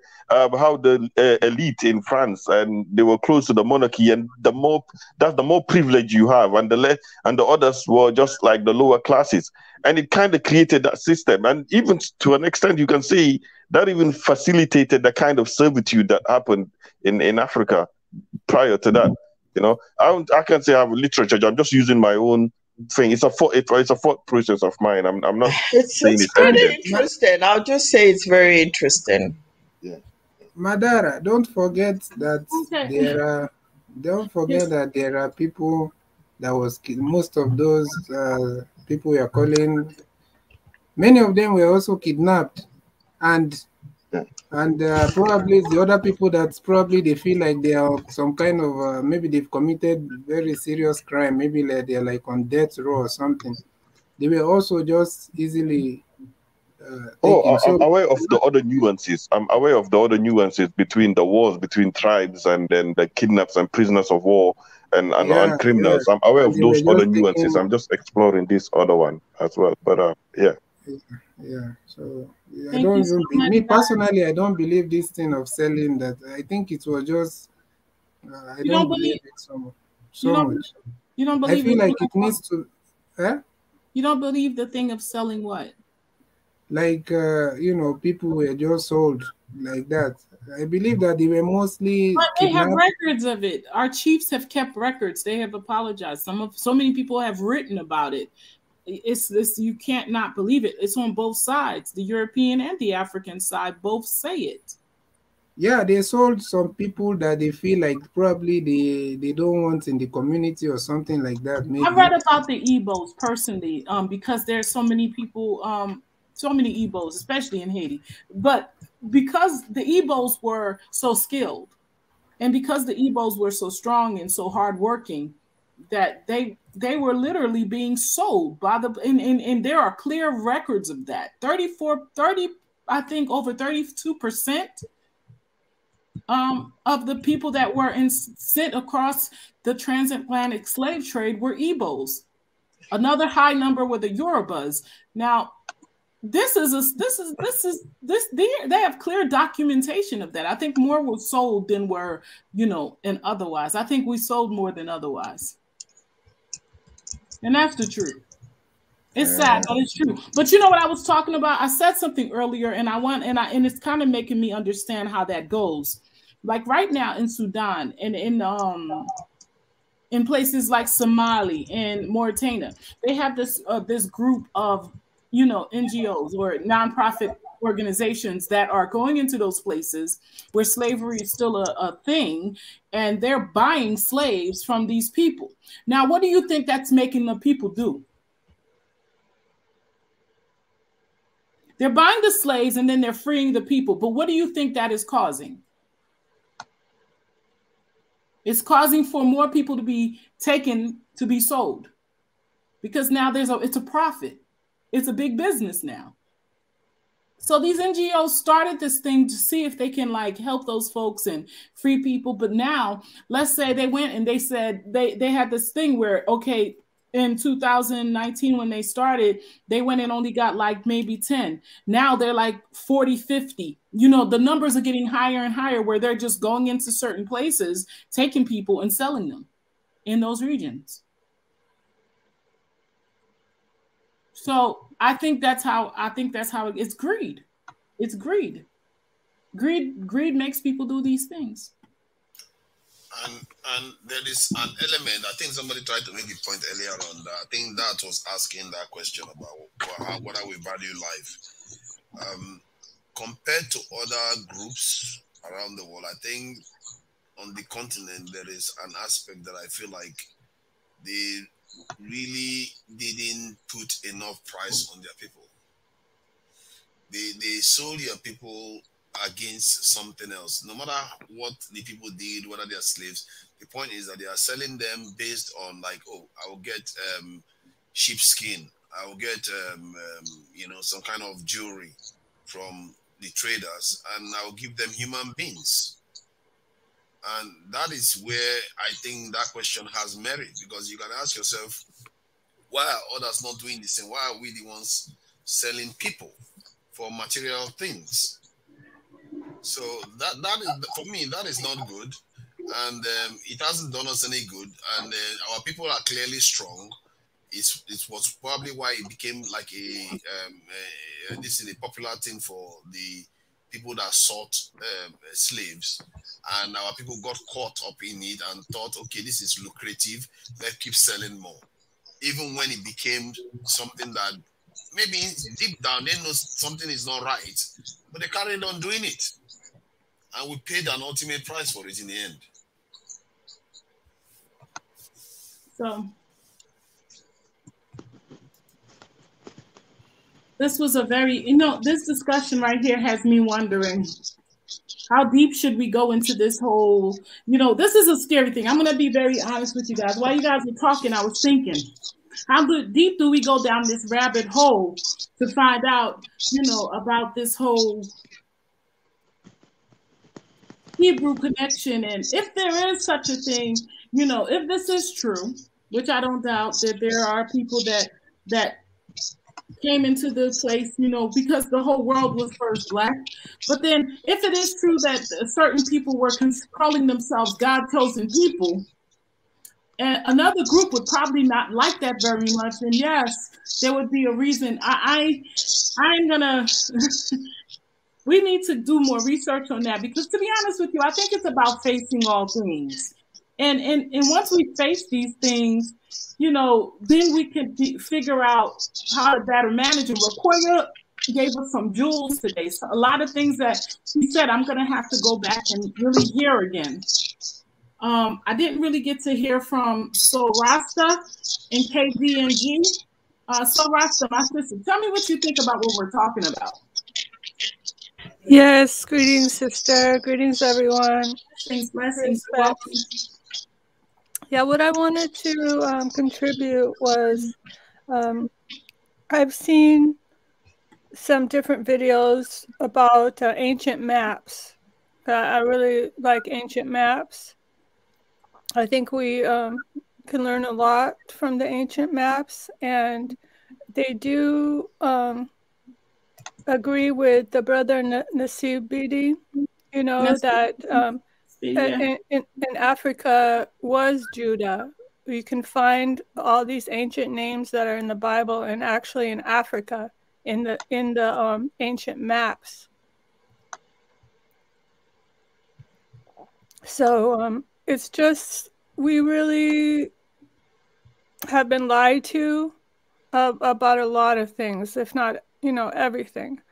And we can look at, you know, like America as an example. It's been proven that ancient Africans were here in America however many thousands of years ago. For so long, they said, oh no, even now I'm sure they're still teaching in the schools that, oh, they had no connection, the Americas and ancient Egypt. Yeah. For example, but it's proven they had, and they've known this for a while, but they still keep teaching the same old lies, just like fucking Columbus, the same old lies. Excuse me, guys. They found tobacco in Egypt. They found cocaine in Egypt with the mummies. So they know that there was a connection. We see these pyramids all over the planet. There's a connection.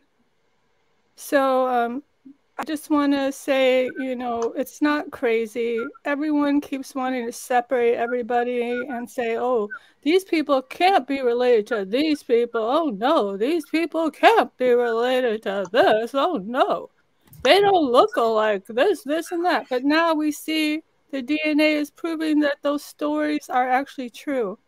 And the artwork, the statues, all those things show us, before we even get to the DNA, we see the migrations of our people across the planet. And because of our ancient civilizations where they had wars, where they had these nuclear wars, we had to move. And with our DNA moved. I'm sure I mentioned it before. It's called tritium. Look it up, or trinitite, or something like that. It's like a green glass. It forms when like sand is pulled up in a nuclear blast, and it comes down liquefied, and it forms this green colored glass that's found a lot in Africa, in Libya, around Libya area, and some other places. A place called Mohenjo-Daro, which is like an ancient city that was very highly technological. So if we look in India as well, this was a civilization that was connected. As I've always said, first verse of Esther, look it up. The civilization stretched from Ethiopia, as they say, or Libya to India.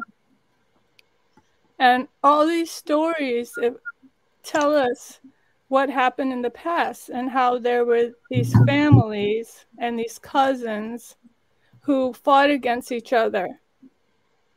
And there was, you know, very highly technical age where they had genetics, just like we do now. And they said they created people. And it may have been for a good reason. It may have been because they were depopulated after the wars. You know, in the story it says, they said replenish the earth. Replenish. That means it's already been destroyed and we got to get it together. And all the different names in the Bible, they're not talking about one God in the Bible. They're talking about a lot of different gods. And then there's the Most High, who's above all gods, as it says in the Bible. So it's really a lot. You know, we come on this channel and we start talking about everything from the creation of the world, and we're trying to figure it all out. And, you know, it's fun. And I commend everybody for, you know, having the intelligence and curiosity to want to know. And the truth is definitely out there, as they say. And those ancient maps really have the names in Africa. So thanks, everybody. No, you're very welcome. And it's funny you mentioned ancient maps, so Rasta. I've been collecting a couple of maps just online, just researching, trying to find, look at all the ancient maps I can find for Africa, for the continent, and not just the continent, other places as well. And you guys, what she's saying is, it's deep, because you'd be surprised of what you find. The older the maps get, the more you see a lot of lies. For example, America. If you look on the maps, a lot of the places, a lot of the oceans are called Mary something, Mary this, Mary that. And Egypt was called Tamari at one time. And the way the sister Gina and Amina have that DNA from Ramses, well, there's a story of an ancient war where this king named Ram had to leave his homeland because somebody else wanted to take over the kinship. So he was, he had to run for his life. Basically, he was not a refugee, but exiled. He was exiled, and his wife's name was Sita. So Sita and Ram were exiled into this wild lands, and it could be America. It really could be America, because we have the stories here of Sita, Mama Sita, and those Mayans. Maya is a goddess from that same culture. So these names really go around the world. And so these names and our cultures and our DNA and our art really show us That's where why I we've been. always say so. I love the fact that you always bring up the fact that there's this history that we're not aware of, that's scattered everywhere, that we're trying to put together. And really, and I have to tell you, this discussion for me was great, because I don't know if you guys missed when Dr. K came and he was giving us a breakdown of the history that was passed down to him through tradition from his family. It kind of interconnected the idea and of course Jude came and said the same thing, that this idea that some of these brothers and sisters are calling themselves Hebrews, it's not far-fetched. The fact that they're saying they're coming from the chosen people, because we have brothers and sisters that were told the same stories, based on just tradition, just the way that stories are told, passed down from generation to generation in Africa. Now, it's really going to be, I know there's still a lot missing, and I know a lot of what the Europeans did threw a lot of confusion in it for us. But the more we talk, the more we research, the more we're not afraid to face things, because it is a hard thing to face. This right here is a really big conversation, because as we talk about unity and we talk about coming together, this right here is a factor of our device. It's our division. It's what made our ancestors go to war and things like that. So, but if we do not talk about that aspect, if we do not touch on those things, they will come back to haunt us when we gather them together, and we'll start looking at each other different. But if we unravel them together, then we could make better sense of it. And this is why this is an amazing discussion for me. I want to welcome KVNG. Thank you. So KVNG, I know you didn't get a chance to speak. I'm not going to stay on much longer after this, because I want to be here. I'm off tomorrow, so I'm going to be here tomorrow. And I want to be able to talk about something that I think we need to talk about.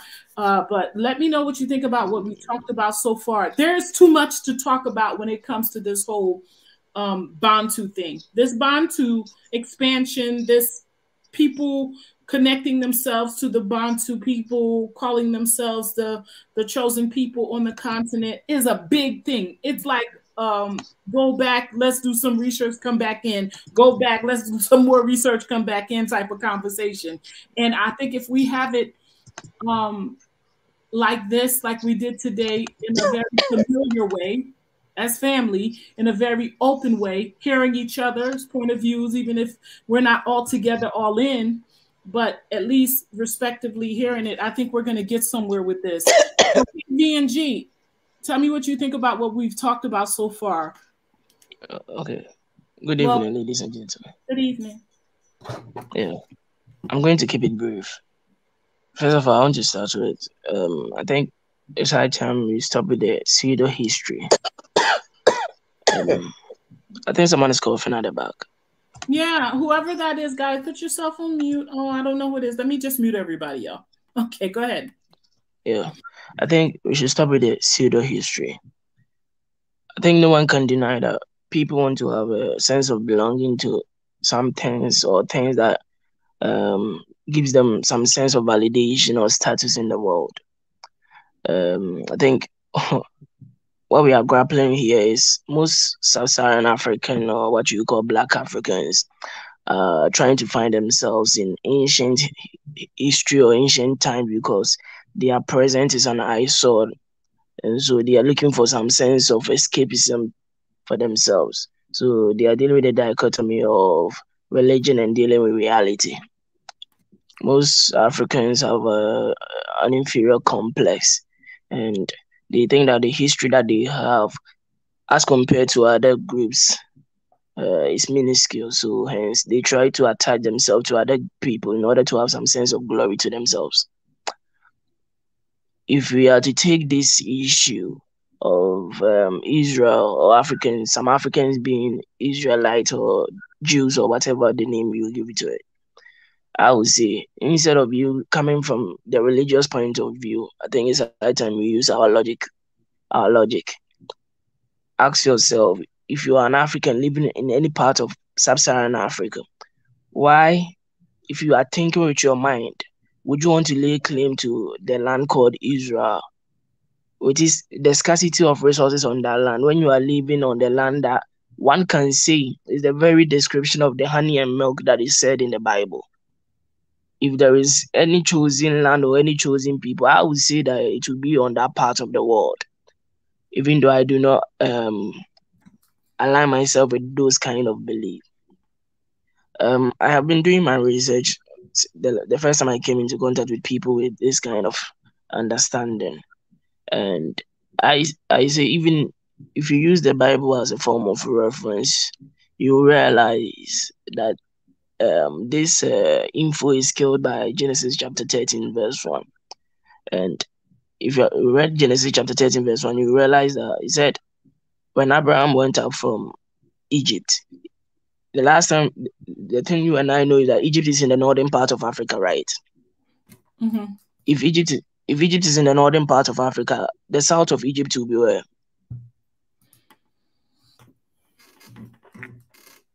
I'm not here for school. Go ahead, continue. I'm really not agreeing with you, so you don't want me to talk right now. I just want you to speak. But I want you to follow me. If Egypt I'm following you. Trust me. You want me to put the map up for you to better context it? Yeah. That would be better. Let me do that, because I don't know, man. I agree with you for the most part, KV and G. I think that's what we're saying. We're saying it's in Africa. It is in Africa. That's not the question. It's the other thing. Let me do this. This is the map, but let me find a better map. I don't like this map. Can you use this one? Yeah. One can see that if Egypt is on the other side where you see the river now, right? Mm-hmm. Then the south of it, wouldn't it be entering into the sub-Saharan region? So, okay. So then, but if you follow the Bible in that reference, he tells you that that place is the area called the chosen land, in terms of using the word like Bethel. Because if you hear the word Bethel and stuff, we are speaking about the chosen land. Then one may ask yourself, then at what point did the mapping of Israel turns into the north, as in the Middle East part of, or the area now called Israel? I think because that's the second temple there, because the first temple got destroyed. We're just talking about the big wars, and so the original people had to leave what's now called Egypt. If you look over there, it's ruins. You know, the big stones, that big explosion in the Great Pyramid. So the idea is that they had to leave from there, and so they made the second temple, which would be over there, and then they got destroyed there too. It's what this sister is saying here. Israel is in the Northeast Africa. The British came up with the term Middle East. So that's where my perspective is too. But I'm saying that if you use the Bible as a reference, then it goes against the idea of Israel being in the northeast of Africa. If you use the Bible as a reference. Yes. So according to this other thing, like I'm telling you, the ancient maps, you can find those rivers like Havilah, you know, and Judah, those places on the map of Africa in the ancient maps. All those names in the Bible. I do agree with that, but I'm saying if you use the reason why I use the word sub-Saharan Africa as a descriptive reference to where the black people live, right? I'm saying that I'm trying to say that it will be better for most Africans to deal with the reality that it is better for us to focus on any of the area or the portion of the African continent that we find ourselves and try to make it work, rather than trying to chase this pseudo history. Well, you didn't give enough facts here to show that it's We're pseudo. not changing anything. We're just That's saying you're that like, it's a I think- oneness. That I that think- part is it's part of Africa. Yeah. That's what we're saying. It's not separate from Africa. We're not trying to. Link has a point, though. He does have a point. What he's saying, And the DNA is to be proving careful. it. But it still hasn't proven it, though. He hasn't proven that it's pseudo history.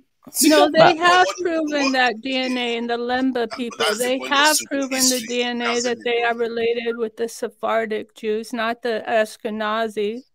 But there is there. Let me So let then me just finish the point. If they find one gene here and there and says, okay, maybe they are related to, they have a distant cousin with this thing. If this thing, Gina is related to this Ramses, does that make her an Egyptian? So we have to. This is why what he's saying. I think he has a point, and I've said it earlier on. That we have It to be does careful. make her Egyptian by that DNA. She has that DNA, DNA, so yes. by DNA, we are all Ethiopians. So we can't keep going. This is exactly what he's saying. So we can't say that's not my ancestors. That's her ancestors, so she can claim it. No one can tell her she's not. That's her freaking dad, okay? That's her father.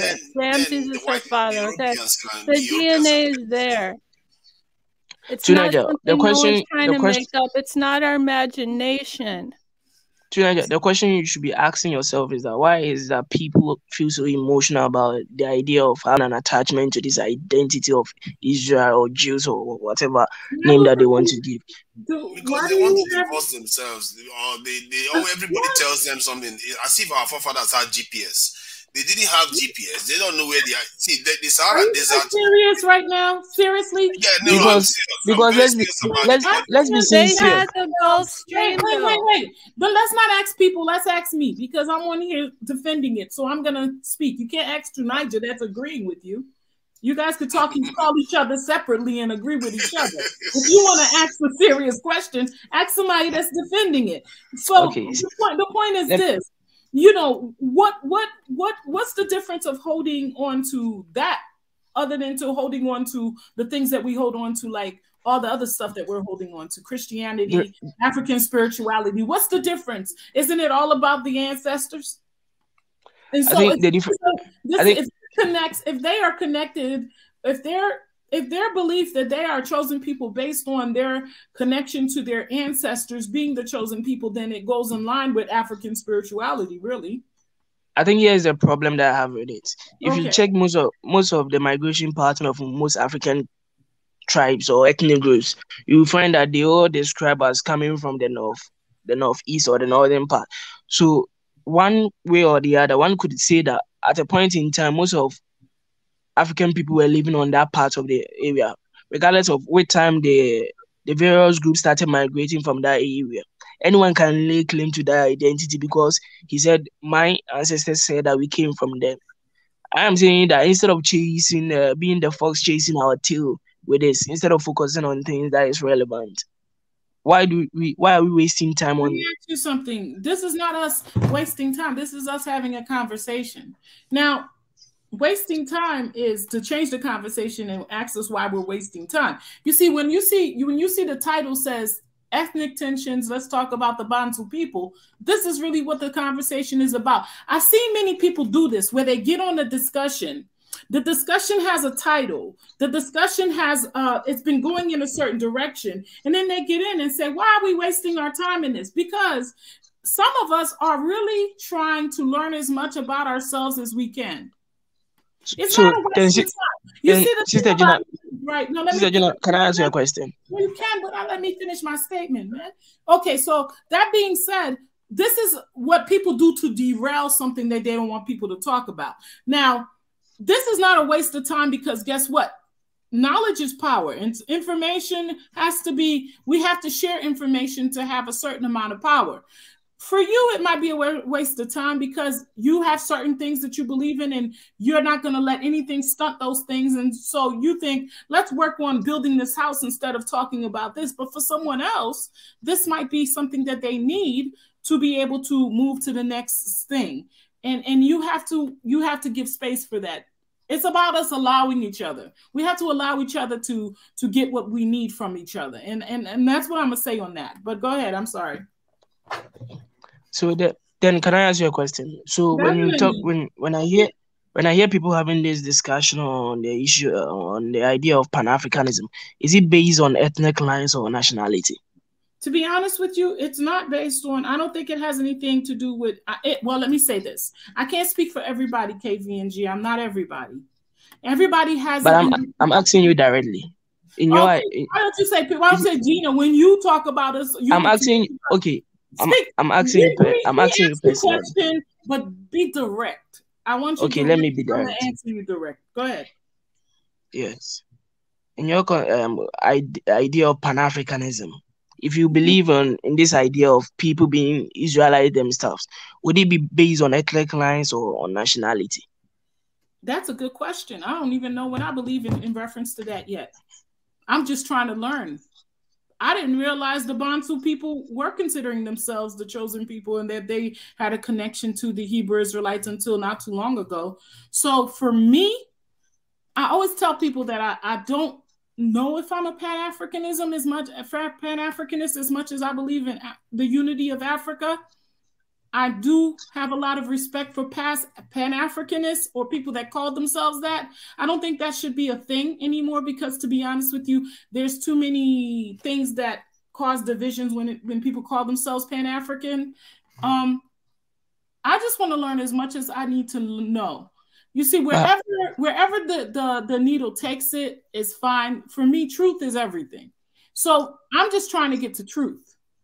I don't know what that means for our unity. I hope it means us knowing all that we need to know. And I don't know if you heard when I said earlier, this conversation could take us to a brink of really seeing how our bloodlines and our believing bloodlines divided us as a people. But it's also the kind of conversation that we need to have so we could be knowledgeable of it, or acknowledge it, and then be able to see it for what it is. See, you can't ignore it just because it is a divisive discussion.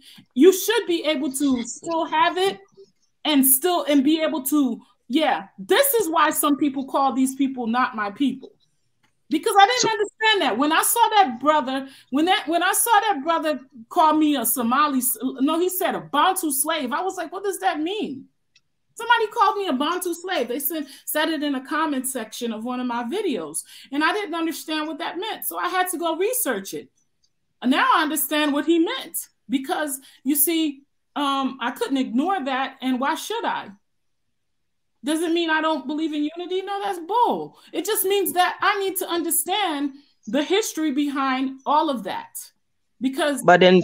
The unity that you talk about, would that unity would be between which groups of people? Let me ask you something. Is unity always about all people? I believe it was you last week, if we could pull the thing that said that unity is not going to be everybody in the room agreeing with you, right? Definitely. But I'm saying that. You said that last week yourself. So I'm repeating what you're saying. And I did agree with you last week and said it's not about everybody going in the same direction, but it's everybody being able to have a discussion. And for me, that's a more righteous form of unity, being able to talk about our differences and being able to move forward from that. Even if it hurts, because you don't understand. You're speaking to a descendant of an enslaved person. There's a lot of things. I mean, just the fact that people talk about slavery as if it was it could ever be a thing that's not so serious is really deep for me. And anybody that was a descendant of enslaved, for us, it's not an option at all. It ain't never clean. So, see, for you, that might not mean a thing, but for you, the talks of who were the chosen of people and who were considered the Bantu and what was the difference? That might push you a little bit because you might have some degree of, okay, that might cause some strife and bring up some stuff that you might know something about. I don't know. But no, me, I hear some people even in my group talk about those things. But I think if you use your logic, you will see that there's no reason. there's no reason or benefits in trying to be Men attached to have that been identity. running this world on logic, and they fucked it up. Wow. Let me say this again, and I want you to hear this. Men have run this world on logic for hundreds of years, and they fucked up. And also, that's also your opinion, brother. But Sister Gina, you can also say that regardless of whether they fuck up, everything that we have here today is because of that logic. No, please, Tanaja, let me respond, please. You do this thing whenever things get hot. Tanaja be like, let me in. Yeah, I like to get in. Let me in. Yeah, I'd like to respond as well. I want to say this, and I need you to hear me. Where things are right now is not okay, and logic has got us there. Because people have, logically speaking, our people have been, yes, greedy, selfish, and basically putting things underneath the rug, like, let's not talk about that. And that has not helped us at all. But then if you go by... You right now, I'm a better Pan-African than those that act like we could just come together and not talk about certain things, and then when we're behind each other's backs, talk about them with the people that we feel is within our cipher. There is that too. And that's the stuff that I'm not going to do. I'm going to talk to you about something right with you. I'm not going to talk about it with somebody else. Like, I'm not going to go and have a different discussion with the diaspora of the diasporans that were enslaved like my ancestors than I do with the continentals that were left on the continent. No, I'm having a full throttle conversation with all of you. And I'm being as honest as I could be. And yes, I am. The purest sense of a unity, Pan-African, whatever you want to call me, I'm on it. So next person. But how can we be truly honest if we do not use logic? Because if people are using the idea of when people speak, honesty does logic does not mean honesty. It's logical to want to know. Goodness, please. I want to say something before. Respond to you, brother. I have to say this to you, brother. It's logical to want to know your story. It's logical to want to know where you came from. It's logical to want to know why Black, African, or melanated people are in this position all around the world. It's logical to want to know, brother.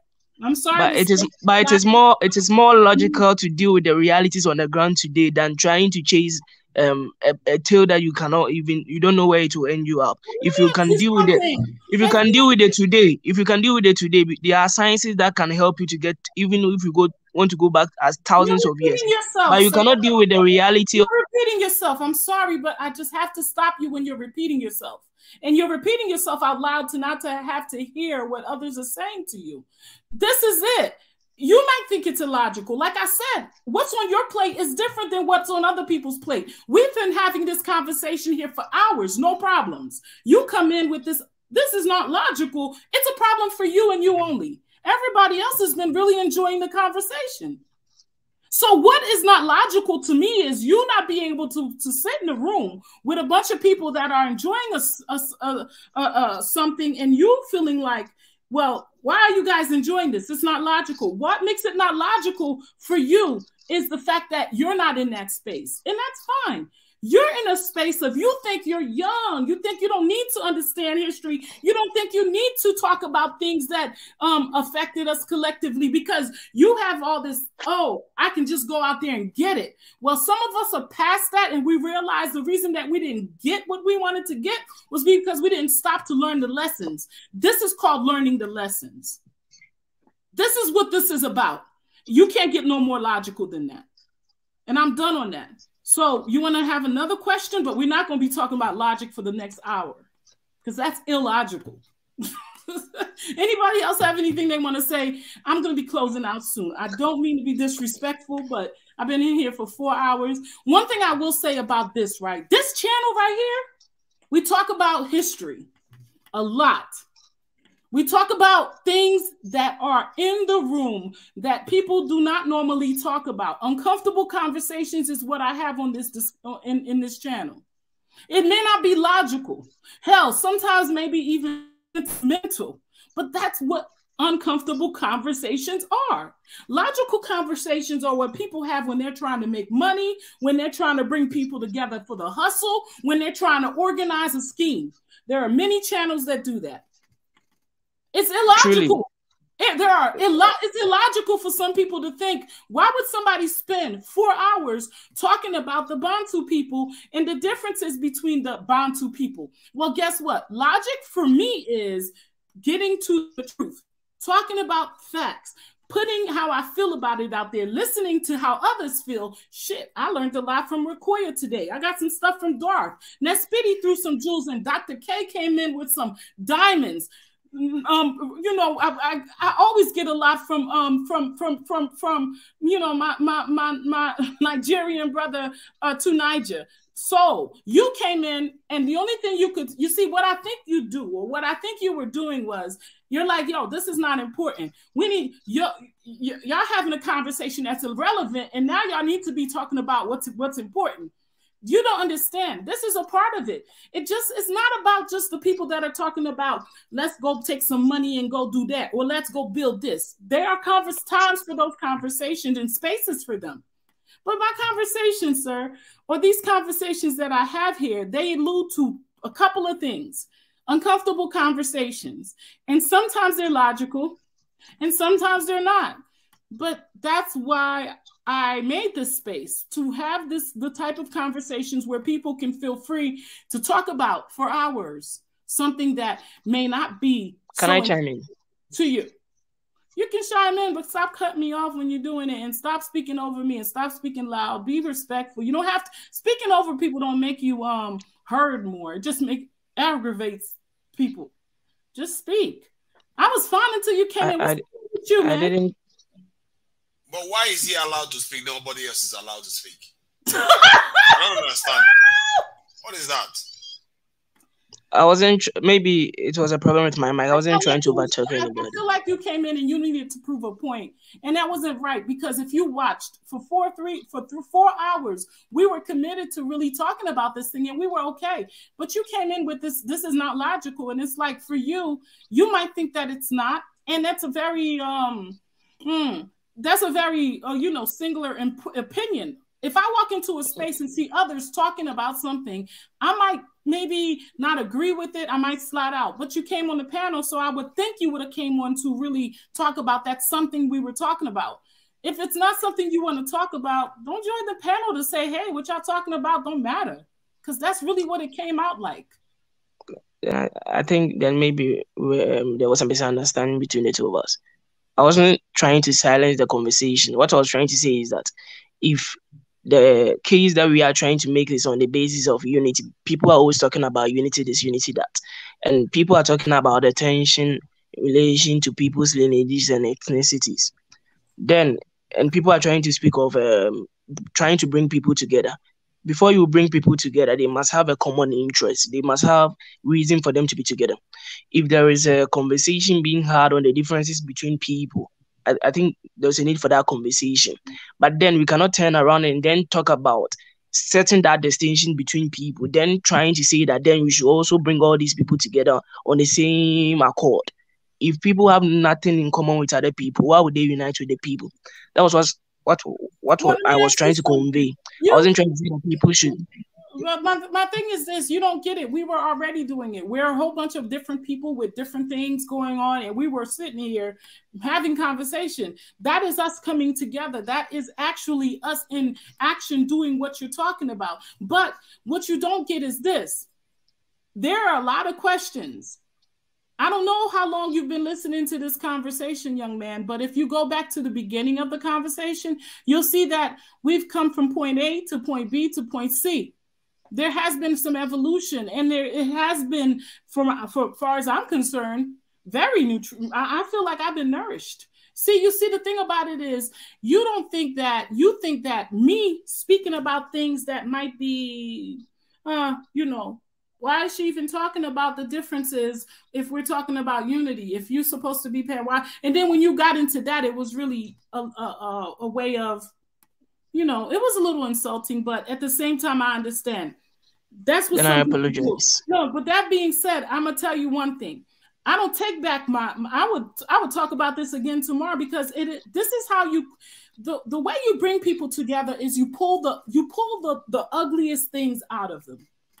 You make people face themselves. Let me just clarify that. You make people face themselves. You face yourself. You pull things out of you. The best way to come together is to be completely honest. And you know what? The fact that there was an issue with us seeing ourselves as different is not something we're going to be able to go around. Hell, even the continentals, the brothers and sisters on the continent right now are still struggling with the fact that of the other factor, these people are not my people factor. Us that are going into the continent, the diasporans, we need a clear understanding of this. We can't just go jump in. You see what happens when we go jump in. It's important. And this is an opportunity, those of you continentals that are speaking to us, to also dive in and get to know us. It's important. It is logical. It makes sense. Maybe not to you, but maybe later. When I came in, that's why I tried to ask you the question so that I will see your mind. And even with the conversation on logic and reason, I would say men or women, everyone lies, but the numbers do not lie, as they say.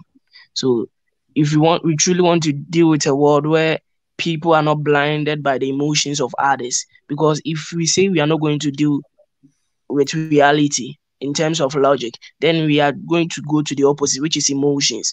And emotion is good, especially for women, because it creates a sense of community, of which most women want.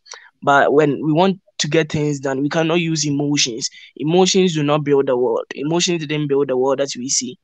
The reason why we are in the peculiar position that we find ourselves is because other people got too emotional in the past. That ended us in the position that we are in. So it will be better if we deal with logic more than trying to deal with emotion, no matter how good it feels. I disagree. I think the whole aspect of us being in the place that we were is because people were making decisions based on logic and not reason at all. And you see, with reason comes with emotion, and reason means that you sit and you ponder what is the good outcome, what is the bad outcome, how it affects this person, that person. You see, logic does not care about how it affects other people. It just goes for the bank. And that's been the problem. Logic. Can you repeat what you just said? Oh, you go. No, there's a breaking in and breaking out of it. No, I'm saying that the problem has always been the fact that, you know, logic tells us to go for what we need to get. Don't care about how this affects that person, or that affects this person. Reason is what, when you talk about women reason. We're not emotional. We're reasoning people. Now I want to correct you on that. We reason within ourselves. We decipher. We ponder. We see how things are going to affect left, right, under, above. That's what women do, because we are made to do that in our households. We're balancing everybody else's feelings all day long. It's not an emotional thing. It's really a reasoning thing. We reason within ourselves before we make certain decisions on how it's going to impact the whole. Logic is definitely a man characteristics, and men tend to make decisions based on logical reasons, based on what end they want to come to, without caring about how that end may impact, you know, certain, you know, people in the way. And that's not been good. There has to be a balance of logic and reason. Nobody's saying to replace balance logic completely. I'm just saying we need logic and reason. Just like earlier, you probably was on a channel where you guys were talking nothing but logic. But now you're on a channel that's being run by a reasoning person, which is a woman, and we're talking about things that are more, you know, opposite to logic. Sometimes. But what if our interpretation? Oh my God! What if our interpretation I'm not of? Even finished. Oh my goodness! Anybody else wants to speak to him? Because history is logic. I don't understand how. Personally, no. Let me ask you something. KVNG, do you just want to call me out on the channel, or do you want to speak to me personally? I'm listening. And I thought we were having a conversation. No, I mean, because this right here is not about how I feel personally. Like when you asked the question about whatever, you wanted to know how I felt, and I noticed that it's a personal thing. You want to know what's really behind me and this unity thing. I'm gonna tell you right now. Let's get to the nitty gritty of it. No, but yeah, we can get to the gritty-nitty. The nitty gritty of me and this whole unity thing is really what it is. For me, I just want to get to know my people. Period. And I'm learning with my people. There is nothing that I know. I'm not coming here saying that I have the box and in the box is all the answers. No, I come here for questions, sometimes with answers, and I'm willing to share. And I'm hoping other people are willing to share. But when people come in and make me feel like now I have to be like this, oh, what are you? And no, don't do that to me, because I'm not telling people, hey, listen to me. I'm the all-seeing, all-knowing. All I'm saying is that I'm going to be as honest as I'm going to be on this channel. And I expect people to be as honest they're going to be as on this channel. I don't really want people directing how my discussions go, because I already put a title, and that is what it is. Period, point blank. Okay, so that being said.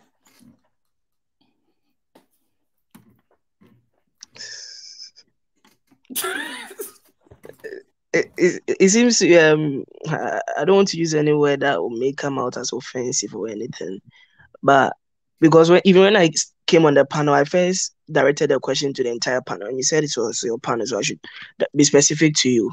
No, you are being specific. You said it was specific to me. Don't change it up. Rewind, listen to it, and you'll see what you said. If you do a replay, you see that when I first came on the panel, the question was a broad question it was a broad question. Then you said I should direct it to you. Okay, so can I ask you something, KVNG? You can. What does this have to do with the title? I'm starting to sense that you really want to just, and you can't do it with me because I'm just not that person. What's the question? What's your question? And let's not go on. You said this, and he said that, and she said this, because that's emotional. But What's the question, please? I think I'm being logical. I think if you can clearly listen to each one. That was emotional. You were going, you said this, you wouldn't allow that. What is your question? Because I'm going to treat you like you treat me. Be logical right now.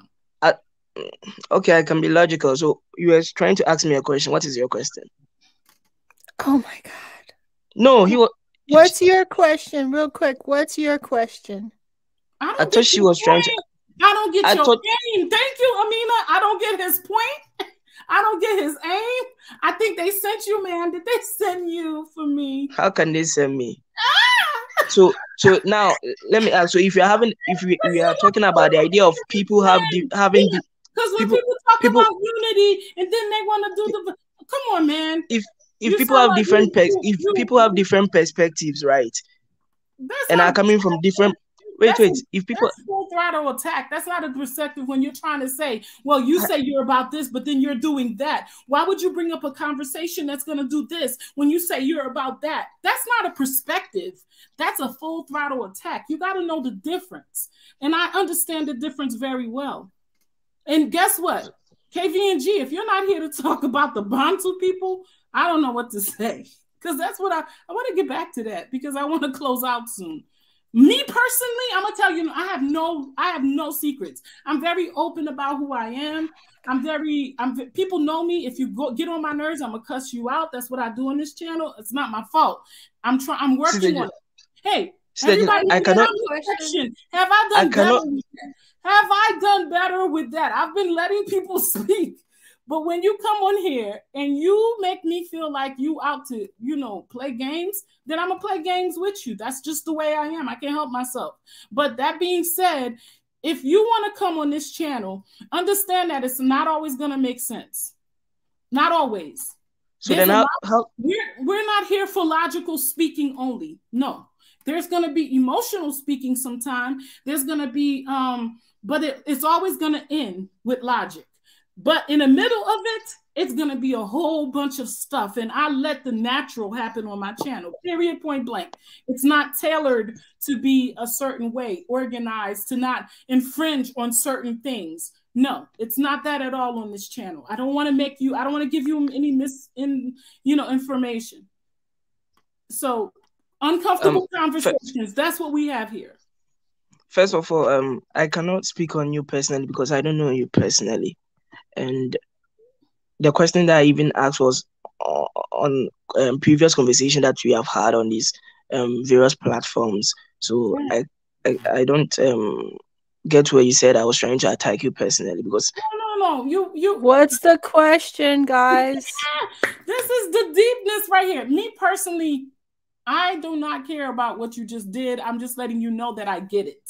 You basically came in here trying to tell me what I'm doing here today is not what I say I'm about. That was an attack, bruh. You don't get what an attack is, bruh? Do you do this often to people? That's disrespect. That you don't understand what you did. Don't play them games. You're a logical person. Be logical about what you did. What you did. Anybody on here want to explain to this young man what he did?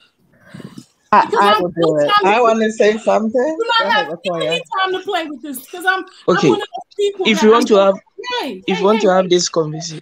No, you're the one who wants to have the conversation. Explain young man. I don't think we should be pivoting. Anybody, please explain to him. Yeah, I just want to say something, young man. Bouncing on him when he said something very simple, and somehow we can't even let other people come in and just explain what he's trying to say. If you think you don't understand him, allow other people to explain it. He's coming from the point of view of logic. I'm trying to tell you that what he said was don't use to the science. What is wrong with saying don't use to the science? I don't know what you're talking about, Nigel. What I'm saying is it's the way he came. No. I can use whatever I want. That's the problem. He don't come on my channel and tell me how to speak about certain things, when to speak about certain things, and what not to speak about certain things. Nigel, leave me alone. Because to be honest with you, you just switch sides. Whoever you know what? Yeah, you do. Whenever you can. I don't have time for you right now. This is not about you. I understand the whole thing. But Mr. Gina, if anyone can speak on anything, regardless of whether they are. Hold on, Kay. Could you please, one person at a time? And I another understand. thing is, this is not about picking the continental side or the diasporan side. That's another thing that we do. So I understand everything. And period. I don't want nobody on my side just because I'm whatever. You don't come onto. Let me lay it out to you. You don't come while somebody's having a really great conversation. We're having the best conversation ever. We're really being honest with ourselves. We're talking about certain things. Before you brought some jewels in, made me write some notes. This person brought some jewels in, and then you come in and say, why are we wasting our time? We should be, this is not a logical thing for us to be sitting there calling ourselves Hebrews. This is something that people have been grasping on to make themselves feel better. You come in with this as if you had not been watching the whole discussion. Come on now. And then you go a step further and you say something like, I can't understand if you're a Pan-African why you would even be talking about this because what is your goal? Come on. I'm going to welcome some new folks into the discussion that I have not heard from because, to be honest with you, I'm not holding on to it as much as I'm letting you know that I don't play those games. Like when you come on my channel and you play those little games, I'm going to call you out because you interrupted a great flow. And that's not okay. You see, be a part of the flow. If you come on a panel, you could be on the comment section doing all you want. And I don't pay attention to it anymore. But when you come on the panel, don't come on here just to say stuff that you just want to, you're picking sides. You're making it seem like, no, I have legit reasons to feel this way. My people were sold off the continent or stolen off the continent. There are people on the continent now that are calling themselves different people. I have people calling people slaves, Bantu slaves on the continent. Me questioning this is not about me trying to, cause anything. It's me trying to understand what am I walking into? What is this that I'm hearing? Does this have anything to do with some of the divisiveness that happened with our ancestors? These are legit questions. And I'm not ashamed of them. But the people that refer to Bantus and over again, you can't stop me from asking legit questions. Can I say something? But the people that refer to Bantus as slaves are not even related to any of your ancestors. It doesn't matter. Why doesn't it matter? Why do they have to be related to my ancestors? Because your question is based on the idea of the divisiveness that caused the enslavement of Africans. No, let me say this. Oh my God. You can say it, but why are we cutting each other off? The logic is this. Even if they are not the people that are saying Bantu slaves are not related to you, that makes no sense. They are the ones they are the ones basically, the ones saying Bantu slaves. If I have Bantu, if I impart Bantu and these people in let's say Somali or Bantu and they are being treated as slaves, shouldn't I be concerned or should I just shut up about it because we're talking about unity? But you use it in reference to slavery in terms of the transatlantic slavery, and I'm saying that if you are going to have a conversation on just our emotions or feelings, then we can have the conversation. We can all do the go along.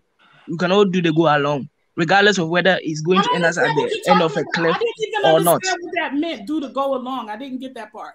Because the conversation that you are having right now means that if someone comes into the conversation and has a different opinion, his opinion should be seen as a form of condescension because he doesn't agree with you or he doesn't go with the same logic that you are trying to apply. Your opinion is bullshit. So then that's why I'm coming from the point of view that how can we talk about unity if that can I say something? I'm gonna kick you off if you stop over talking everybody else. You like, how could we have unity? We gonna have unity when we start being honest with each other. You honestly have a problem with diasporans because this is the second time you've come to my channel. Gina. No, don't do this. I'm gonna say this because I have to say this. Anytime we bring up what happened or what's happening or something that's happening wrong to certain people as far as stuff like this, you get a bunch of people that just want to shut you down. Why can't we talk about this? It's still happening. Those people in Mauritania, those people in Libya, those people in Sudan, those people in Somalia are still being held as slaves. And if we could talk about unity, then we need to talk about the fact that these people are not being treated right. And I'm not going to stop talking about it just because it makes other people feel like this is not about unity. The fact that there are still a verbiage out there saying that Bantu people are slaves is a big problem.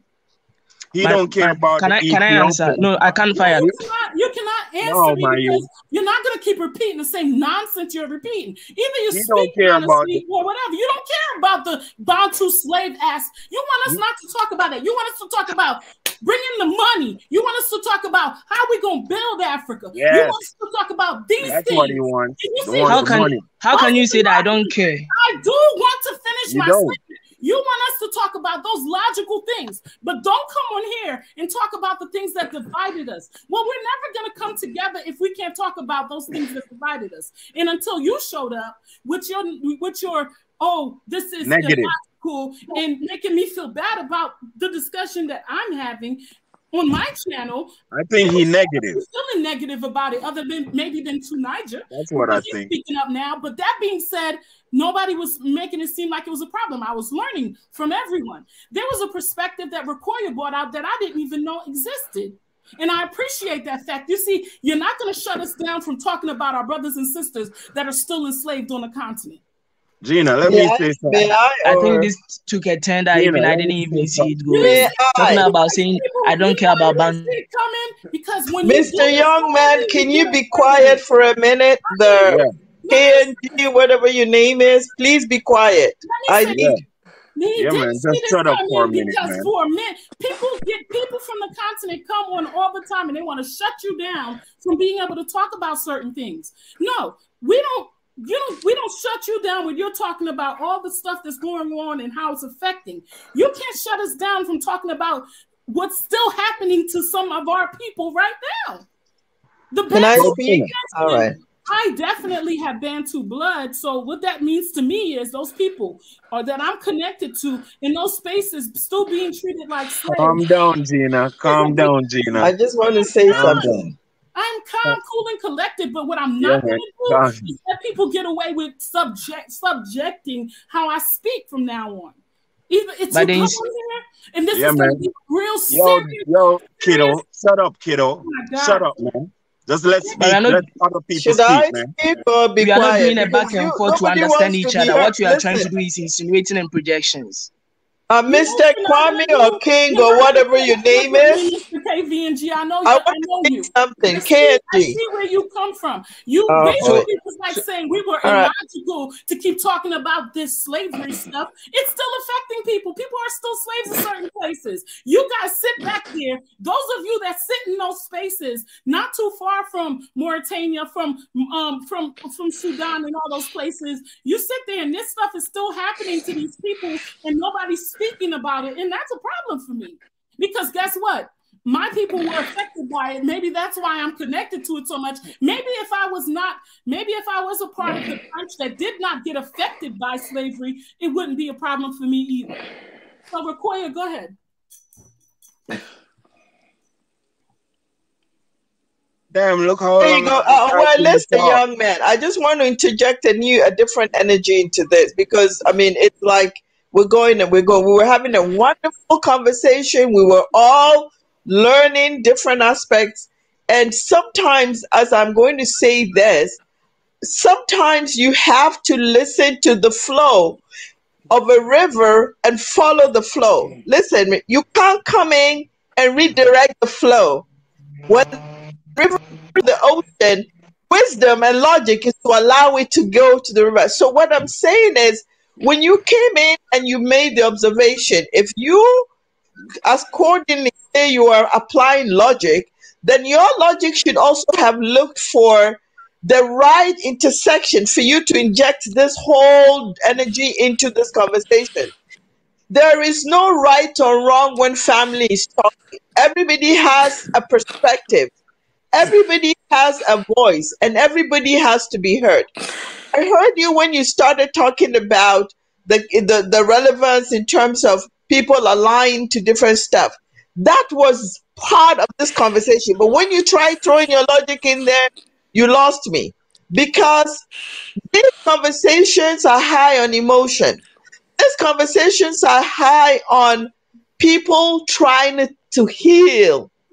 And that's what we're doing. It's not, you can't come here. You don't know anybody who is on this panel. You don't know their element of logic. You don't know where they come from. You don't know what their This is what I want qualifications to say. anything out. So how are you going to make this turn this into an academic conversation? It should go this way. It shouldn't go that way.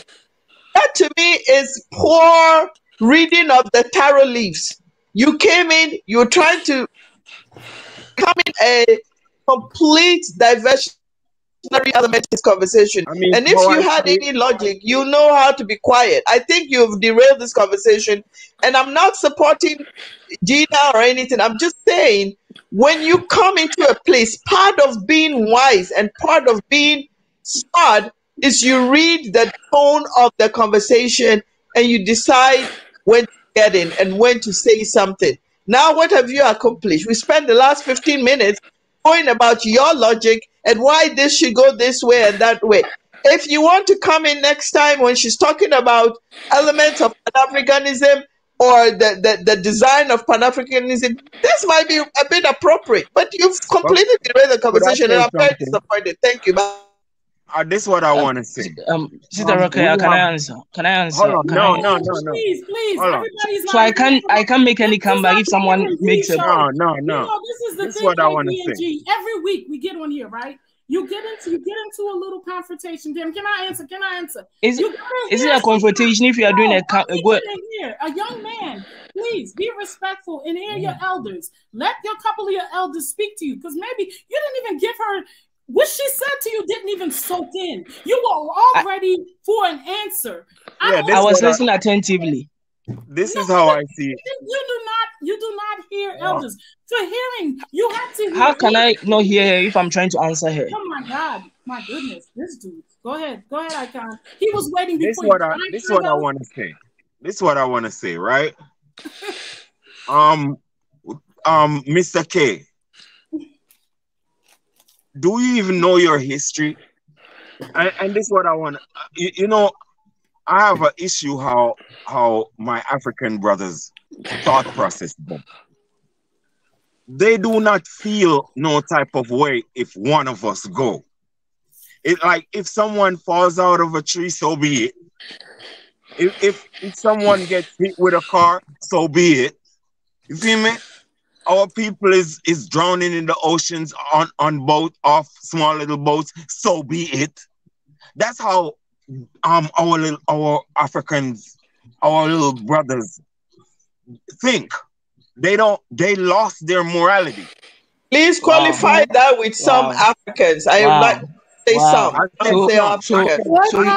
It's okay for you to generalize the entire African people on the continent. I said some, right? So you didn't use the word some. You did not use the word some. But let's be sincere in this conversation. So there's a trend going on, right? There's a trend going on. Attacking each other and let's And go it back has to been the conversation. Can we, to be honest with you, to be honest with you, this one thing that stood out for me out of everything that was said, the fact that he pulled out, oh, are you Pan-African and how are you running? I kind of noticed a little sense of, man, that was a little bit off. That was the shade that we do to each other. That was the We don't want no unity. That was the underscore that we do to each other. It's like to shut me up, to make, if you want to be a part of this, if you're saying you want to be a part of this, then don't ask these kind of questions. And that Sister Gina, wouldn't the logical be for you to ask me? For you to ask me why I insinuated that? I don't need to. I heard you.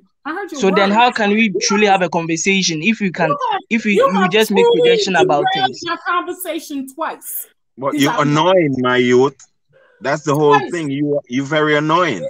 You derailed. Like it became about what you wanted to talk about, which was how illogical it was for us to be having this conversation, and how you know why you got how it is against what I say I stand for as far as Pan-Africanism. And that right there, you tried to play me and I don't get played. I just you know why you got. How did I try to play you? How did I try to play? I tell you, I deal with it because I understand the logic behind it. Because you go from channel to channel debating all day, and you think this is about. We're not here for debates, man. This is about people trying to connect and learn as much as they could learn about each other. Yeah, he's a debater. That you go to, and then you can go back and forth and try to show your intellectual. You know, yes, that's what he's doing. On this channel, I'm not here to forget nobody's. I don't care about your intellectual muscle, man. I don't care who's right or wrong, and I don't care who's whatever. I'm telling you, this is how I feel. This is a feel channel, not a logical channel. I'm making it real straight for you. Right now, we were talking about something, and the flow was good. There was lots of knowledge. I got so much from Rakoya. I got so much from so many people. The thing about it is this, right? Everybody gets into this little tribal thing where we, this thing. You know, if we're talking about this, then it's an attack on this. No, it's not. It's us trying to understand this. Period. Point blank. None of us can go back and change what happened to us or our ancestors. But you know what? On this channel, we have the opportunity to talk about it honestly and really say how we feel about it. Oh, so please. We can do something about the future. Kwame, please put your mute on. Keep it on. I'm going to put it on. Keep it on because you're breathing. And I don't know. I hope you're feeling good. But that being said, you kind of threw a little slick thing in there with me. It's cool. But that I want you to know something. This is true unity, man. Unity is being able to tell you exactly what's on my heart and you being able to respond to me with exactly what's in your heart. And we can spot you. And all this other stuff that people do when they're trying to be logical and pretentious and just say the right thing, that is not true unity. That's fake. And then they go back to their tribes or to whatever and they talk crap about each other. I don't do that. On here, you're going to get the truth. I'm going to say how I feel while I'm feeling it, and I'm going to expect you to say it to me, and then I could go back and I'm learning from that. I'm healing from that, and I'm becoming unbroken. I don't know what you're talking about here. You derailed a really great conversation, KVNG, and for that, I am truly sorry because now we've spent at least 30, 40 minutes talking about what you meant, what you didn't mean. You're not even hearing what I heard. You're not even saying, I'm sorry, it did come off that way. Or, I'm sorry, I didn't mean to come off that way. All you're saying is you want to go back and forth, and I don't do that on here. Logic. I didn't even say that. And even I apologize for the first time you said you felt offended. So I don't know even how this conversation got You developed. offended the whole panel, man, because we was having a great discussion. And I would apologize to all of them if they felt offended. That's not cool. You come in a room, and I'm gonna tell you this, right? I used to be just like you. You come in, you get a snippet, and you think you know it all. No, if you watch the video from the beginning, you would see why it is where it is. Do you know John Henry Clark? So if you say it is okay for you to say what is in your heart, then wouldn't it be the same for I to be able to express myself the same? KVNG, do you know John Henry Clark? Yes, I know John Henry Clark. You ever listening? Yes. How much time you listening? A lot. Oh, for real? Yeah. Do you know what's his name? The book called How Europe Underdeveloped Africa? Yeah, I've heard about it. Well, I want you to really go in these books, because you are kind of far behind, and the reason why Gina is getting kind of upset is because, you know, she's way ahead, and you're kind of annoying the whole process because you're so far behind, and you're bringing us back all the way back there. So then how can you have this conversation with the continental Africans who are not even on the baby steps? I mean, what is he saying? He's saying continental Africans don't have any wisdom that he don't have. Yeah. I'm saying that there are many people on the continent that do not even have these discussions. He's speaking to you in percentage, KVNG. He didn't say all.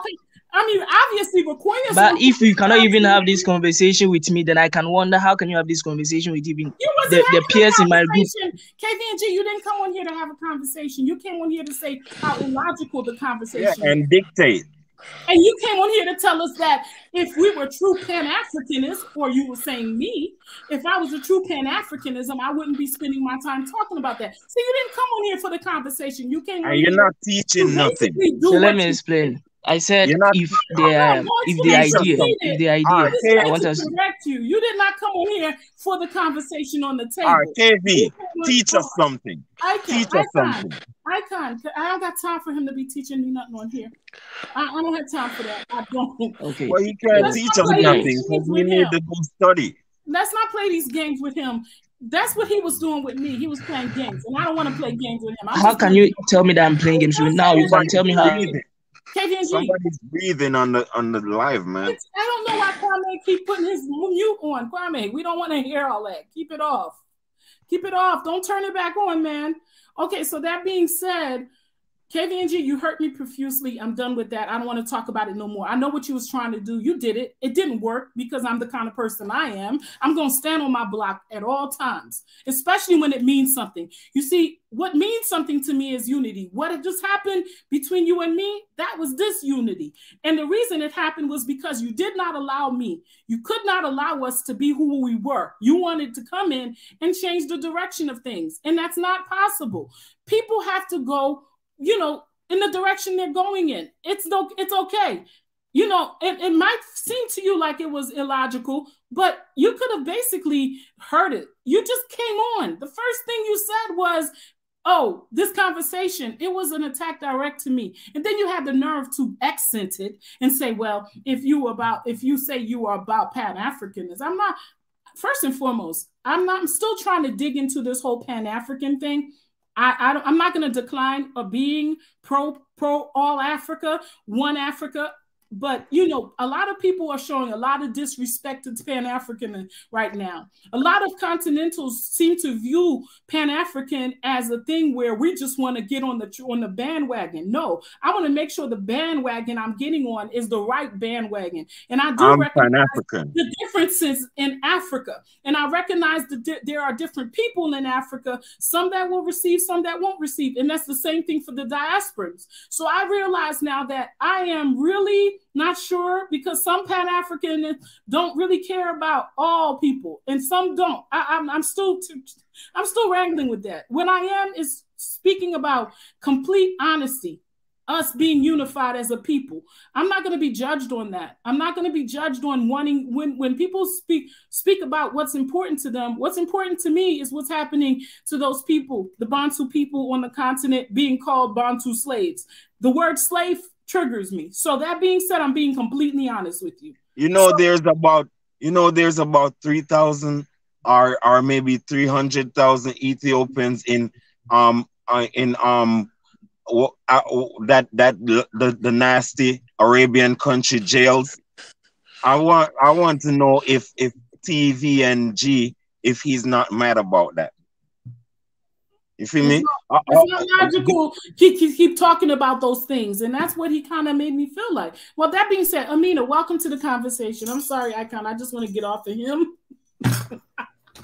What? We were rooting for you. What? My baby. Oh, man. I fell in love with okay. KBNG. I fell in love with him. Okay. I fell in love with that brother a couple of weeks ago. We all done. Yeah. Speak your mind. No, I still love you, KVNG, but I need you to understand something. Love. I do not. Nothing wrong, Gina. You did nothing wrong. You did nothing wrong. Speak your mind. Calm down, bro. You kind of played with You're a sister, as well, like myself. But again, Gina, we've tripped this light fantastic before. No, and this is the whole tactic of some people. They just try to turn, they stick the knife in and they're turning it. And it's to get a rise, right? And I won't allow, I'm not going to discuss it any further because I don't want the discussion to be pivoted any longer. I want us to get back on subject. I think he's an intelligent young man. This is what I'm gonna stamp it right here and leave it right here. I think KPNG is an intelligent young man. I think he has a lot to offer, but I also think he don't trust the diaspora as much. I don't care. He's learned. No, I don't want you guys. Look, this is not about putting him down, but this is really. Gina, you spoke I'm your not mind. putting him down either. Let me I don't even know when the conversation of the diaspora came to play in this conversation. Okay. This is the thing, right? When we were talking, I thought you were asking me a question, Gina. You did. I was trying to. Go ahead, Tamina. I really don't care what he has to say right now. I really don't. I want to get back to the discussion at hand because I think you've given this too much airplay, and I'm over it. Really, to be honest, I know this is your channel, but I'm over him right now because I think the conversation has been pivoted. But he's still your brother, Amina. Let's do this. Okay, I'm with let's that. do this. Let's do this. Okay. It's no negativity let me make this statement before you answer. Okay. How could we make this this thing? It hurt me, but then I had to really. Why is it hurting you? Well, let me say this. Let me say it because a couple of weeks ago I invited him when he clicked on this and came on. KVNG had he was a very intelligent young man, but like all things, he had his basket, and in his basket there are these feelings about diasporans. Okay. Now that is something that I'm pulling out based on the last two conversations that we've had. There's a distrust, and I get that. I'm being very honest with you when I say to the aspect that there's distrust all over the place. We're all distrusting each other. That's exactly fine. That's why we're having these discussions. But one thing that we should not do is not to put up walls, because once we put up walls, the distrust only gets bigger. You can't tell me I can't go around that corner or there's a room in the house that I'm not allowed to go into. Well, I just think it's the ignorance. Did you just hear what I just said? I did. I heard exactly what you said. Okay. But I do also contend that there's some ignorance on part of the youth.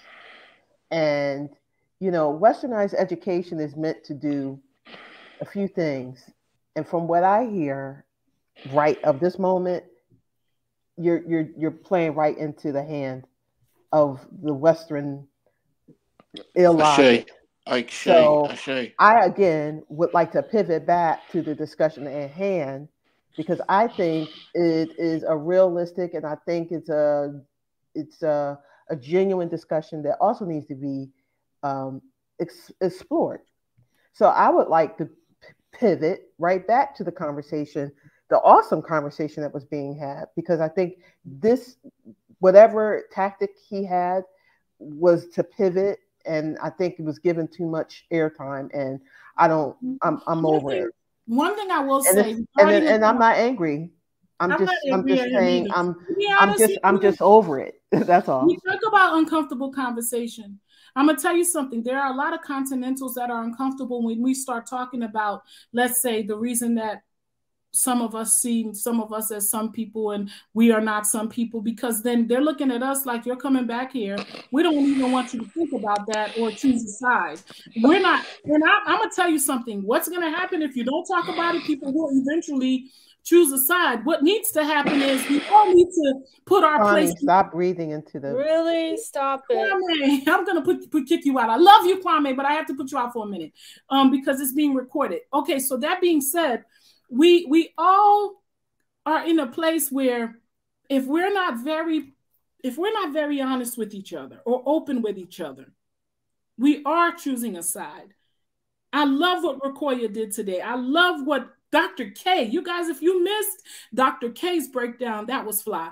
I love what these people are, what our continental brothers and sisters are doing by coming on here and being as honest as they can be and no holding back and not trying to be, oh, this right here is for us and this we'll share with you. When they have that mentality, if we have it, if they have it, we're not going to get anywhere.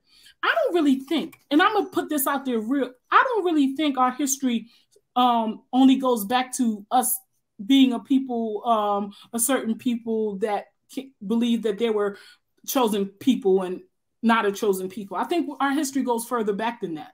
And I think that if we're willing to face the hardest parts, the hardest aspects of our relationships, our past relationships, I think we'll be able to be able to slide through the rest. This is the hardest aspect, y'all. The reason that we were divided, the reason that we saw ourselves as different. Could this be the reason? And I know those are the things that stuck out and why he felt the way he felt, but that is as honest as it could be. It was in our hearts. It was in our minds. Why not say it? I said it because guess what? I'm not going to stop right there. I'm going to look into it because guess what? If that is the reason that we were divided, then we need to see it for what it is and package it for what it needs to be and then move forward and realize how can we move forward together? And this is what it really boils down for me. If that's not unity, then I don't know what is. I just told him, take your misplaced indignation somewhere else. You can't say that though, because you know what? He is a young, let me say this, Amina, he's a young man. Okay. He is still learning. Yeah. And I truly believe he responded the way he did to me out of fear of divisiveness.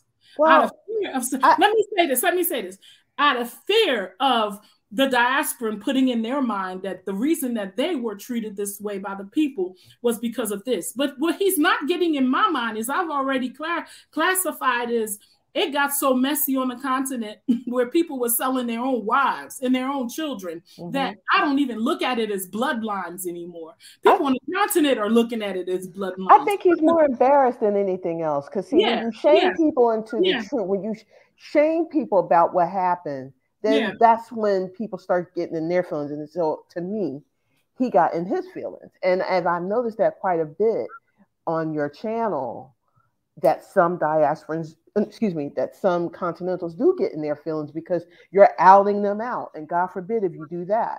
But when you try to conflate it with, one quick thing, and I'll shut up. When you try to use westernized psychobabble, then you've lost it, and you are doing exactly the mind manipulation that the westernized Neanderthals are doing to you. So you're not really achieving anything per se, and you're not really getting where you think you're trying to go.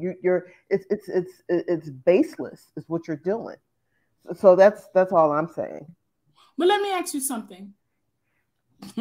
How do you, okay, I'm one of those kind of people, like, I'm sitting here thinking maybe in his mind, or maybe in the mind of brothers and sisters that feel that way is, okay, let's not, you know, you've ever had people or relatives or parents that made you feel like, okay, let's not talk about it. Let's just leave, like, you know, that whole, let's not deal with it. You know, it'll go away, but as long as we don't deal with it. And I think that's the mindset.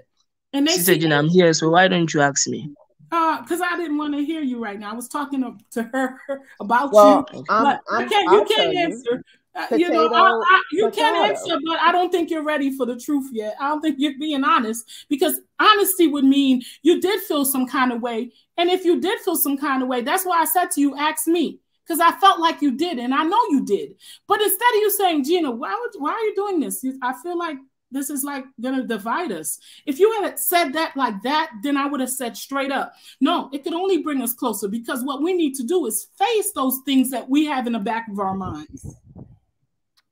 Gina, you played a vid last week about when you had a panel of a brother from Ghana, a brother from Nigeria, a brother from Ethiopia on, and there was a white Neanderthal whose family migrated to South Africa, and you know, and how they came together against the demonic Neanderthal, and it just shows that once the African brothers stood in, you know, in unison with each other, how the demonic Neanderthal, how he had to kowtow, and then a white woman had to come in. The moderator came on and had to throw a rock of dissension, you know, by separating by religion. Yeah, I remember that. Yeah. So to me, I align it in that likeness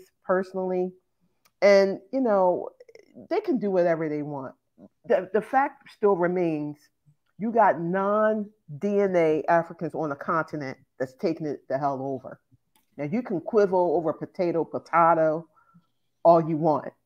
But while you're quibbling over, I don't think he's taking it that far. I don't think him personally is taking it that far. Now there might be others, but let's speak to him. It's not fair to give him like a whole basket of stuff. No, I'm not. But all he needs to all I'm saying is, while you're quibbling over that, the continent is being taken. So your emotionality, your illogical, westernized, what you perceive as logic, westernized logic, that's all that is. That's all that is. You know, and the continent is being snatched from underneath you. Our birthright is being snatched from underneath us. So I'd rather go in that direction in terms of solidifying our birthright and what DNA, what belongs to us, and you know, our ancestors, what we have a right to, and joining with the brothers and sisters that want to do that, who have an aim, who are like-minded and want to do the same. I don't have time for anybody else. I mean, the thing is this, right? We were having a good conversation. I'm gonna tell you something. I truly believe in the spirit and energy, frequency. Likewise. And I believe that when things are coming together, something always has to come to bring it to contrast. I don't believe that he sees himself as a tool of doing that. I don't think he sees that. I think he seriously wants us to stop talking about slavery, wants us to stop talking about tribes, slavery that's going on in Africa. There are certain people, for them to be in their minds, for Africa to progress, they have to not see any of those things. We have to like not talk about it, act like it don't exist, and move forward. Mm-hmm. And those people are delusional for me, because it doesn't, even if you are into the law of attraction, when you're trying to only speak of positive things to attract those things you want to see, you can't really sit there and not pay attention or do the work that you need to do and just wait and just sit there and be like, okay, I don't see this truck about to hit me. Nope, this truck is not coming. I'm not attracted. No, that's not how law of attraction works. These people are impacted. The way we see ourselves, the way we think of the Bantu. I mean, I've seen 4 different discussions and this was just this month about the Bantu people. One discussion, why is the Bantu people so hated? Another discussion, the Bantu slaves. Another discussion. So for me, if it's still an issue on a continent, why are you making me feel like we can't talk about it? Hello, Gina. You have to ignore these people, I think. Because they've achieved their goal by getting, you know, it's like somebody, you know, is pressing a button, and when they see that they can press that button and it makes you react a particular way, they're going to keep doing it. I'm not upset about the way I react. This is a part of my personality, and I'm not going to derail that for anybody. I get passionate about certain things. I think I make that very clear on this channel. When people come in here and they try to be nonsensical or hurtful or, you know, slick like he was doing, intellectually slick at that. Yeah. If you want to call it that. I personally don't. Go ahead, Darth. Go ahead, Darth. Okay. Thank you, Malik. I'm going to call it a night for myself today, but I'm going to call it, one thing I can say is, one thing I learned from many of these battles and debates as well is I don't have to respond to everything. Even if I disagree with you, I'll take what you say and say, all right, no problem. But I don't have, it doesn't mean you have convinced me of anything as well. So I will take it and go as well. When it comes into application, you know, when it comes into application. But sometimes you do have to stand in and fight against somebody's ideas. I mean, that's what me and Tunaija actually spent some time yesterday going back and forth with him because with KVAG, because I knew where he was leading the conversation to as well. It was going to be a repeat of that battle me and Tunaija had with him yesterday as well. He was definitely going down the divisive route where he wanted to divide Africa into ethnicities and by linguists and all that stuff. To linguistically, because he even talked about, he's from Ghana, and he talked about dividing Ghana and Ivory Coast into its little tribes and uniting that's what the tribes. Neanderthals have already done. So why are you continuing their work for them? He wanted to unite break apart Ghana and unite Ghana with the accounts in Ghana and the accounts in Ivory Coast as one. And so because he doesn't want to deal with this. So I say we told him implementing that right now, we've been past that. We were like that before, and it caused a lot of problems, and we've been past that. Bringing that right now will just result in a lot of mayhem and upheavals in Africa. So we must transcend that and look further ahead into something and restructure into something more progressive, such as regional bodies and a continental trade area or something like that, but not to kind of cut each other up into more littler tribes as well, just because. Well, you know what I mean? So that's what he was trying to allude to as well. So there are some people that they don't care if all these little tribes are devastating Africa, as long as they get to be in those tribes and have the little power that they have in them. And the people that want to hold on to them are the ones that are benefiting from it. Because to be honest with you, there are some people that are struggling to eat every day. And I'm saying this because I know this from place that my parents were born into. You know, there are people that they don't care about that stuff. They just want a better position for themselves, their children. Give people an opportunity to see the difference in what unity can do, and what in a big way. And I think he had some points and all that stuff, but I knew where he was leading the conversation to, and it's not good as well, you know. So there's some points, but they kind of slide as well. I wonder. I would have asked Rokoya as well. What do you think? We'll dividing Ghana into much more littler tribes. You can ask me any question. I'm still here. Rokoya, is restructuring continental Africa. Let's talk about Ghana. It's like restructuring Ghana by linguistical tribes and putting the accounts from Ivory Coast and Ghana together and restructuring the countries in West Africa that way. Is that a very, very, what do you think about that? Is it a better way to go about it? Because would it improve loyalties or something like that? I mean, I've heard that kind of conversation from several thinking thinking minds. I mean, some people actually do respect a lot, who have argued that if we went down more on the linguistics, there's going to be more cohesion. But my thing has always been clearly this, right? Language is not the only separating thing in Africa. You know, the languages clearly demarcate region and regionalities and things. But anybody who does the way the languages move, they're languages that emerge. So if you go from Ghana, for example, let's say you leave Nigeria and you drive from Nigeria all the way to Ivory Coast, you're going to see the progression of language. The languages aren't separate. You're going to see from Nigeria, it's Yoruba, pure Yoruba. It moves as it goes away from Yoruba Central, it becomes Fon. So people who are Fon speaking speak a language very distinct, but you hear the words of the Yoruba, and as you move westwards, you start hearing the Ewe.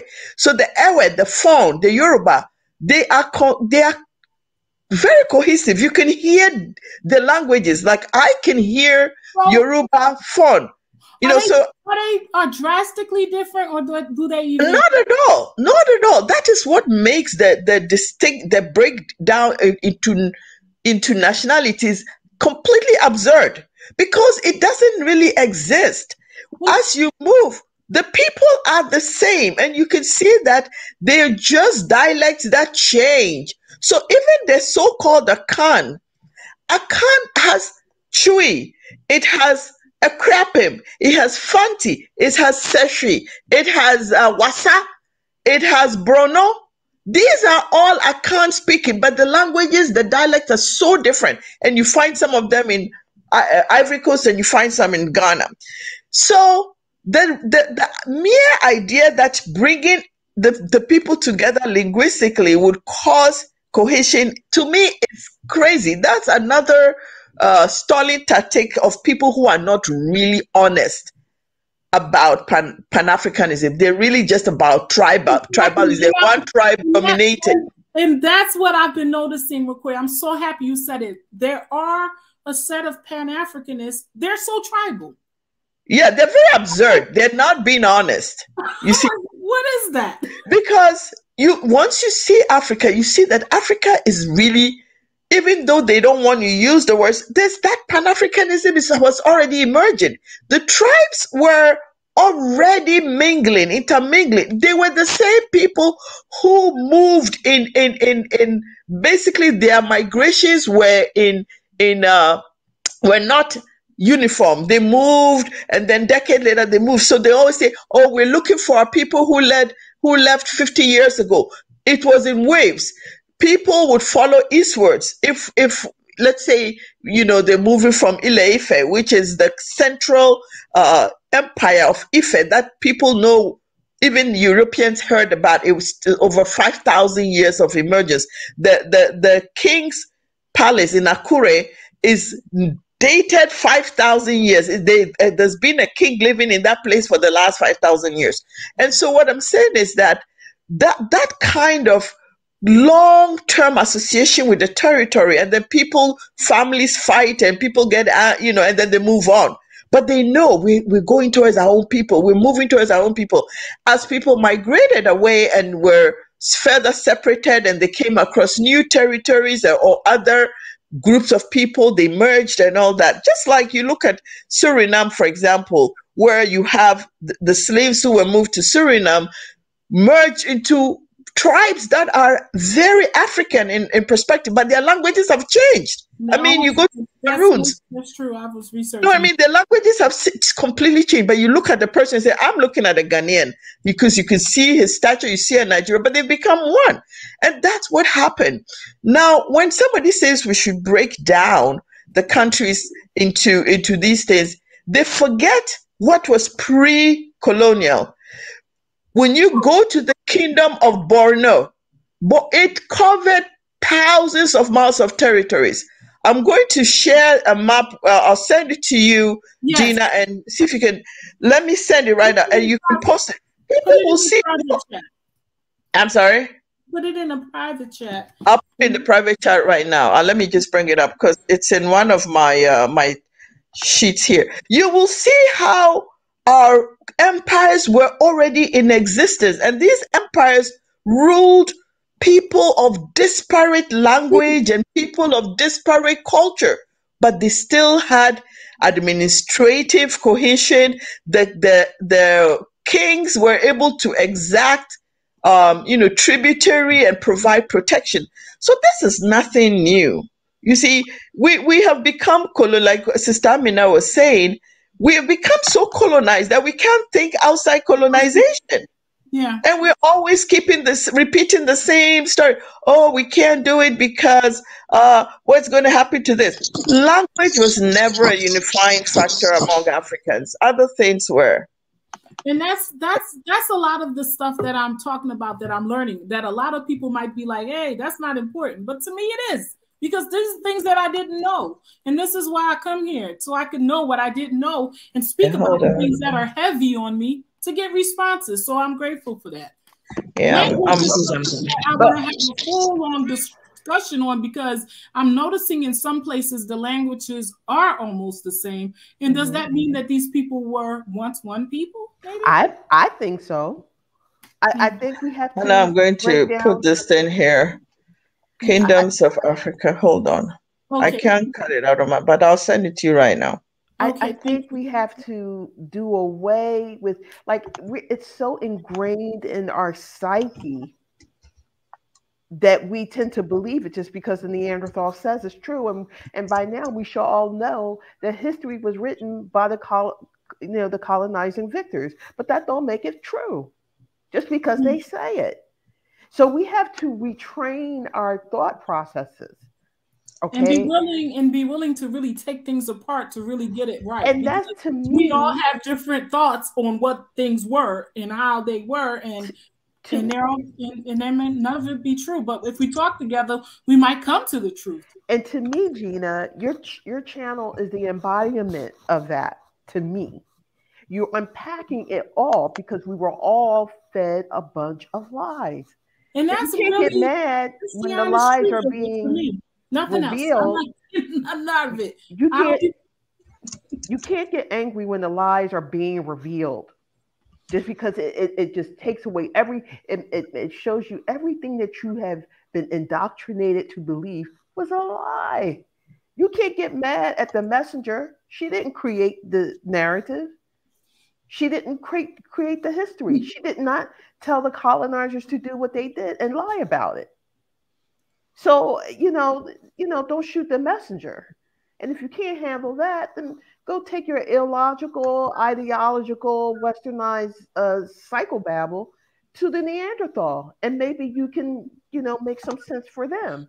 And maybe they can pat you on the head and scoot you on the butt and give you a couple shekels of silver. Maybe that might work for you. But if this is not your goal, then maybe this conversation is not for you. And every conversation, you don't have to be part of it. This right here is this. Okay, let's do this. Contrast is not a problem. Contrast is not a problem. Insult is. Injury is.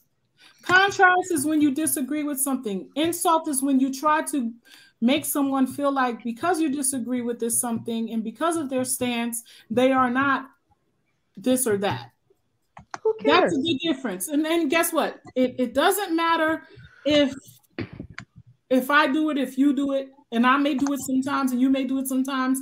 We need to get to a place, and it's funny because like I said, and like Rakoya said, there was such a great balance in the conversation. I was learning so much. I was actually planning to do a part 2 because the whole Israelite thing, we can't ignore it. No, there are many people that are claiming that they are Hebrew Israelites. Some people are in Botswana claiming it. Some people are in Kenya claiming it. Some people are in Nigeria claiming it. People are in the United States throughout the diaspora claiming it. People in the Caribbeans are claiming it. Europe. There's a lot of African people claiming that they are descendants of the Hebrew Israelites. So that being said, it might not be logical to you, but it's logical because there are a lot of people believing this and remembering this based on some of the history they got from their forefathers, based on some of the things that they see that are a connection of some of the, you know, traditions that they've passed down through their families. Now, we may come and walk away with this with just having a basic understanding that this is something that has been in our communities from you know, long time past. And if that is the case, why not honor it like we honor all things? Why not make it seem like it's illogical just because it don't fall in line with our belief systems? Come on, man. Because people are trying to manipulate. No, everything has its place. And I'm going to tell you something, to be honest with you. Everything has its place, and we need to find a way to make room for each other. When I say that, I've said that many times here on this channel, and I want to break that down right now. When I say make room for each other is understanding that when we come on these panels to speak, that if I had to do this, I'm very guilty of when I believe in something, I don't want to hear shit from nobody else. That's my personality at home, in the office, everywhere else. If I'm right, I'm right. I don't care if you don't understand. And I'm working on that. So for me, I have to say this. I really am trying to humble myself because I understand that he's coming from a perspective of I'm right and that issue is a wrong issue, it's a dead issue, and it's not important. So that's why I kind of like in my mind was going, he was triggered. He felt like this was an attack on unity. And that's what I think it was. And for that, I'm sorry you don't understand my channel yet.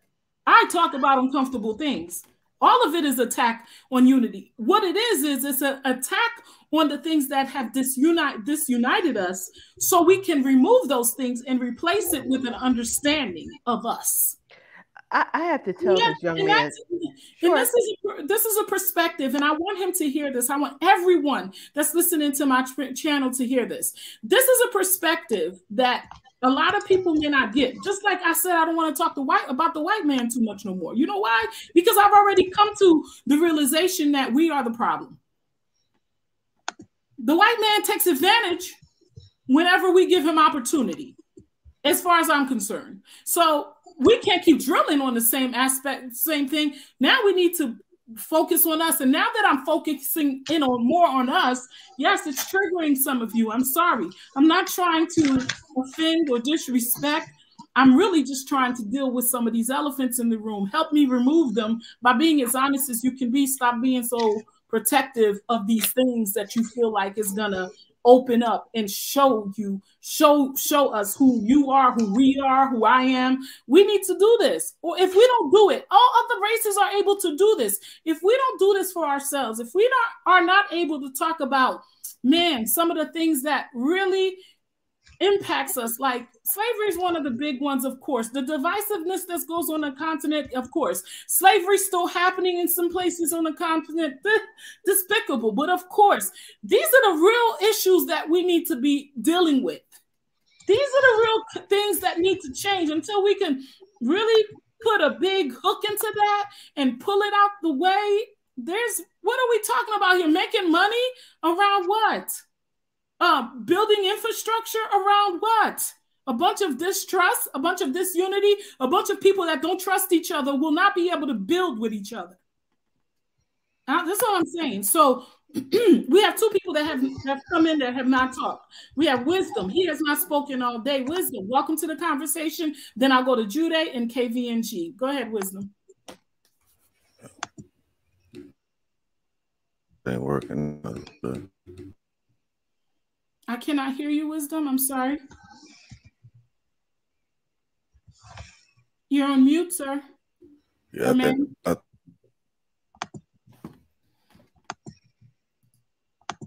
okay, so you kicked yourself out. Jude, welcome. Tell me what you think. Oh man, Gina. Yes, it's just a lot of stuff going on. When you started this discussion, I came in late, but it was more centered on the Bantu people. And people got mad because I think they say because of the tribes, people are getting divisive.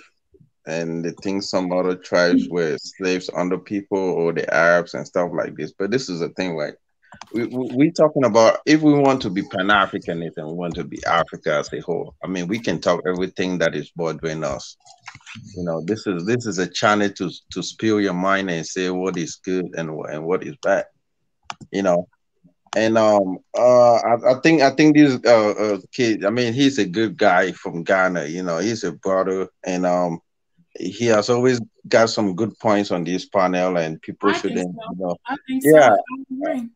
I've watched him. You know, he say a lot of good stuff, and the only problem that I had with him was when he always say, or give us a reason for Africa to unite. Now that's a problem because there's a lot of problems that Africa is facing. That if we unite, we're gonna be good.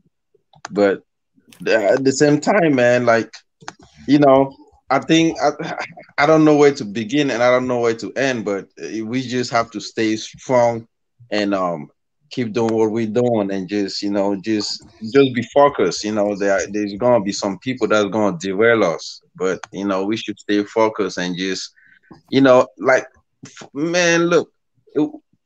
I, there's not just gonna be 100% Pan Africanists out there. Let's just be clear, because if you want to be a Pan African, you cannot be tribalistic. You cannot just focus on one country and call yourself Pan Africanist. I've seen a lot of Pan Africanists. They talk only about Nigeria. They talk only about Ghana. They talk only about countries that favor them. If you ask them about what's going on in Seychelles, in Cape Verde, in Equatorial Guinea, they don't know nothing about it. And I'm happy you said that, Jude. That's exactly what changed my perspective. Right. It changes your perspective when you start going into places like, Somalia and Ethiopia and, Mauritania. It changes your perspective. My next conversation is going to be about Cameroon, because guess what? I can't ignore all those spaces and the things that are happening there. Right. But when I saw your descriptive, it was talking about Cameroon, Congo, and I think what country, and out of a sudden now, I mean, we are talking about a lot of West African countries now all the time, and the discussion just changed to Ghana, I mean, Africa is Africa. I don't care what nobody says, but there should be a point in time when people in Africa should learn how to talk about Lesotho. They should learn how to talk about Swaziland. They should learn how to talk about Seychelles, instead to be focused about Ghana, Nigeria, and stuff like this. It don't make sense. We should be open-minded and learn how to talk about Africa as a whole and in general. Another thing that I want to say is, can I just finish? I always talk short. Another thing that I want to say is, if we want to be Africa, right, there's gonna be a point in time when we're gonna forgive the Arabs. Africa is not just made up of dark-skinned Africa. Let me ask you something, Jude. How could you forgive somebody that's still doing what they did to hurt you? But let me ask you. So let me say something real quick before I answer your point. When I was in Africa, I always think America is made up of white people only. See, when I went to America and realized that there are also black people in America. When you go and when you talk of Europe, I always believe Europe is made up of white. But when you go to Europe, you see blacks that have lived there. When they talk of Asia, I thought it was only people that look like Chinese. I didn't know you could go find people like Papua New Guineans in Australia, and you'll find people that look darker in India. I didn't know that. So if you come to Africa, Africa wasn't meant. When they talk of Africa, it wasn't just gonna be a place for darker skinned people. See, when you go to Africa, you'll find a lot of people. Now, this is the thing. The dark-skinned Africans, they also enslave people. It's not just the Arabs. You go to South Africa, there's a lot of xenophobia going on. Black people kill black people. Black people don't want other people. You go to Ghana, Ghana is shutting down doors for other Africans to come in. You go to other countries, it's the same in Africa. You go to Ethiopia, Ethiopia is killing its own people. You cannot be fighting your own people and calling them enemies. Your own brothers shouldn't be enemies to you.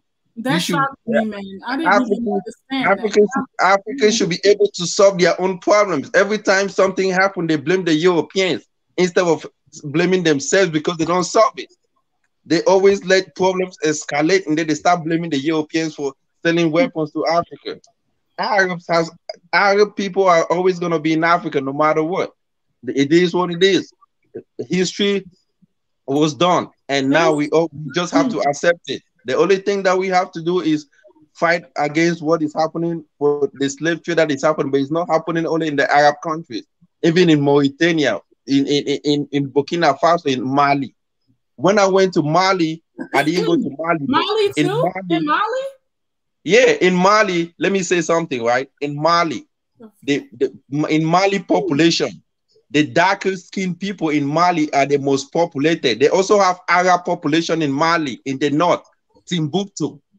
And the people in the north feel like they are being marginalized by the darker skinned Malians, because the darker skinned Malians are the people in power. So the people in the north, so the lighter skinned Malians are being subjugated by the darker skinned Malians. That is interesting. And if you see what is happening in Mali today, it is the north fighting against the south, because the south is the darker skin and the majority, while the north is the light-skinned people that are closer, because Mali share border with Algeria. So the north of Mali share border with Algeria, and the people up north of Mali looks like people in Algeria. So they are fighting and want to have their own country. They want to split from Mali because they think they are being marginalized by the darker skinned people. And it's the same. Look into this. This is surprising. What? Right. So it's not just the darker skin Africa. I've never heard of anywhere where. Wait a minute. Right, but I'm telling you about the history because people are only focusing on this country. They don't even know what is happening in Africa across the continent. That's just what it is. I don't think we've talked too much about Nigeria or Ghana today. I mean, for the most part, we were talking about Somalia. We were talking about the Bantu people. I mean, if somebody throwing a paragraph here and there, you can't be offended. I understand, but I just want to cut it short. Try to get more. The reason we talk about Nigeria and Ghana is because the people who call in are Nigerian Ghanaians, and we're not going to make assumptions about things we do not know. I think what you should do is encourage more of other Africans. You are a young student. Get other Africans from other parts of this to calling to give us a background. I'm not going to. I would love to know. That's number one. You need to. Yeah, if you think that they're covering too much, it's because people have to speak out of their way of knowledge. If Tunaya is going to talk about Ghana and he has never been there, he's bound to make conjectures that might be wrong. That's why we respectfully afraid. But I wanted to talk about Mali. You just give. Do you know what happened today in Mali? Do you know? Have you heard the news as of 5 hours ago? What has happened? What happened? What's up? Let me see. Well, because I just wanted to let him know that the ECOWAS all day today has been in meetings, closed door meetings about Mali. Because of the coup in Mali, they've decided to sanction Mali, and it's going to be so bad that they're going to shut down borders against Mali, because Mali is taking a position which I have to say, low-key, I kind of respect, but from the perspective of the ECOWAS, that is trying to create a regional body that all other African countries in the region are accountable to, which is this notion of you are our brother's keeper. We as Africans must speak for ourselves. And so the ECOWAS is insisting that Mali goes by some things that they have prescribed. And Mali is saying we do it. So France is using the ECOWAS. France is using the ECOWAS to sanction Mali. You see, that's where you and I are not going to be friends anymore. No, I'm telling you, because the guy that is in Mali right now is opposing France. And he's engaging I'm telling you, I understand all the dynamics, but you just gave us a narrative of fighting internally. The problems in Mali are not problems that you can completely encapsulate like that. It is pre-colonial. It is post-colonial. It is what the French left behind. That is the problem. So I think you should be a little bit more. Find out about the civil war in Egypt between the North and the South. I didn't say it's what is happening, but check out the civil war in Mali. between the North Oh, and the that's been South going and on check for a out who long time. control the That's what North. I'm telling you. That they have been at war since the French left in 1950 something. The French deliberately left a divided territory pretty much, and Right, have been doing divide and rule all along. So that's why I said low key, I want the French out of there. But that's But what at the end of it I all, said what else? they now feel like they have been marginalized. The same thing is happening in Niger. Niger is a country that shares border between Nigeria in the south and I think Algeria in the north, and Libya, probably Libya or something. But this is the thing: the president of Niger Republic is an Arab, but the majority of Niger people are darker skinned. He's from the north. And they almost had a coup d'etat to take him out because they feel like he is not part of Niger, but he is from Niger. But because he is from the north and the minority and he looks like Arab, the same thing is happening. So we darker skinned people are also doing the same thing to a country that we feel like we are being majority to these people. And you go to Egypt, you know what? Let's really gauge that, and that right there, I don't know, because to be honest with you, I want to go look into that. I want to talk about that further. I'm just thinking, but you know yes. what you just did, Jude? You speaking about this, but a lot of us don't know about it. So right now, right? I mean, that's why if you're a Pan-African, you should know a lot about what is happening on the whole continent. Rakoya gave a perspective. She gave us the news about what's happening there, and this is something that, man. What is happening in Mali is because the guy doesn't want France fighting. What the heck? Why can't France is using ECOWAS? ECOWAS is a two-legged bulldog. ECOWAS does not have the backing to back Mali up. France is using ECOWAS to sponsor to put an embargo on Mali, but it's gonna backfire because there are other countries in Africa. Guinea is in support of what Mali is doing because the same coup d'etat happened in Mali. In Guinea, and ECOWAS want to also put an embargo in Guinea, but this will make an turnover where you're gonna have countries attacking other countries in Africa. Because Jude, I hate to stop you your tracks, but you see, when you speak like that, you have to be a little bit more. You have to be a little bit more encompassing because it's not. The problems are not that simple. You have to, if you claim to be a Pan-Africanist like you and I are, you must be able to speak in a way that looks at other things beyond the narrative or the particular, what I like to call the anecdotal stories that are current, when there are other bigger issues that are marinating and needing to fly, to be dealt with. Everybody knows. I gave you some insights into ECOWAS and the fact that the French have been maneuvering in ECOWAS simply because of what? The ECOWAS is heavy on Francophone countries. Out of the 15 countries on that board, on that group, 11 are French speaking. So when it comes to one man, one vote for country, already the Anglophones are what? They are overpowered. But there is something going on which is coming from the people.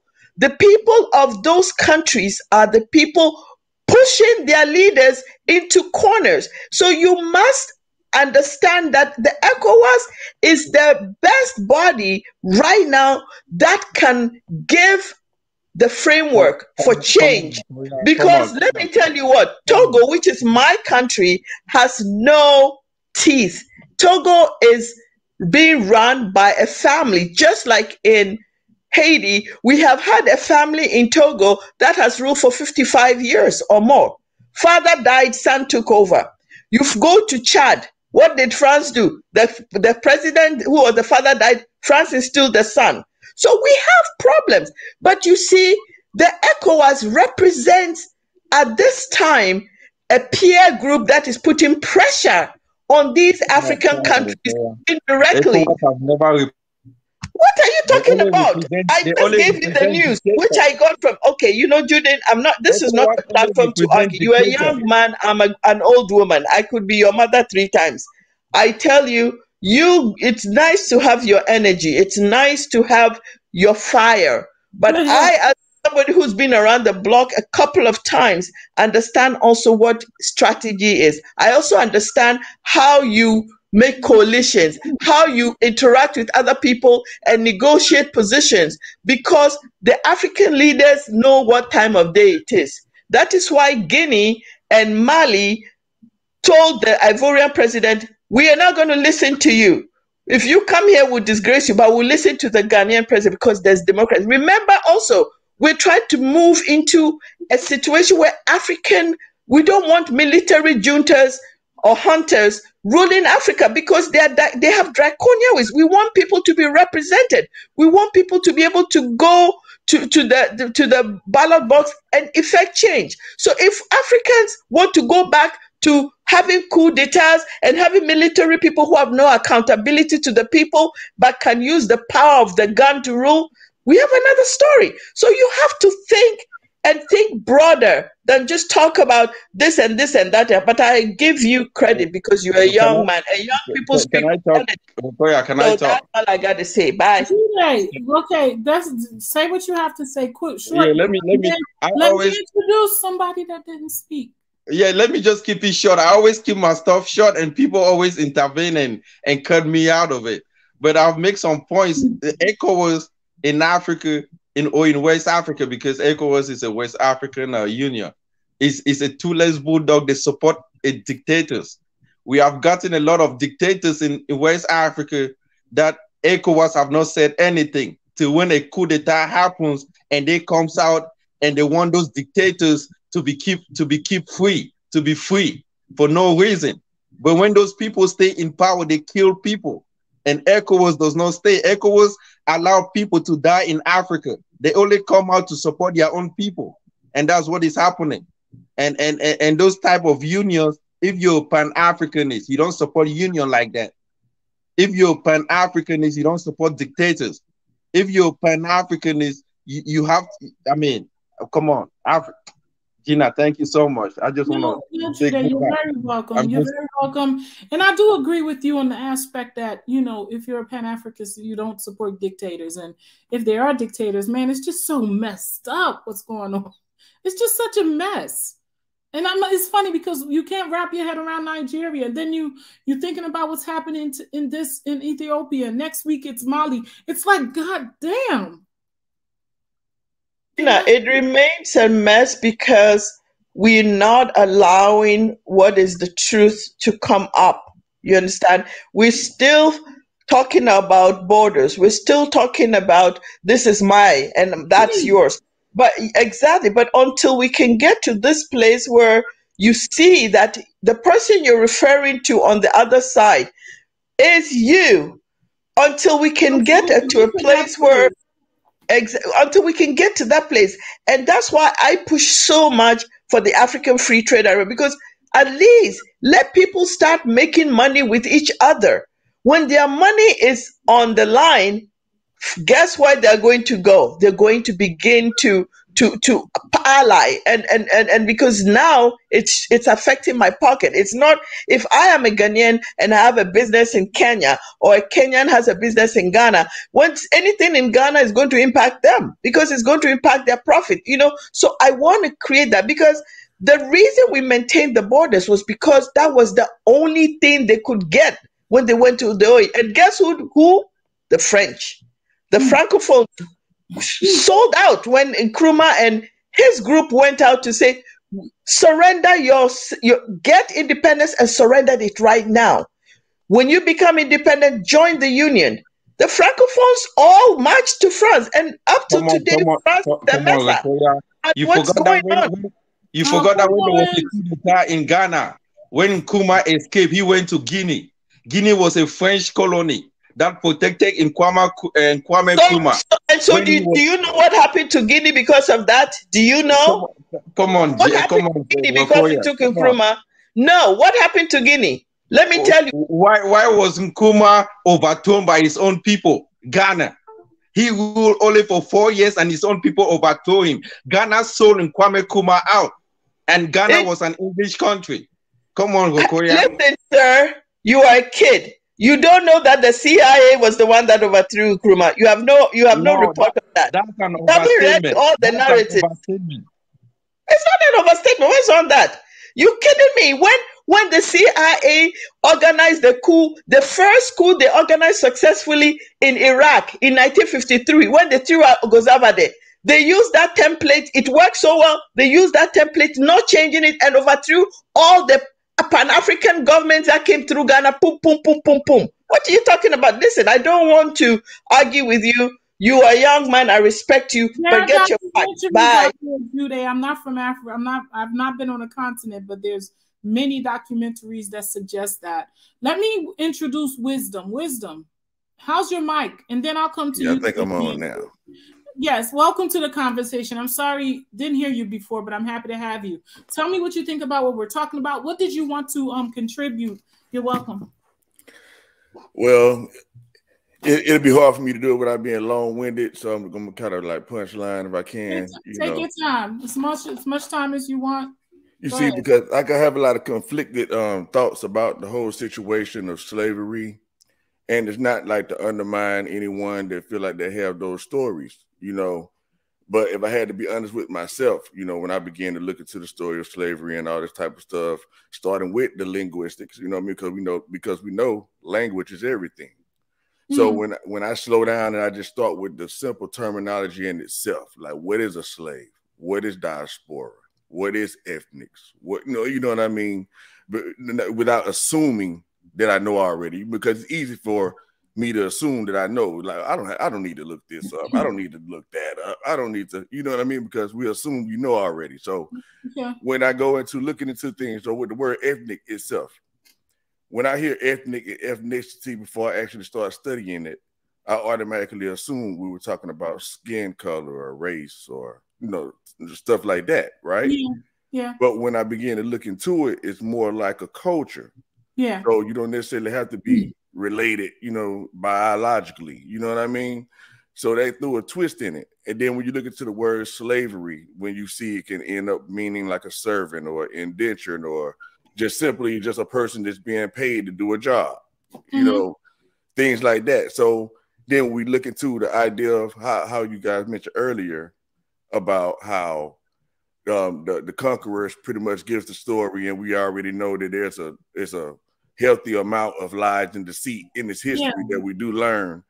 So is when you take a step back and be like, okay, so were people actually slaves, or were they just being underpaid or being controlled or being, manipulated? Like y'all speaking about the people that's being marginalized.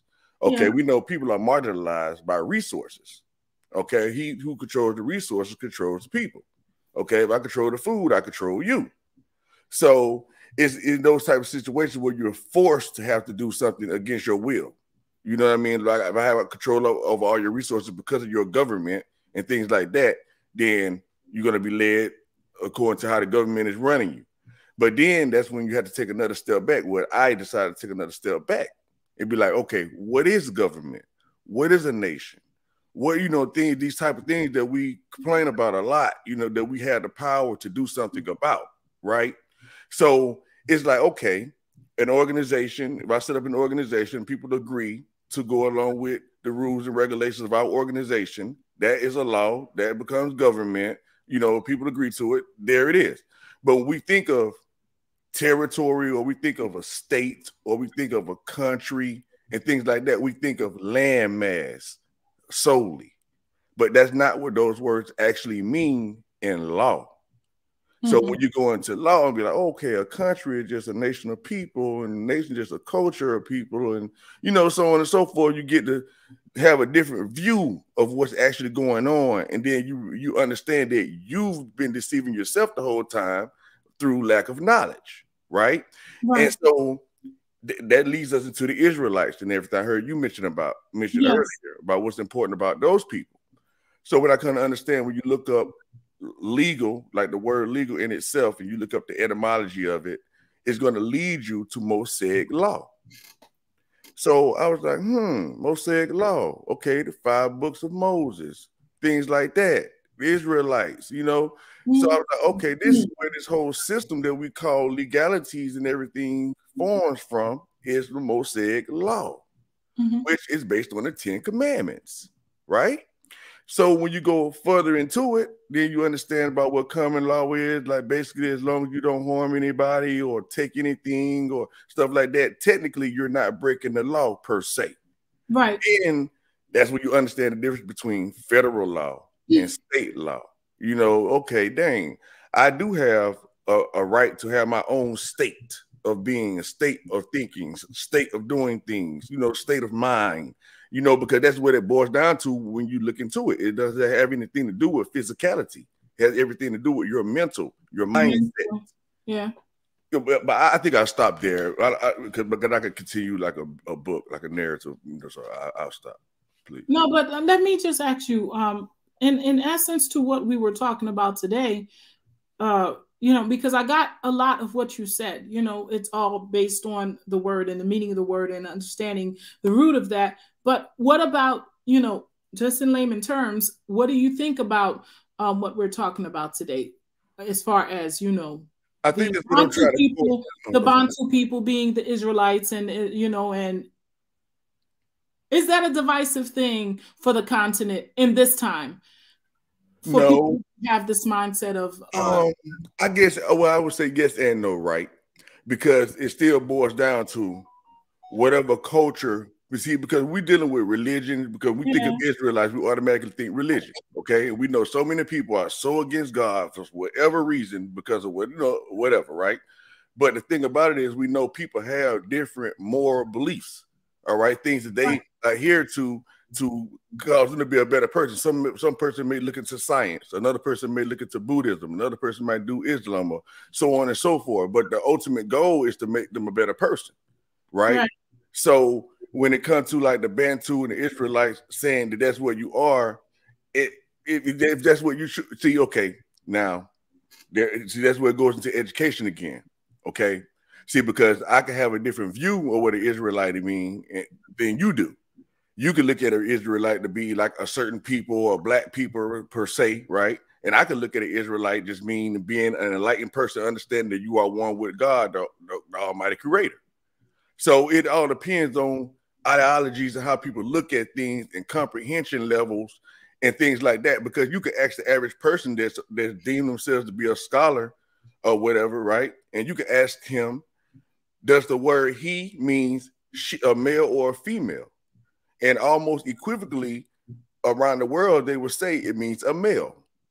But that's not 100% true, because it can be an unspecified sex. So small things like that can throw a major curve into understanding, period. You know what I mean? So we'll be like, okay, now you have to be forced to step back and be like, I never analyzed that it could actually mean that as well.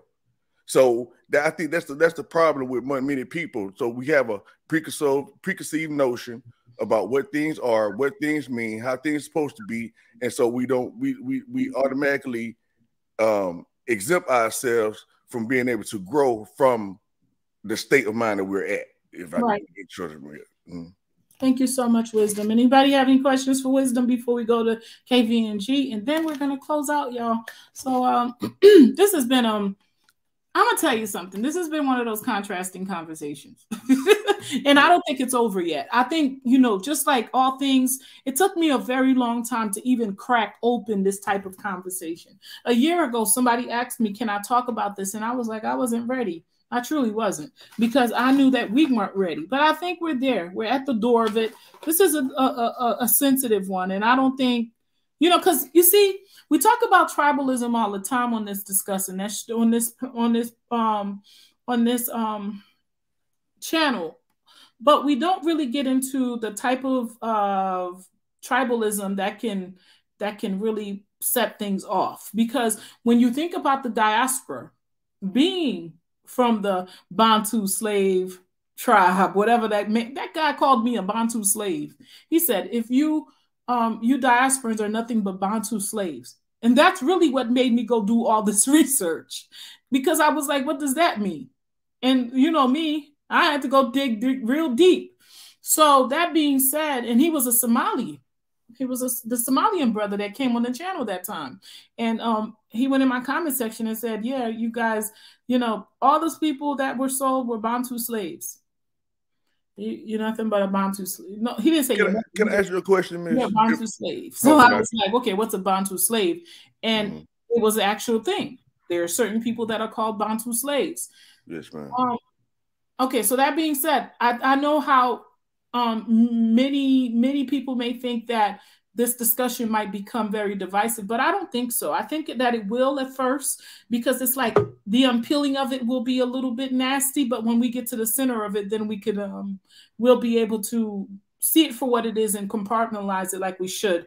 But go ahead, Wisdom. What were you about to ask?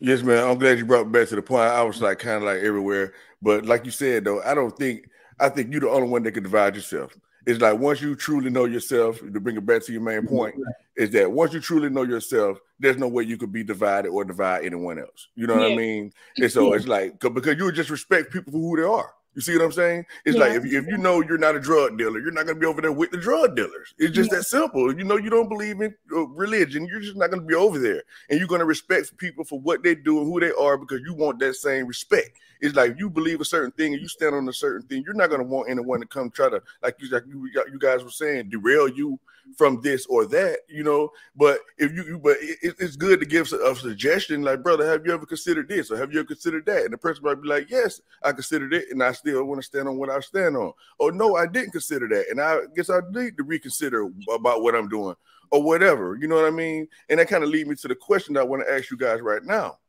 So, like, to kind of bring me back to what I was saying about, I kind of disagree with the slavery thing, right? It's because I have a different understanding of what I think I understand about it now. So when I started beginning to look into the word African in itself, and it leading me to Africans, and I'm sure y'all probably familiar with all this type of stuff, the Africans and the Afrikaners and all these type of people and stuff like that. And so what I learned is that this really took place in a place called Cape Colony or Cape of Good Hope that's in Africa. Yeah. And so with this place, they say it had been slavery going on for a long period of time where the East Indian Company were bringing people from the Negroes Island and all those places into Africa. And they was also bringing them from the Netherlands or, you know, the Europe and all those places. And that was like one place where when you look into it, they'll show you that almost nearly every nation had people in that one colony that mixed together along with the Khoi people and all that. And I want to say that's kind of related to the Bantus and things like that. So all these people had mixed together. And so when they started shipping them out, they ended up in Holland, Netherlands. And a lot of these people during the wars and things like that had began to be like scattered and dispersed. And basically they were called the bastards. You know, so that's where we get the terminology of bastards from, because a lot of Dutchmen and people like that were making babies with these people and they were just leaving them. And so all these people were mixed together. And so they were being sent to Netherlands and Holland and all these places. And a lot of them ended up in New York. And that's where you get the Duke of York and all these type of things. So it's like when we say black, it was just because of the fact that it was so much mixing. So in people, and we were just, you know, people just look alike, especially with us black people. We could find like the same ethnic or we know the same features or whatever all across the country, nation or whatever, but they couldn't really just put you in a category. So they were just like, okay, you're just black. You know what I mean? To categorize you on anything that you want to call yourself under that umbrella, so to speak. But when it became political, that's when it put us on the bottom of their pyramid, so to speak, because we, like I was saying earlier about social groups and power and stuff like that. I'm in America. I don't know if you guys live in America, but in America, you know, it's all about being in a social group. So if you're a part of what they call the United States of America, if you understand it's an organization and organizations run on a hierarchy, you know what I mean? At the bottom of the hierarchy is what we call the black people. So the people that works for other people, so to speak. It doesn't matter what color you are, so to speak, because you have the right to self-identify as what you want to identify as. Even the word white, according to, I'm going to close on this. The Census Bureau, when you look up the word white, it also includes North Africa, specifically Morocco. And we are very familiar with the idea of Morocco being black people. So when we think of Europeans or we think of white, and being used in history, we have to really take a step back and be like, okay, what kind of white are you talking about? What Europeans are you talking about? When you say African, are you talking about the North Africans, the Moors?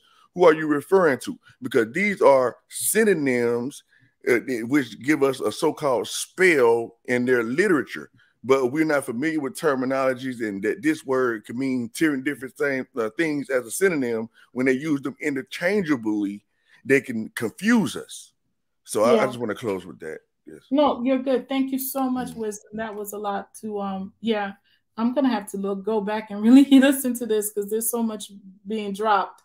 KVNG, tell me what's on your mind, my brother. First and foremost, I want to tell you that I still love you and I don't have any issues. I just really, this is who I am. When something hurt, I'm gonna speak on it. When I hear it, I'm gonna speak on it. That's just the way I am. Yeah. It's not gonna change. Okay. So, as I was saying, the Bantus, I was trying to say that the Bantus, right, it's a term that is used for people living in some part of Eastern Africa and the central part of Africa and the southern part of Africa and some part of West Africa, but it doesn't go in detail into West Africa. Most West Africans do not refer to themselves as Bantus. And Bantu is a general broad term that they say the word means just people. And it wasn't even given to them by the people. It was given to them, I think they said it was given to them by Western people. His name was William Snugger or something. Yeah. But the reason why I was trying to say, what I was trying to say was that whenever we are having these discussions, people talk about unity, people talk about Pan-Africanism, right? Like right now, when Jude was speaking on this idea that the Arab must also be part of this idea or this identity of unity, and people were in disagreement with it. And now we have a distinction even among the so-called black people, because obviously he said it was a Somali that referred to you as a slave.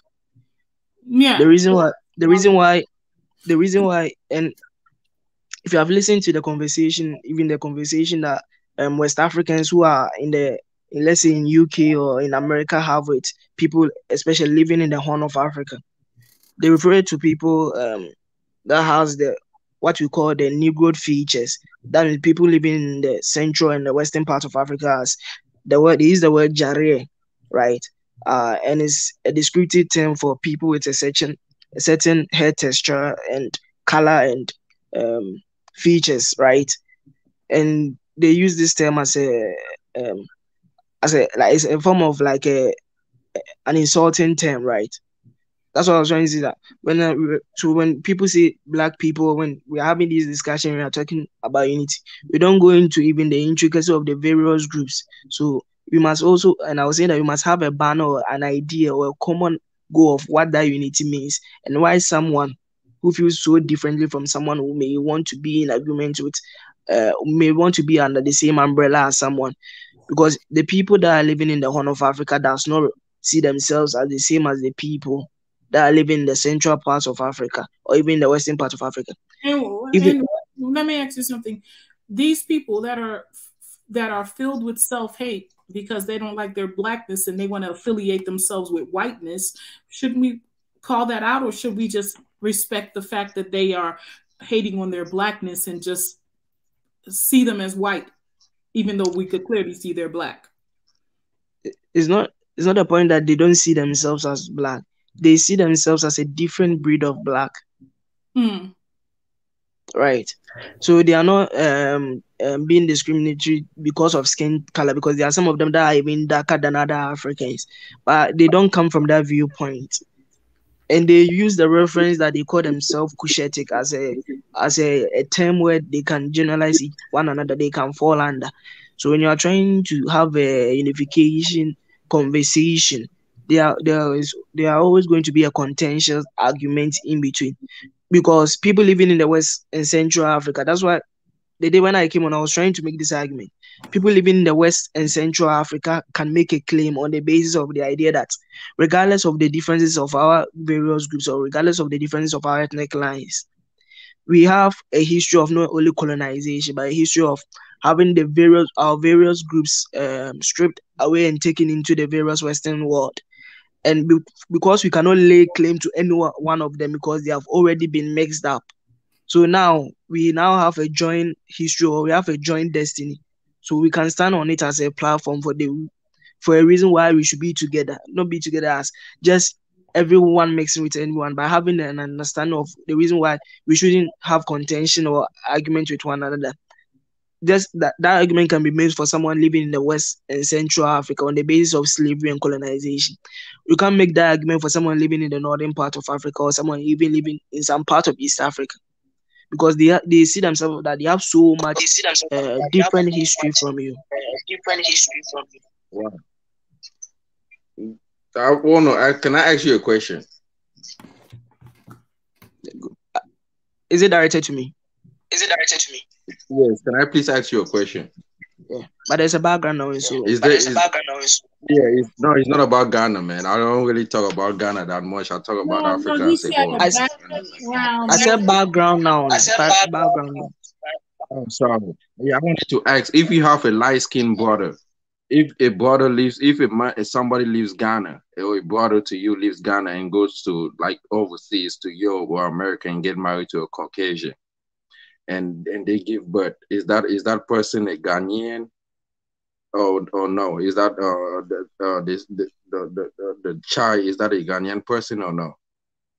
I mean, Ghana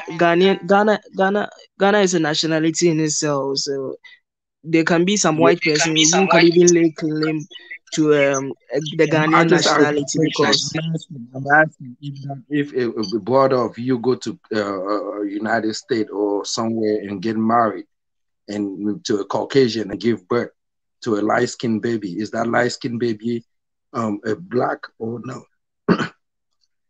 I will not say that child is black. That child is mixed. So he's not black. He's mixed. I'm asking, he's not black. Who is not black? My brother or the child? The child is not black. No, the child is mixed. So he's not black. That's what I'm asking. Yes. Is he black or no? The child is mixed. But is he black? Oh my God. Okay, Judah. He's black and white. Judah, he's saying no. I know. Okay, let's stop this. Judah, he is not black. That's what he's saying. Can we go on, please? Judy, can I ask you a question? Why is it that you don't say the child is white? Because the black kind of overtold. I mean, a white person will be different from a light-skinned black person. Can I ask you a question? If you mix red and blue, do you get red and blue or do you get purple? You get some color, but I mean, when it comes to Arabs in Africa, or you call them Arabs, I don't feel like I consider them like a light-skinned brother.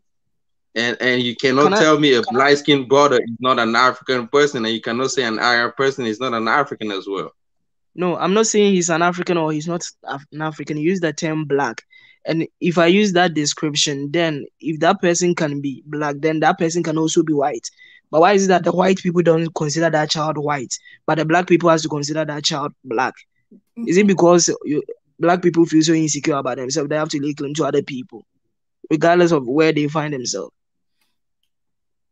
Well, I think let me just reply. I think it has a lot to do with the fact that the white person will not accept the blackness, but we, as black people, we tend to accept the white child and then claim it as black. But I don't think it has to do with the fact that we whatever. It's just that we don't abandon ours like they abandon their. They don't have no problem of turning their back on that child, but we don't have that, so we tend to claim it. I think I would prefer to see it that way than to see it as we just want to, I think. Yeah. I get it, but why can't that child be part of us and be mixed, but they have to become black in order to become part of us? Can I ask you something?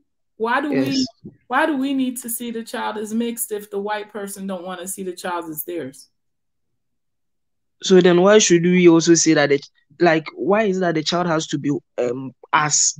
Because that means that you are bastardizing your own identity. No, that's what we're not trying to do when we claim them. If okay, so like your sister has a child with a white man, that white man says, okay, I don't want this child. Are you gonna say, well, this child is not completely one of us? It's mixed. No, the child has some portion of his lineages to us, but that doesn't mean that he's directly he doesn't encompass our full identity in it. So let me ask you something. That goes back to what I was saying earlier, KVNG. When you look at the diaspora, when you think about people like us that are coming back, that have that admixture, that's why a lot of brothers and sisters on the continent look at us as other, because they're looking at the fact that we have the admixture from all the rape. And, you know, that white blood makes us not 100% African. That's your argument. You want to stand on that? I mean, there is a difference between someone being mixed and someone has a percentage of admixture in them. Well, it's still a mixture. It's still a mixture. 50%, 20%, still a mixture. Because what we're really talking about, most diasporans have an admixture of at least 20% at the most, maybe 25% at the most. Do you know that, right? Based on slavery alone. So that being said, they're like 50%. It's only 20% difference. And I think it really goes to the root. When you said what you said about it, you know, being a mixed child, not a black, I'm looking at it like it's a black child, because if the black person kept the child, it's a black child. You know, if the white person kept the child, they usually call it a mixed child because they don't claim anything black 100% as still theirs. It's still a mix, but it's claimed as black. It is still claimed as black, and if it marries on into black family, it will become black eventually. Now, that being said, you said something to the effect that that child would be mixed. You was adamant on that, going back and forth with Jude on that. And that's part of what I think happens in the mind of the continent when it comes to like, when it comes to like, you know, the diaspora too, because we are looked at like not 100%. I mean, I do agree that someone can make the argument, but I don't think if someone has 20% or 10%, it's going to be expressed in the same way as someone that has almost 50%. I just want to say that this is why we're here talking. This is why it's important for like some of us like have more of that admixture than others. And that's why, you know, all of us, I think, have struggled to just find out what it means and who we are. And for me personally, there's no way that anyone can deny me my heritage as far as my family. And that goes on either side. But when it comes to white people, they do not accept the black relatives. I'm going to tell you that right now. They're always black. They don't look at them as mixed. They look at them as black. Let me ask you something, KVNG. Yeah. What do you think these people that do you think you could ever really trust the diaspora that have the admixture? I do not have it. That was the reason I was surprised when we were having this conversation and someone brought the idea of the diaspora. I wasn't even speaking on the issue of the diaspora. I was trying to say that as a diasporan, you may come into contact with someone who you may consider as black, right? You may think that they fall under the banner of black, just as someone you met that Somali, but they see the distinction, right? And if you are asking me personally on the issue of someone having 25 or 10, I think it's dependent on how it is expressed phenotypically. What do you mean by that? That's interesting. Phenotypically, you mean the way they look? Yes. I wonder, because that one brother in that video we were playing the other day, Gina, he was black, Ethiopian. I remember he was saying he's not black, he's not African. and he looked like one to me, but according to him, he wasn't. So how are you guys quantifying because who's an to African? him when he hear the term black, he refers to it as people having the so-called the Negro features, right? This is a That's why really he said big, that he's not. this is This, a, Right. Oh, that reminded me. I wanted to say this the other that's day. why he said that he's not black. So when Yeah, he hear that that term, he knows that Negroid. That he that knows that they are talking reminded me. about people living in West and Central Africa, or even in some part of East Africa, but mostly West and Central Africa. Right. So that's hilarious. And I'm so happy you said that because it reminded me now. I was watching the show the other day, Go Black to Africa, and he was showing a video of one teacher, Ashwa Kwesi or something like that. He was in Egypt and he was showing the walls of Kemet and telling a story. And he was in this museum and he showed this plaque where this archaeologists were saying that they were Negroid, but not Negro. So that's basically what these people are saying. You know, they're black, but they're not black. They're Negroid, but not Negroid. I mean, Can I come Negroid, in but on that? not Negro. Yeah, but some of it can even be proven genetically because there are some haplogroups. They use the term the E1B1 A and the E1B1B as a way to make the distinction between what they refer to as the Cushitic and the Negroids. That is something, you know what, this is a bigger conversation because you see, this is exactly the kind of the conversation we were having, KBNG, because you see, that is like, that's in the back of a diasporan's mind.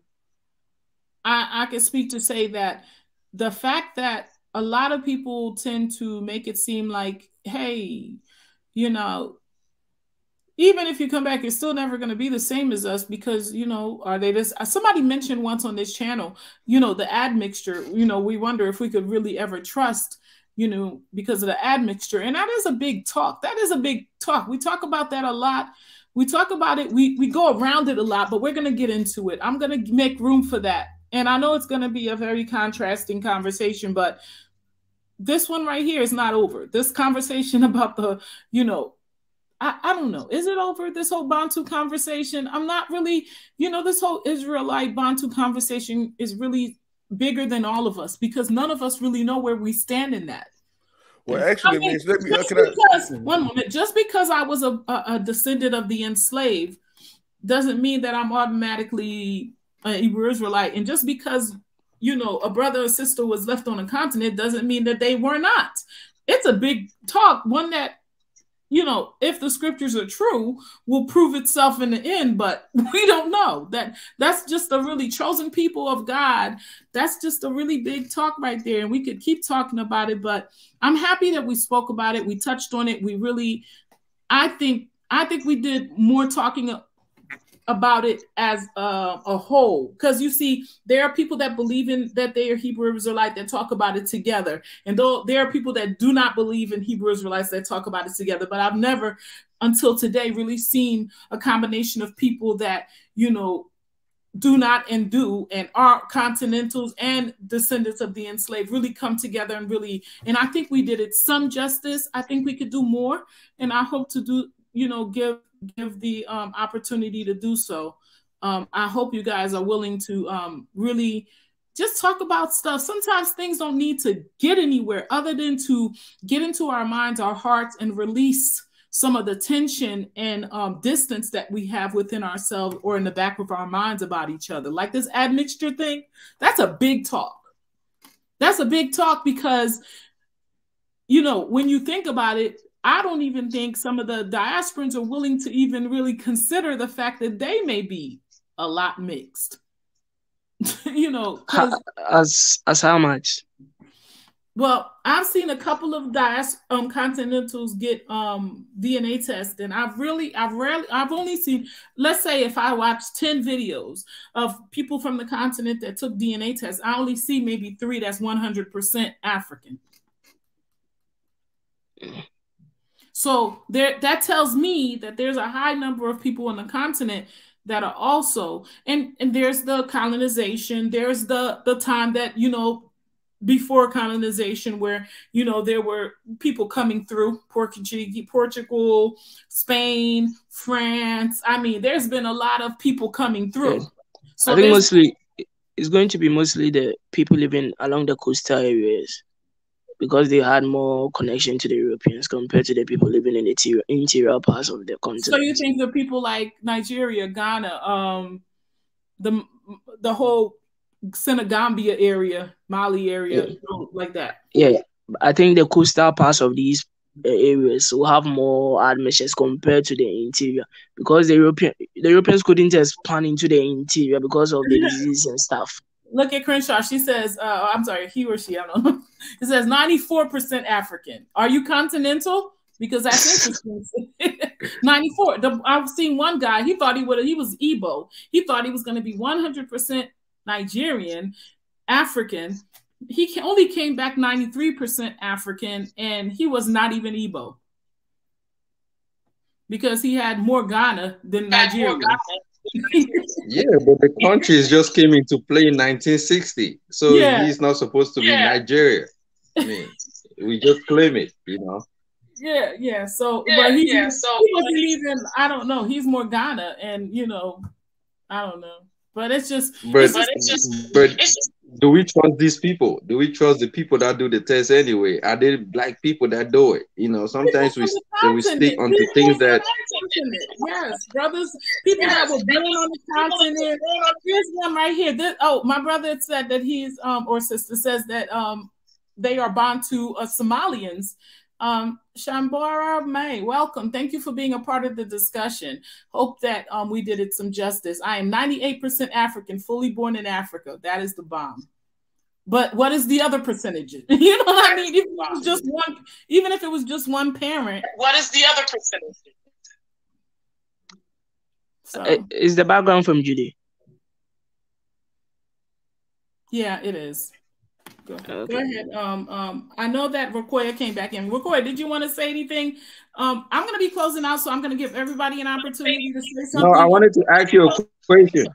Yeah. I wanted to say something real quick. Should I go ahead or Judy? A question. I was saying, if a Caucasian. No, I want to ask a question, please. If a Caucasian do the same test and he comes back 80% African, are you going to accept him? If a who? If a Caucasian come back 80% African? If a Caucasian does the same test, he wouldn't be a Caucasian accept that. then. Do the math. He would not be a Caucasian if he was 80%. Judy, we just saw a test that somebody say he's African, but he got 98%. Where's the 2% from? Is he European? I mean, No, what if it is it? Jude, you're not making sense. Everybody go on mute because his thing goes off whenever he's talking, so I didn't really hear. Are you saying the man is 80% African, but he's a Caucasian? What if he's 70%? What if he's 70% African or 60%? I didn't hear you. If a Caucasian does the same test, or a Caucasian from South Africa does the same test, and he says he's from Africa, 60% or 70%, are you gonna accept it? I mean, his dad is black. His dad was an African, and his mom. If he's 80, the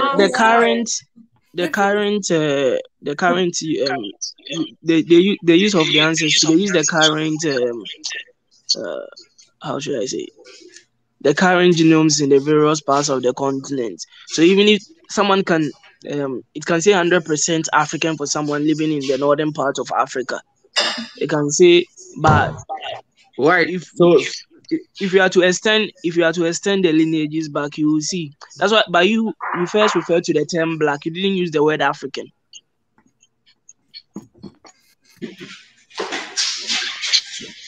So, yeah, but I wanted to say something. Do we judge people based on their colorism or based on I mean, so if you're dark skin, it means you're African. If you light skin, it means you are not. No. Is that what you mean? Jude. No, but I'm saying that you can even use the phenotype. Your position is very confusing. It goes by you your try family, to your parents, your DNA. Who's your dad? Who's your mom? Who's your grandma? basically. Who's your great Let me speak on this, and I will sign off. I think it's very clear. Being African, obviously, if you look at the continent has all the color hues. Some people don't even have any Caucasian in them. The San people of South Africa are as light as skin. They have all the skin. Some have blue eyes. The only distinction is the texture of their hair. They're very light skinned.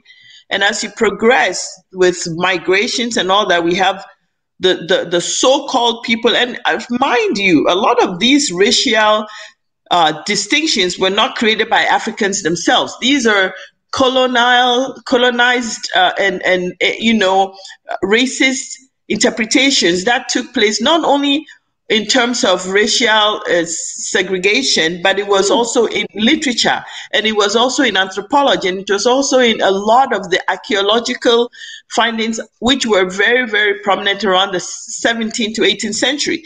It was these fake and phony racist archaeologists who decided to break the racial groupings, because at the time when they were going into Egypt and digging and into the pyramids, they were finding darker and darker and darker skin tones, and they were really questioning their own perspective. And so they had to maliciously break the African groupings into, oh, these are black people, these are Kulites, these are Nilotics, to further separate the people so that they could claim the black sub-Saharan person was deficient. He had no soul. He couldn't have created civilizations, and so he could be enslaved. So a lot of the literature is based off of junk science that became accepted.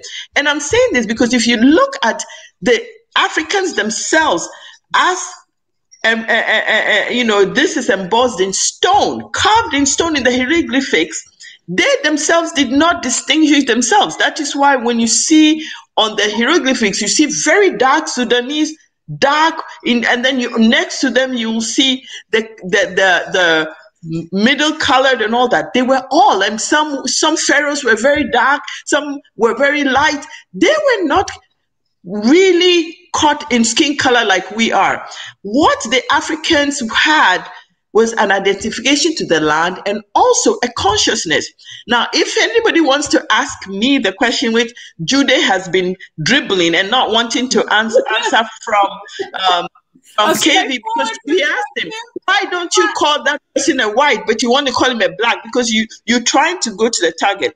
My answer is this: a person is black or African by consciousness. It's not by color. And you are who your mother is, because mothers influence children. If I look on somebody whose mother is white and he says he's black, I'm going to tell you this, because realistically, and even from animal kingdom, which we are as human beings, mothers are the first influencer of a child. So if your mother comes with a classification that is white, if your father is black, you're most likely going to act and think white. If your mother is so, a child is what the mother is. Thank you. I agree. Ms. Rokoya, can I ask you a question? You are who's asking me? And I think that's why we were matriarchal. Okay, what's your question? So you are saying that if you go back the identity through cultural means, right? Yeah. So you're who your mother is. So if the mother is white and the child father is black, that means the child is going to be white. Yeah. Now, a lot of people used to. Now, the Jews. Isn't it controversial? That's controversial. Come on. I mean, that's the most common sense of looking at it, because mother's influence. So, a child is identified with their mother. Whether we want to use all kinds of high semantics to argue and use all kinds of mumbo jumbo science, the reality is a child is what the mother is until they get to a place where they make a distinction or a choice. But so if your father is African or identifies as an African, you're likely going to be going with what your mother is. So Africans are consciousness. Who do you identify with? Do you identify with that continent and its people? That's not good at all. Yeah, because some people are patrilineal and some people are disagree. matrilineal. 1 minute. I want to You can take it there, but I've said what I've said. Thank you. Maria, I want to extend this conversation because it's a deep one. It's one that has come up, and I did not want to say it, but you said it. But it goes back to matriarchal, and it goes back to the Bible, and it goes back to a couple of things that. Okay. So we're gonna have that. That's a deep. I'll be back. So Okoye is telling me that if your father is black and your mom is white, and you are white. Yes, you are white. So where's the respect for the fathers? That's crazy. That is one. I want to talk. I want to get more. Let's go do our homework on this one, y'all. Yeah, because at the end of the day, how I see it, it don't matter what color your parents are, you're a child. You know what I mean? You're a woman, you're a man. You know, it's called mankind, things like that, even though, we make our distinctions. But at the end of the day, like I said again, when you go into what's actually being said, when they're using these words, when they came about, even the idea of being black or white it's a newly thought of theory. You know what I mean? And so, when you look at it like that and you just understand, period, that it was no such thing as a white or a black child in itself, then, it'll take us it'll take us further. I'm telling you, just look at it for what it is. There's been a couple of things that came up on this conversation at last minute that, man, just I can't wait to expand on them because this is really big. The one thing KVNG brought up about the percentage, or was it you, Jude, the percentage? I don't know. One of you guys brought it out. And this right here where Rakoya just said that it really depends on the mother. If the child does not come through the mother, then whoa. Y'all ready? We could have this conversation tomorrow. I'm actually off. If any of y'all want to meet me here tomorrow at 6, let's dig deep. Let's look at history on it. Let's dig deep and let's talk about that because that's a nuance. Because in a situation now where a lot of black men are having children, outside, and I'm not gonna say not just black men, black women are doing it too, but let's look at this honestly. And I want y'all to deliberate on the question just because I don't catch you guys tomorrow. As like really clarify white and black. Does white mean Western culture and black means Eastern culture or American? Like what are we saying here? Because it's based on culture. It's like the female said, if it's a mother, she's the first teacher. So more than likely, you're going to take on the culture, beliefs, morals that she gives you. Yeah. You know what I mean? So, that's really because who's the person because even person that you're breastfeeding from is gonna basically you're gonna be directed in that way.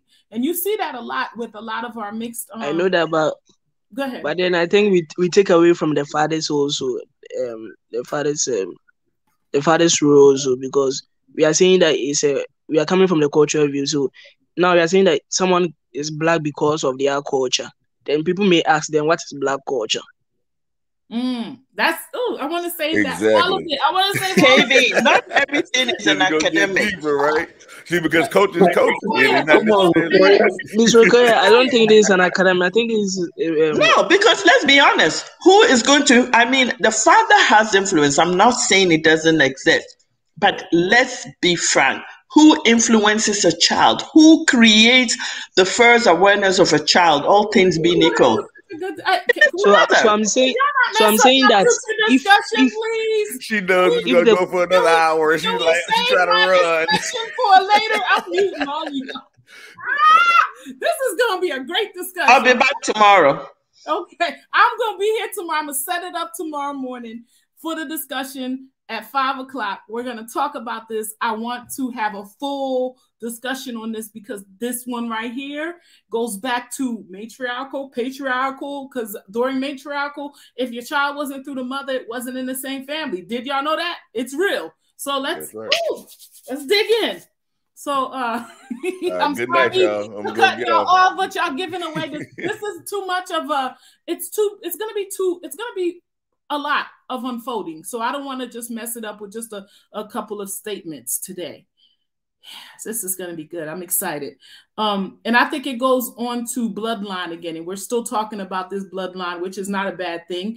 We're looking at it from a different perspective because You see, these are the things that keep us divided, y'all. Believe it or not, there are some places that and not just in Africa, throughout the world, that if you, and this is the real facts, if you don't come through the mother, like some of the small caps we were talking about earlier, the Jews, they are matriarch. If you don't come through the mother's line, you're not a part of the family. Did you know that?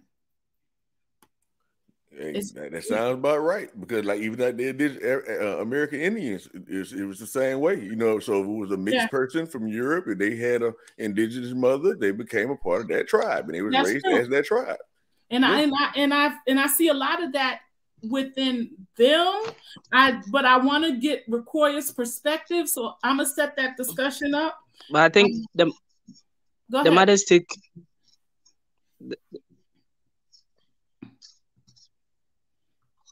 You're breaking up, KVNG. You're breaking up. I know he think he's talking, but we don't hear him. Do you guys hear him? No, I don't. But I'm gonna go ahead and leave though, because I can help myself. Good conversation.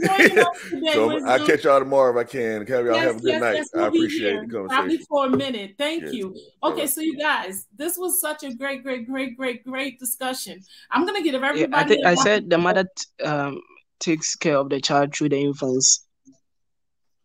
That's true, and that's what I think Rekoya is digging into, but let's talk about it tomorrow, because I really want to unfold it all, because there's a lot to think about. You know, who really raises, I mean, how does it impact, you know, when, let's say, a Black man has a child with a white woman, and that child do they see themselves as more Black, or do they see themselves as more white? Or, you know, it's really deep. It's I think genetics, I think like cultural, like Rekoya was talking about, it's going to be a great talk. So I'm looking forward to it. All right, so this is the closeout. I noticed that Tunaja walked out on me. As many arguments as we've had on here, and Tunaja, there's so much stuff to disagree on. He had the audacity to turn his back on me. I got you. He got that Nigerian blood on you, Gina. No, he all right. I'm Nigerian too. He's not gonna come on here and take sides. You see, Elijah's kind of tribal. We'll talk about it, but I'm not gonna talk about it. I don't know what's wrong with him. He always switch side. I don't know why. You got a nerve. I know. You do the same thing. No, I mean, I don't switch. I stay on my point. And my point is, you don't stand on your come on, Amina. You always blame the white people. I don't blame Caucasians. I blame ourselves. I've always been on this point.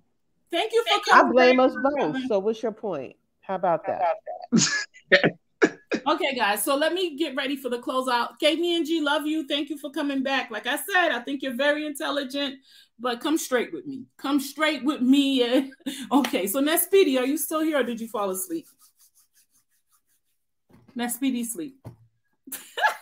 Okay, so I'm gonna kick you out, Nespidi. I want to thank you for coming through. And Gina, you know he's asleep. He does it all the time. Every time. The man just sits there like, okay, I'm gonna listen. He's in UK. You know what time it is in UK now? That's true. You know what? I'm very blessed to have him and everybody else from the UK. I think, where is Tunaja at, y'all? UK. Oh man, he be showing me some mad love. I guess he was like, I will not stay up for this. Okay, so my sister Soul Rasta, tell me what you think. Last words. This discussion was, whoo.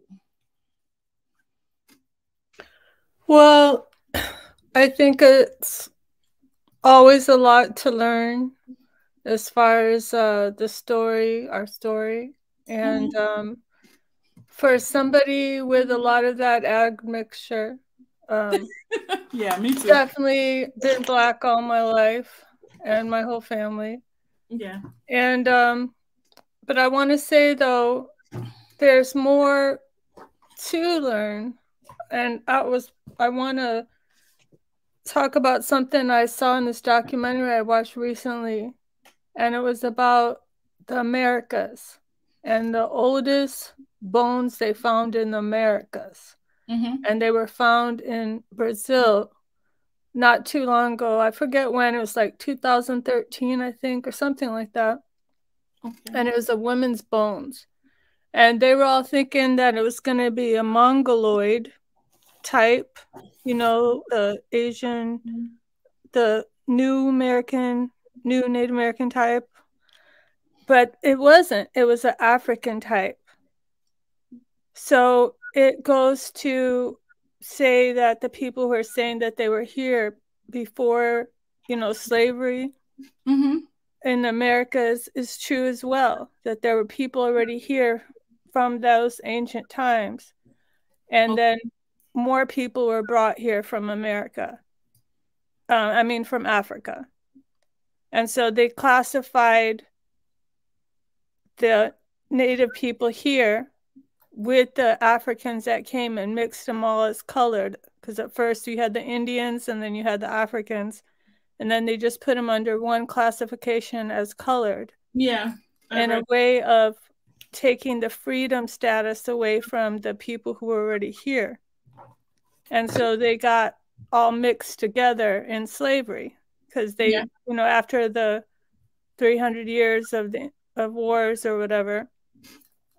So there is a lot of mixing and a lot of to know, and we can take an example of what happened here to these other places we're talking about when we think about, when we want to imagine how these things may have happened.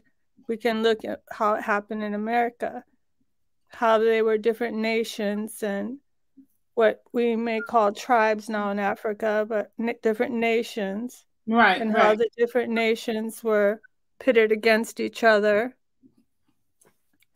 to be brought under subjugation. And that this colorism thing definitely has a role to play in it, you know, with the Willie Lynch thing and all that. So thanks everybody again. You know, I'm hoping you won't be hating me next time we talk, if I get to be here tomorrow, or I'm not sure if I'll be at work. If my admixture is too many, we'll have to count how many jobs I have next time. So I don't know if you guys are gonna like me, but I love you all, and we love you is too, my so light and my guide. So, Rastafari. Selassie. Okay, so Jude, tell me, what do you think, bro? You gave me some run. I mean, KVNG wasn't the only one giving us the run for the money today. You tried it. What do you think? Come on, Gina. Who's making noise in the background? It's usually you. No. Oh, okay. I think the person stopped. Okay. All right. But this is what is going on. You see, we can't be using skin tone to judge people who is black and who is not. That's, you know, I got my friend on this panel who's Greg Harris. You know, Greg Harris' mama is white and his father is black, and he's on this panel and he calls himself black. You can't tell me Greg Harris is white because he's raised by his white mother. It just don't make things right. So, you know, I want to say hi to Greg Harris, you know. So but Greg Harris is an example of a man that is raised by a black mom, but still has a black mom. That is deep. So I'm confused by what Okoye said, you know. It's deeper. And I want to say something about Africa. You know, we are quick to judge the Arabs and stuff like that. It's high time, you know, Africa as a whole work together. You know, you can't be using skin tone to judge people who's Arab or not, because if you go to some countries in Africa who are more darker skinned, their main language is Arab. They speak Arabic. You go to South Sudan, their national language is Arabic. You go to Chad Republic, their national language is Arabic as well. So you have countries that are more darker skinned and they speak Arabic. Arabic is a language spoken by mostly Arab countries and some countries in Africa as well. And that was because of Islam, right? Yeah, it came. It's like it's like say for instance, right? The people in North Africa were colonized. They were colonized religiously by Islamic religions, and the people that had that the Islamic religions came from the Middle East. that they call Arabs. It's like us in the West and Central, we had these Christian religions that came from Europe, and then the people in the North have this so the Islam religious was brought by the people from the Middle East, and the people that look more darker, they call them Awuzas and Fulanis. And they took the but in that Quran, the Quran is written in Arabic. So their own Bible is written in Arabic. So a Fulani person in Nigeria or in Cameroon or a Hausa person in Ghana, when they read the Quran, they read it in Arabic. It's not written in English. It's written in Arabic. So these people will be able to communicate with people in Egypt because these people also speak Arabic. And this is the thing. And these people have an influx. The people in the North have an influx of population from the Middle East into Egypt and Libya and stuff like that. And they mingle with the Nubians in Egypt and stuff. And because of revolutions, they suppressed these people, and these people went down south. And when they started going down south, the mixture it was dropping and stuff like that. And you can't just get up today and start kicking people out of Africa and just consider the skin tone or the darker people as African people. It's not just going to work that way. For Africa to be strong, we have to put, it's like in America, the African Americans and Black people have probably forgiven the white people when it comes to slavery. But the thing is, we have to fight for reparations and stuff like that. But they have probably forgive. The Stockholm syndrome have come true, and people have just walked out and say it has become history. You don't see people going around and fighting because of the slave trade no more. It's the same thing that should happen in Africa. People should judge people based on what they are doing. If you're blaming the Arab for doing slavery in Africa, the Black people that look more darker are doing the same thing as well in the continent. And thank you, Gina. I don't want to keep you here on this panel. I want to thank my friend Greg Harris for keeping him 100 all the time on this panel, coming in every day. So bye, Jude. Bye, Jude. Thank you so much for coming through. And Greg Harris is definitely my sweetheart on the channel. He's just got my back, and I love him. Jude is crazy. Hey, Jude, I tried to be your friend today, but it didn't last. He's gone? Maybe he's talking and you're on mute, Jude. Unmute yourself. Go ahead. All right, I'm going to say this. Yeah, I want to say Rokoye is always going to be my friend. We can disagree to agree sometimes, but it's okay. Yeah, and I learned more from her. But thank you so much. Thank you guys so much. I learned from you too. All perspectives are coming straight. But yeah, great chatting. Love you, Jude.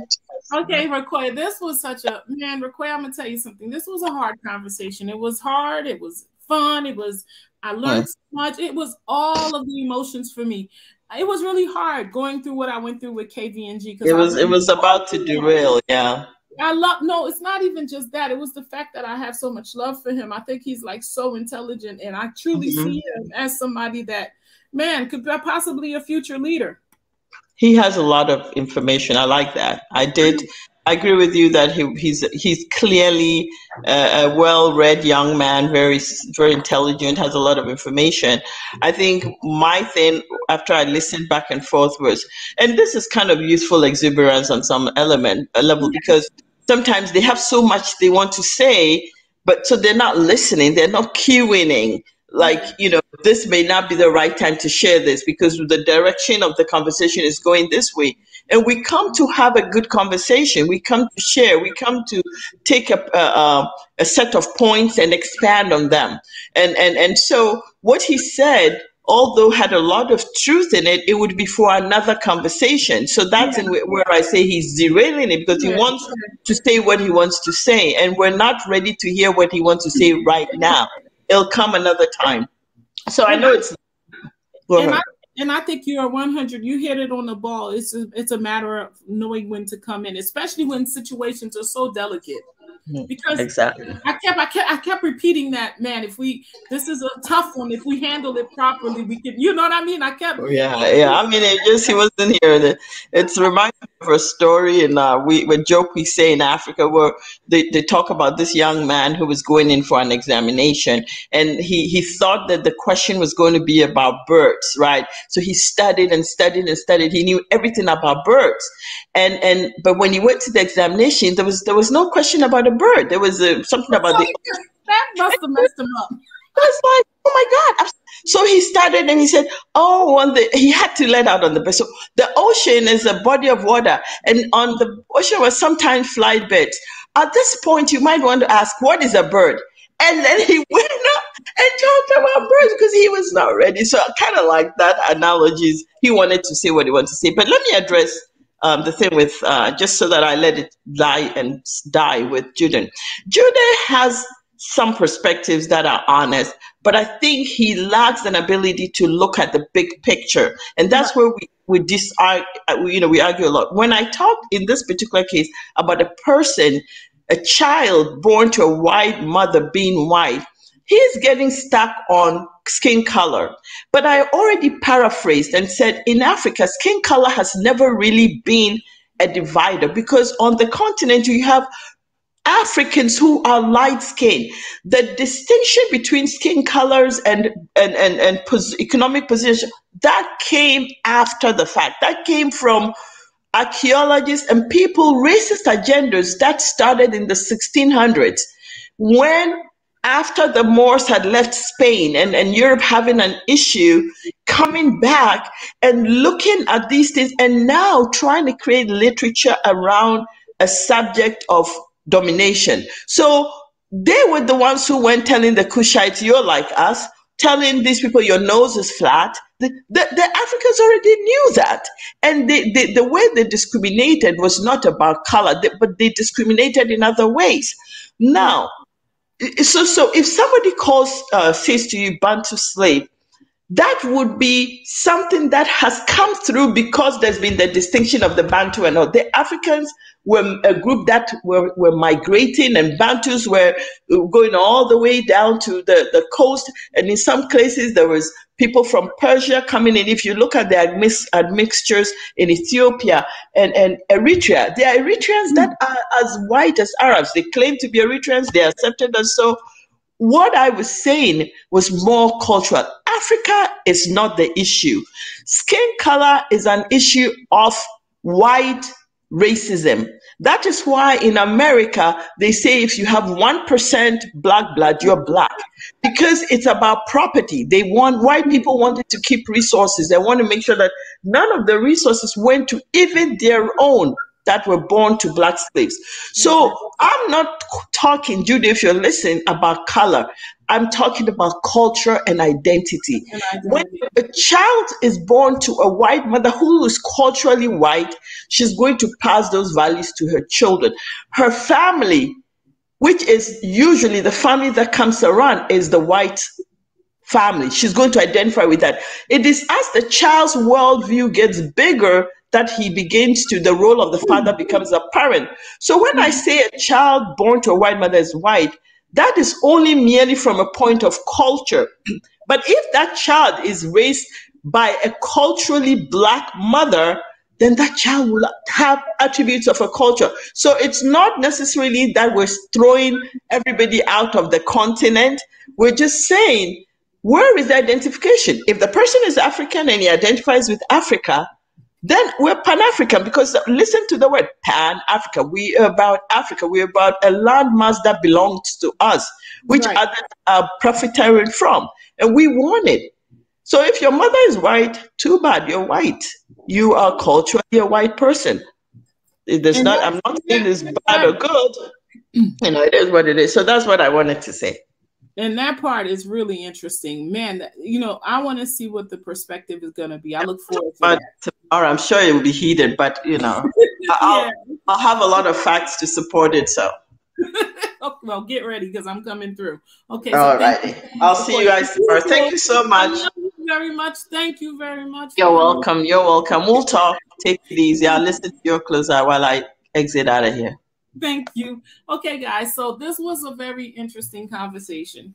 I ruffled a couple of feathers that I really truly like. I love KVNG. I think he's a very intelligent young brother, and I see him truly. I mean, if he can, like Vakoya said, if he can learn how to, you know, I think he's a very logical person. It has nothing to do with masculinity. I think it's just part of his personality.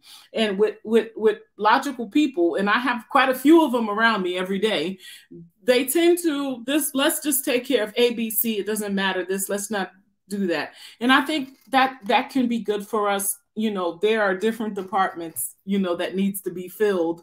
And I think that, you know, I don't think he should change a thing. I think he just needs to arrange within himself the ability to speak to people that are maybe not so logical. Okay, so that being said, you know, all of that aside, this was a very good conversation. The contrast was very much what I needed, because what contrast does for me, and I always say this, is that, you know, when you know what you don't want, you know what you do want. And what I do want is unity. I do want to be able to, you know, talk to people on their different perspectives. But at the same time, I do want to be able to express my feelings as well on this channel. I'm not like having a channel here where I'm just an operator. I'm actually a user as well. So it does make it a little tricky for me. I really don't know how to balance the user sometimes with operator. So if I ruffle feathers, I always apologize and understand that I do it. I do it with love, and I truly am trying to get to a place where, you know, I learn as much as I could learn about our people. Every time, everything that I learn, trust me, it's been one of those things where I take it with me, and it changes me slowly. I see myself changing into a better person, into a more, what can I say? I felt empty, you know, for a very long time. And now I'm becoming full with all the knowledge, wisdom, and understanding that I'm getting of myself and of my people. I want to tell, you know, who was that? Tunaja just stepped out on us. I think he kind of was ruffled a little hard. This was a tough conversation, especially when he tries, you know, when he tried to rescue KVNG. Let me tell you this, Tunaja, you've been with us for quite a while. You know, I love you very much. In the same essence, I understand. Sometimes you just got to walk away from the situation. So I'm not mad at you at all. Nothing but love for you. And I truly understand your position. Now, guys, I'm going to tell you something. All these conversations go back to us. It goes back to us understanding more about us, not just about us, but understanding a lot more about what happened to us, what can happen to us if we're not paying attention. This has been one of the best. The Blackness.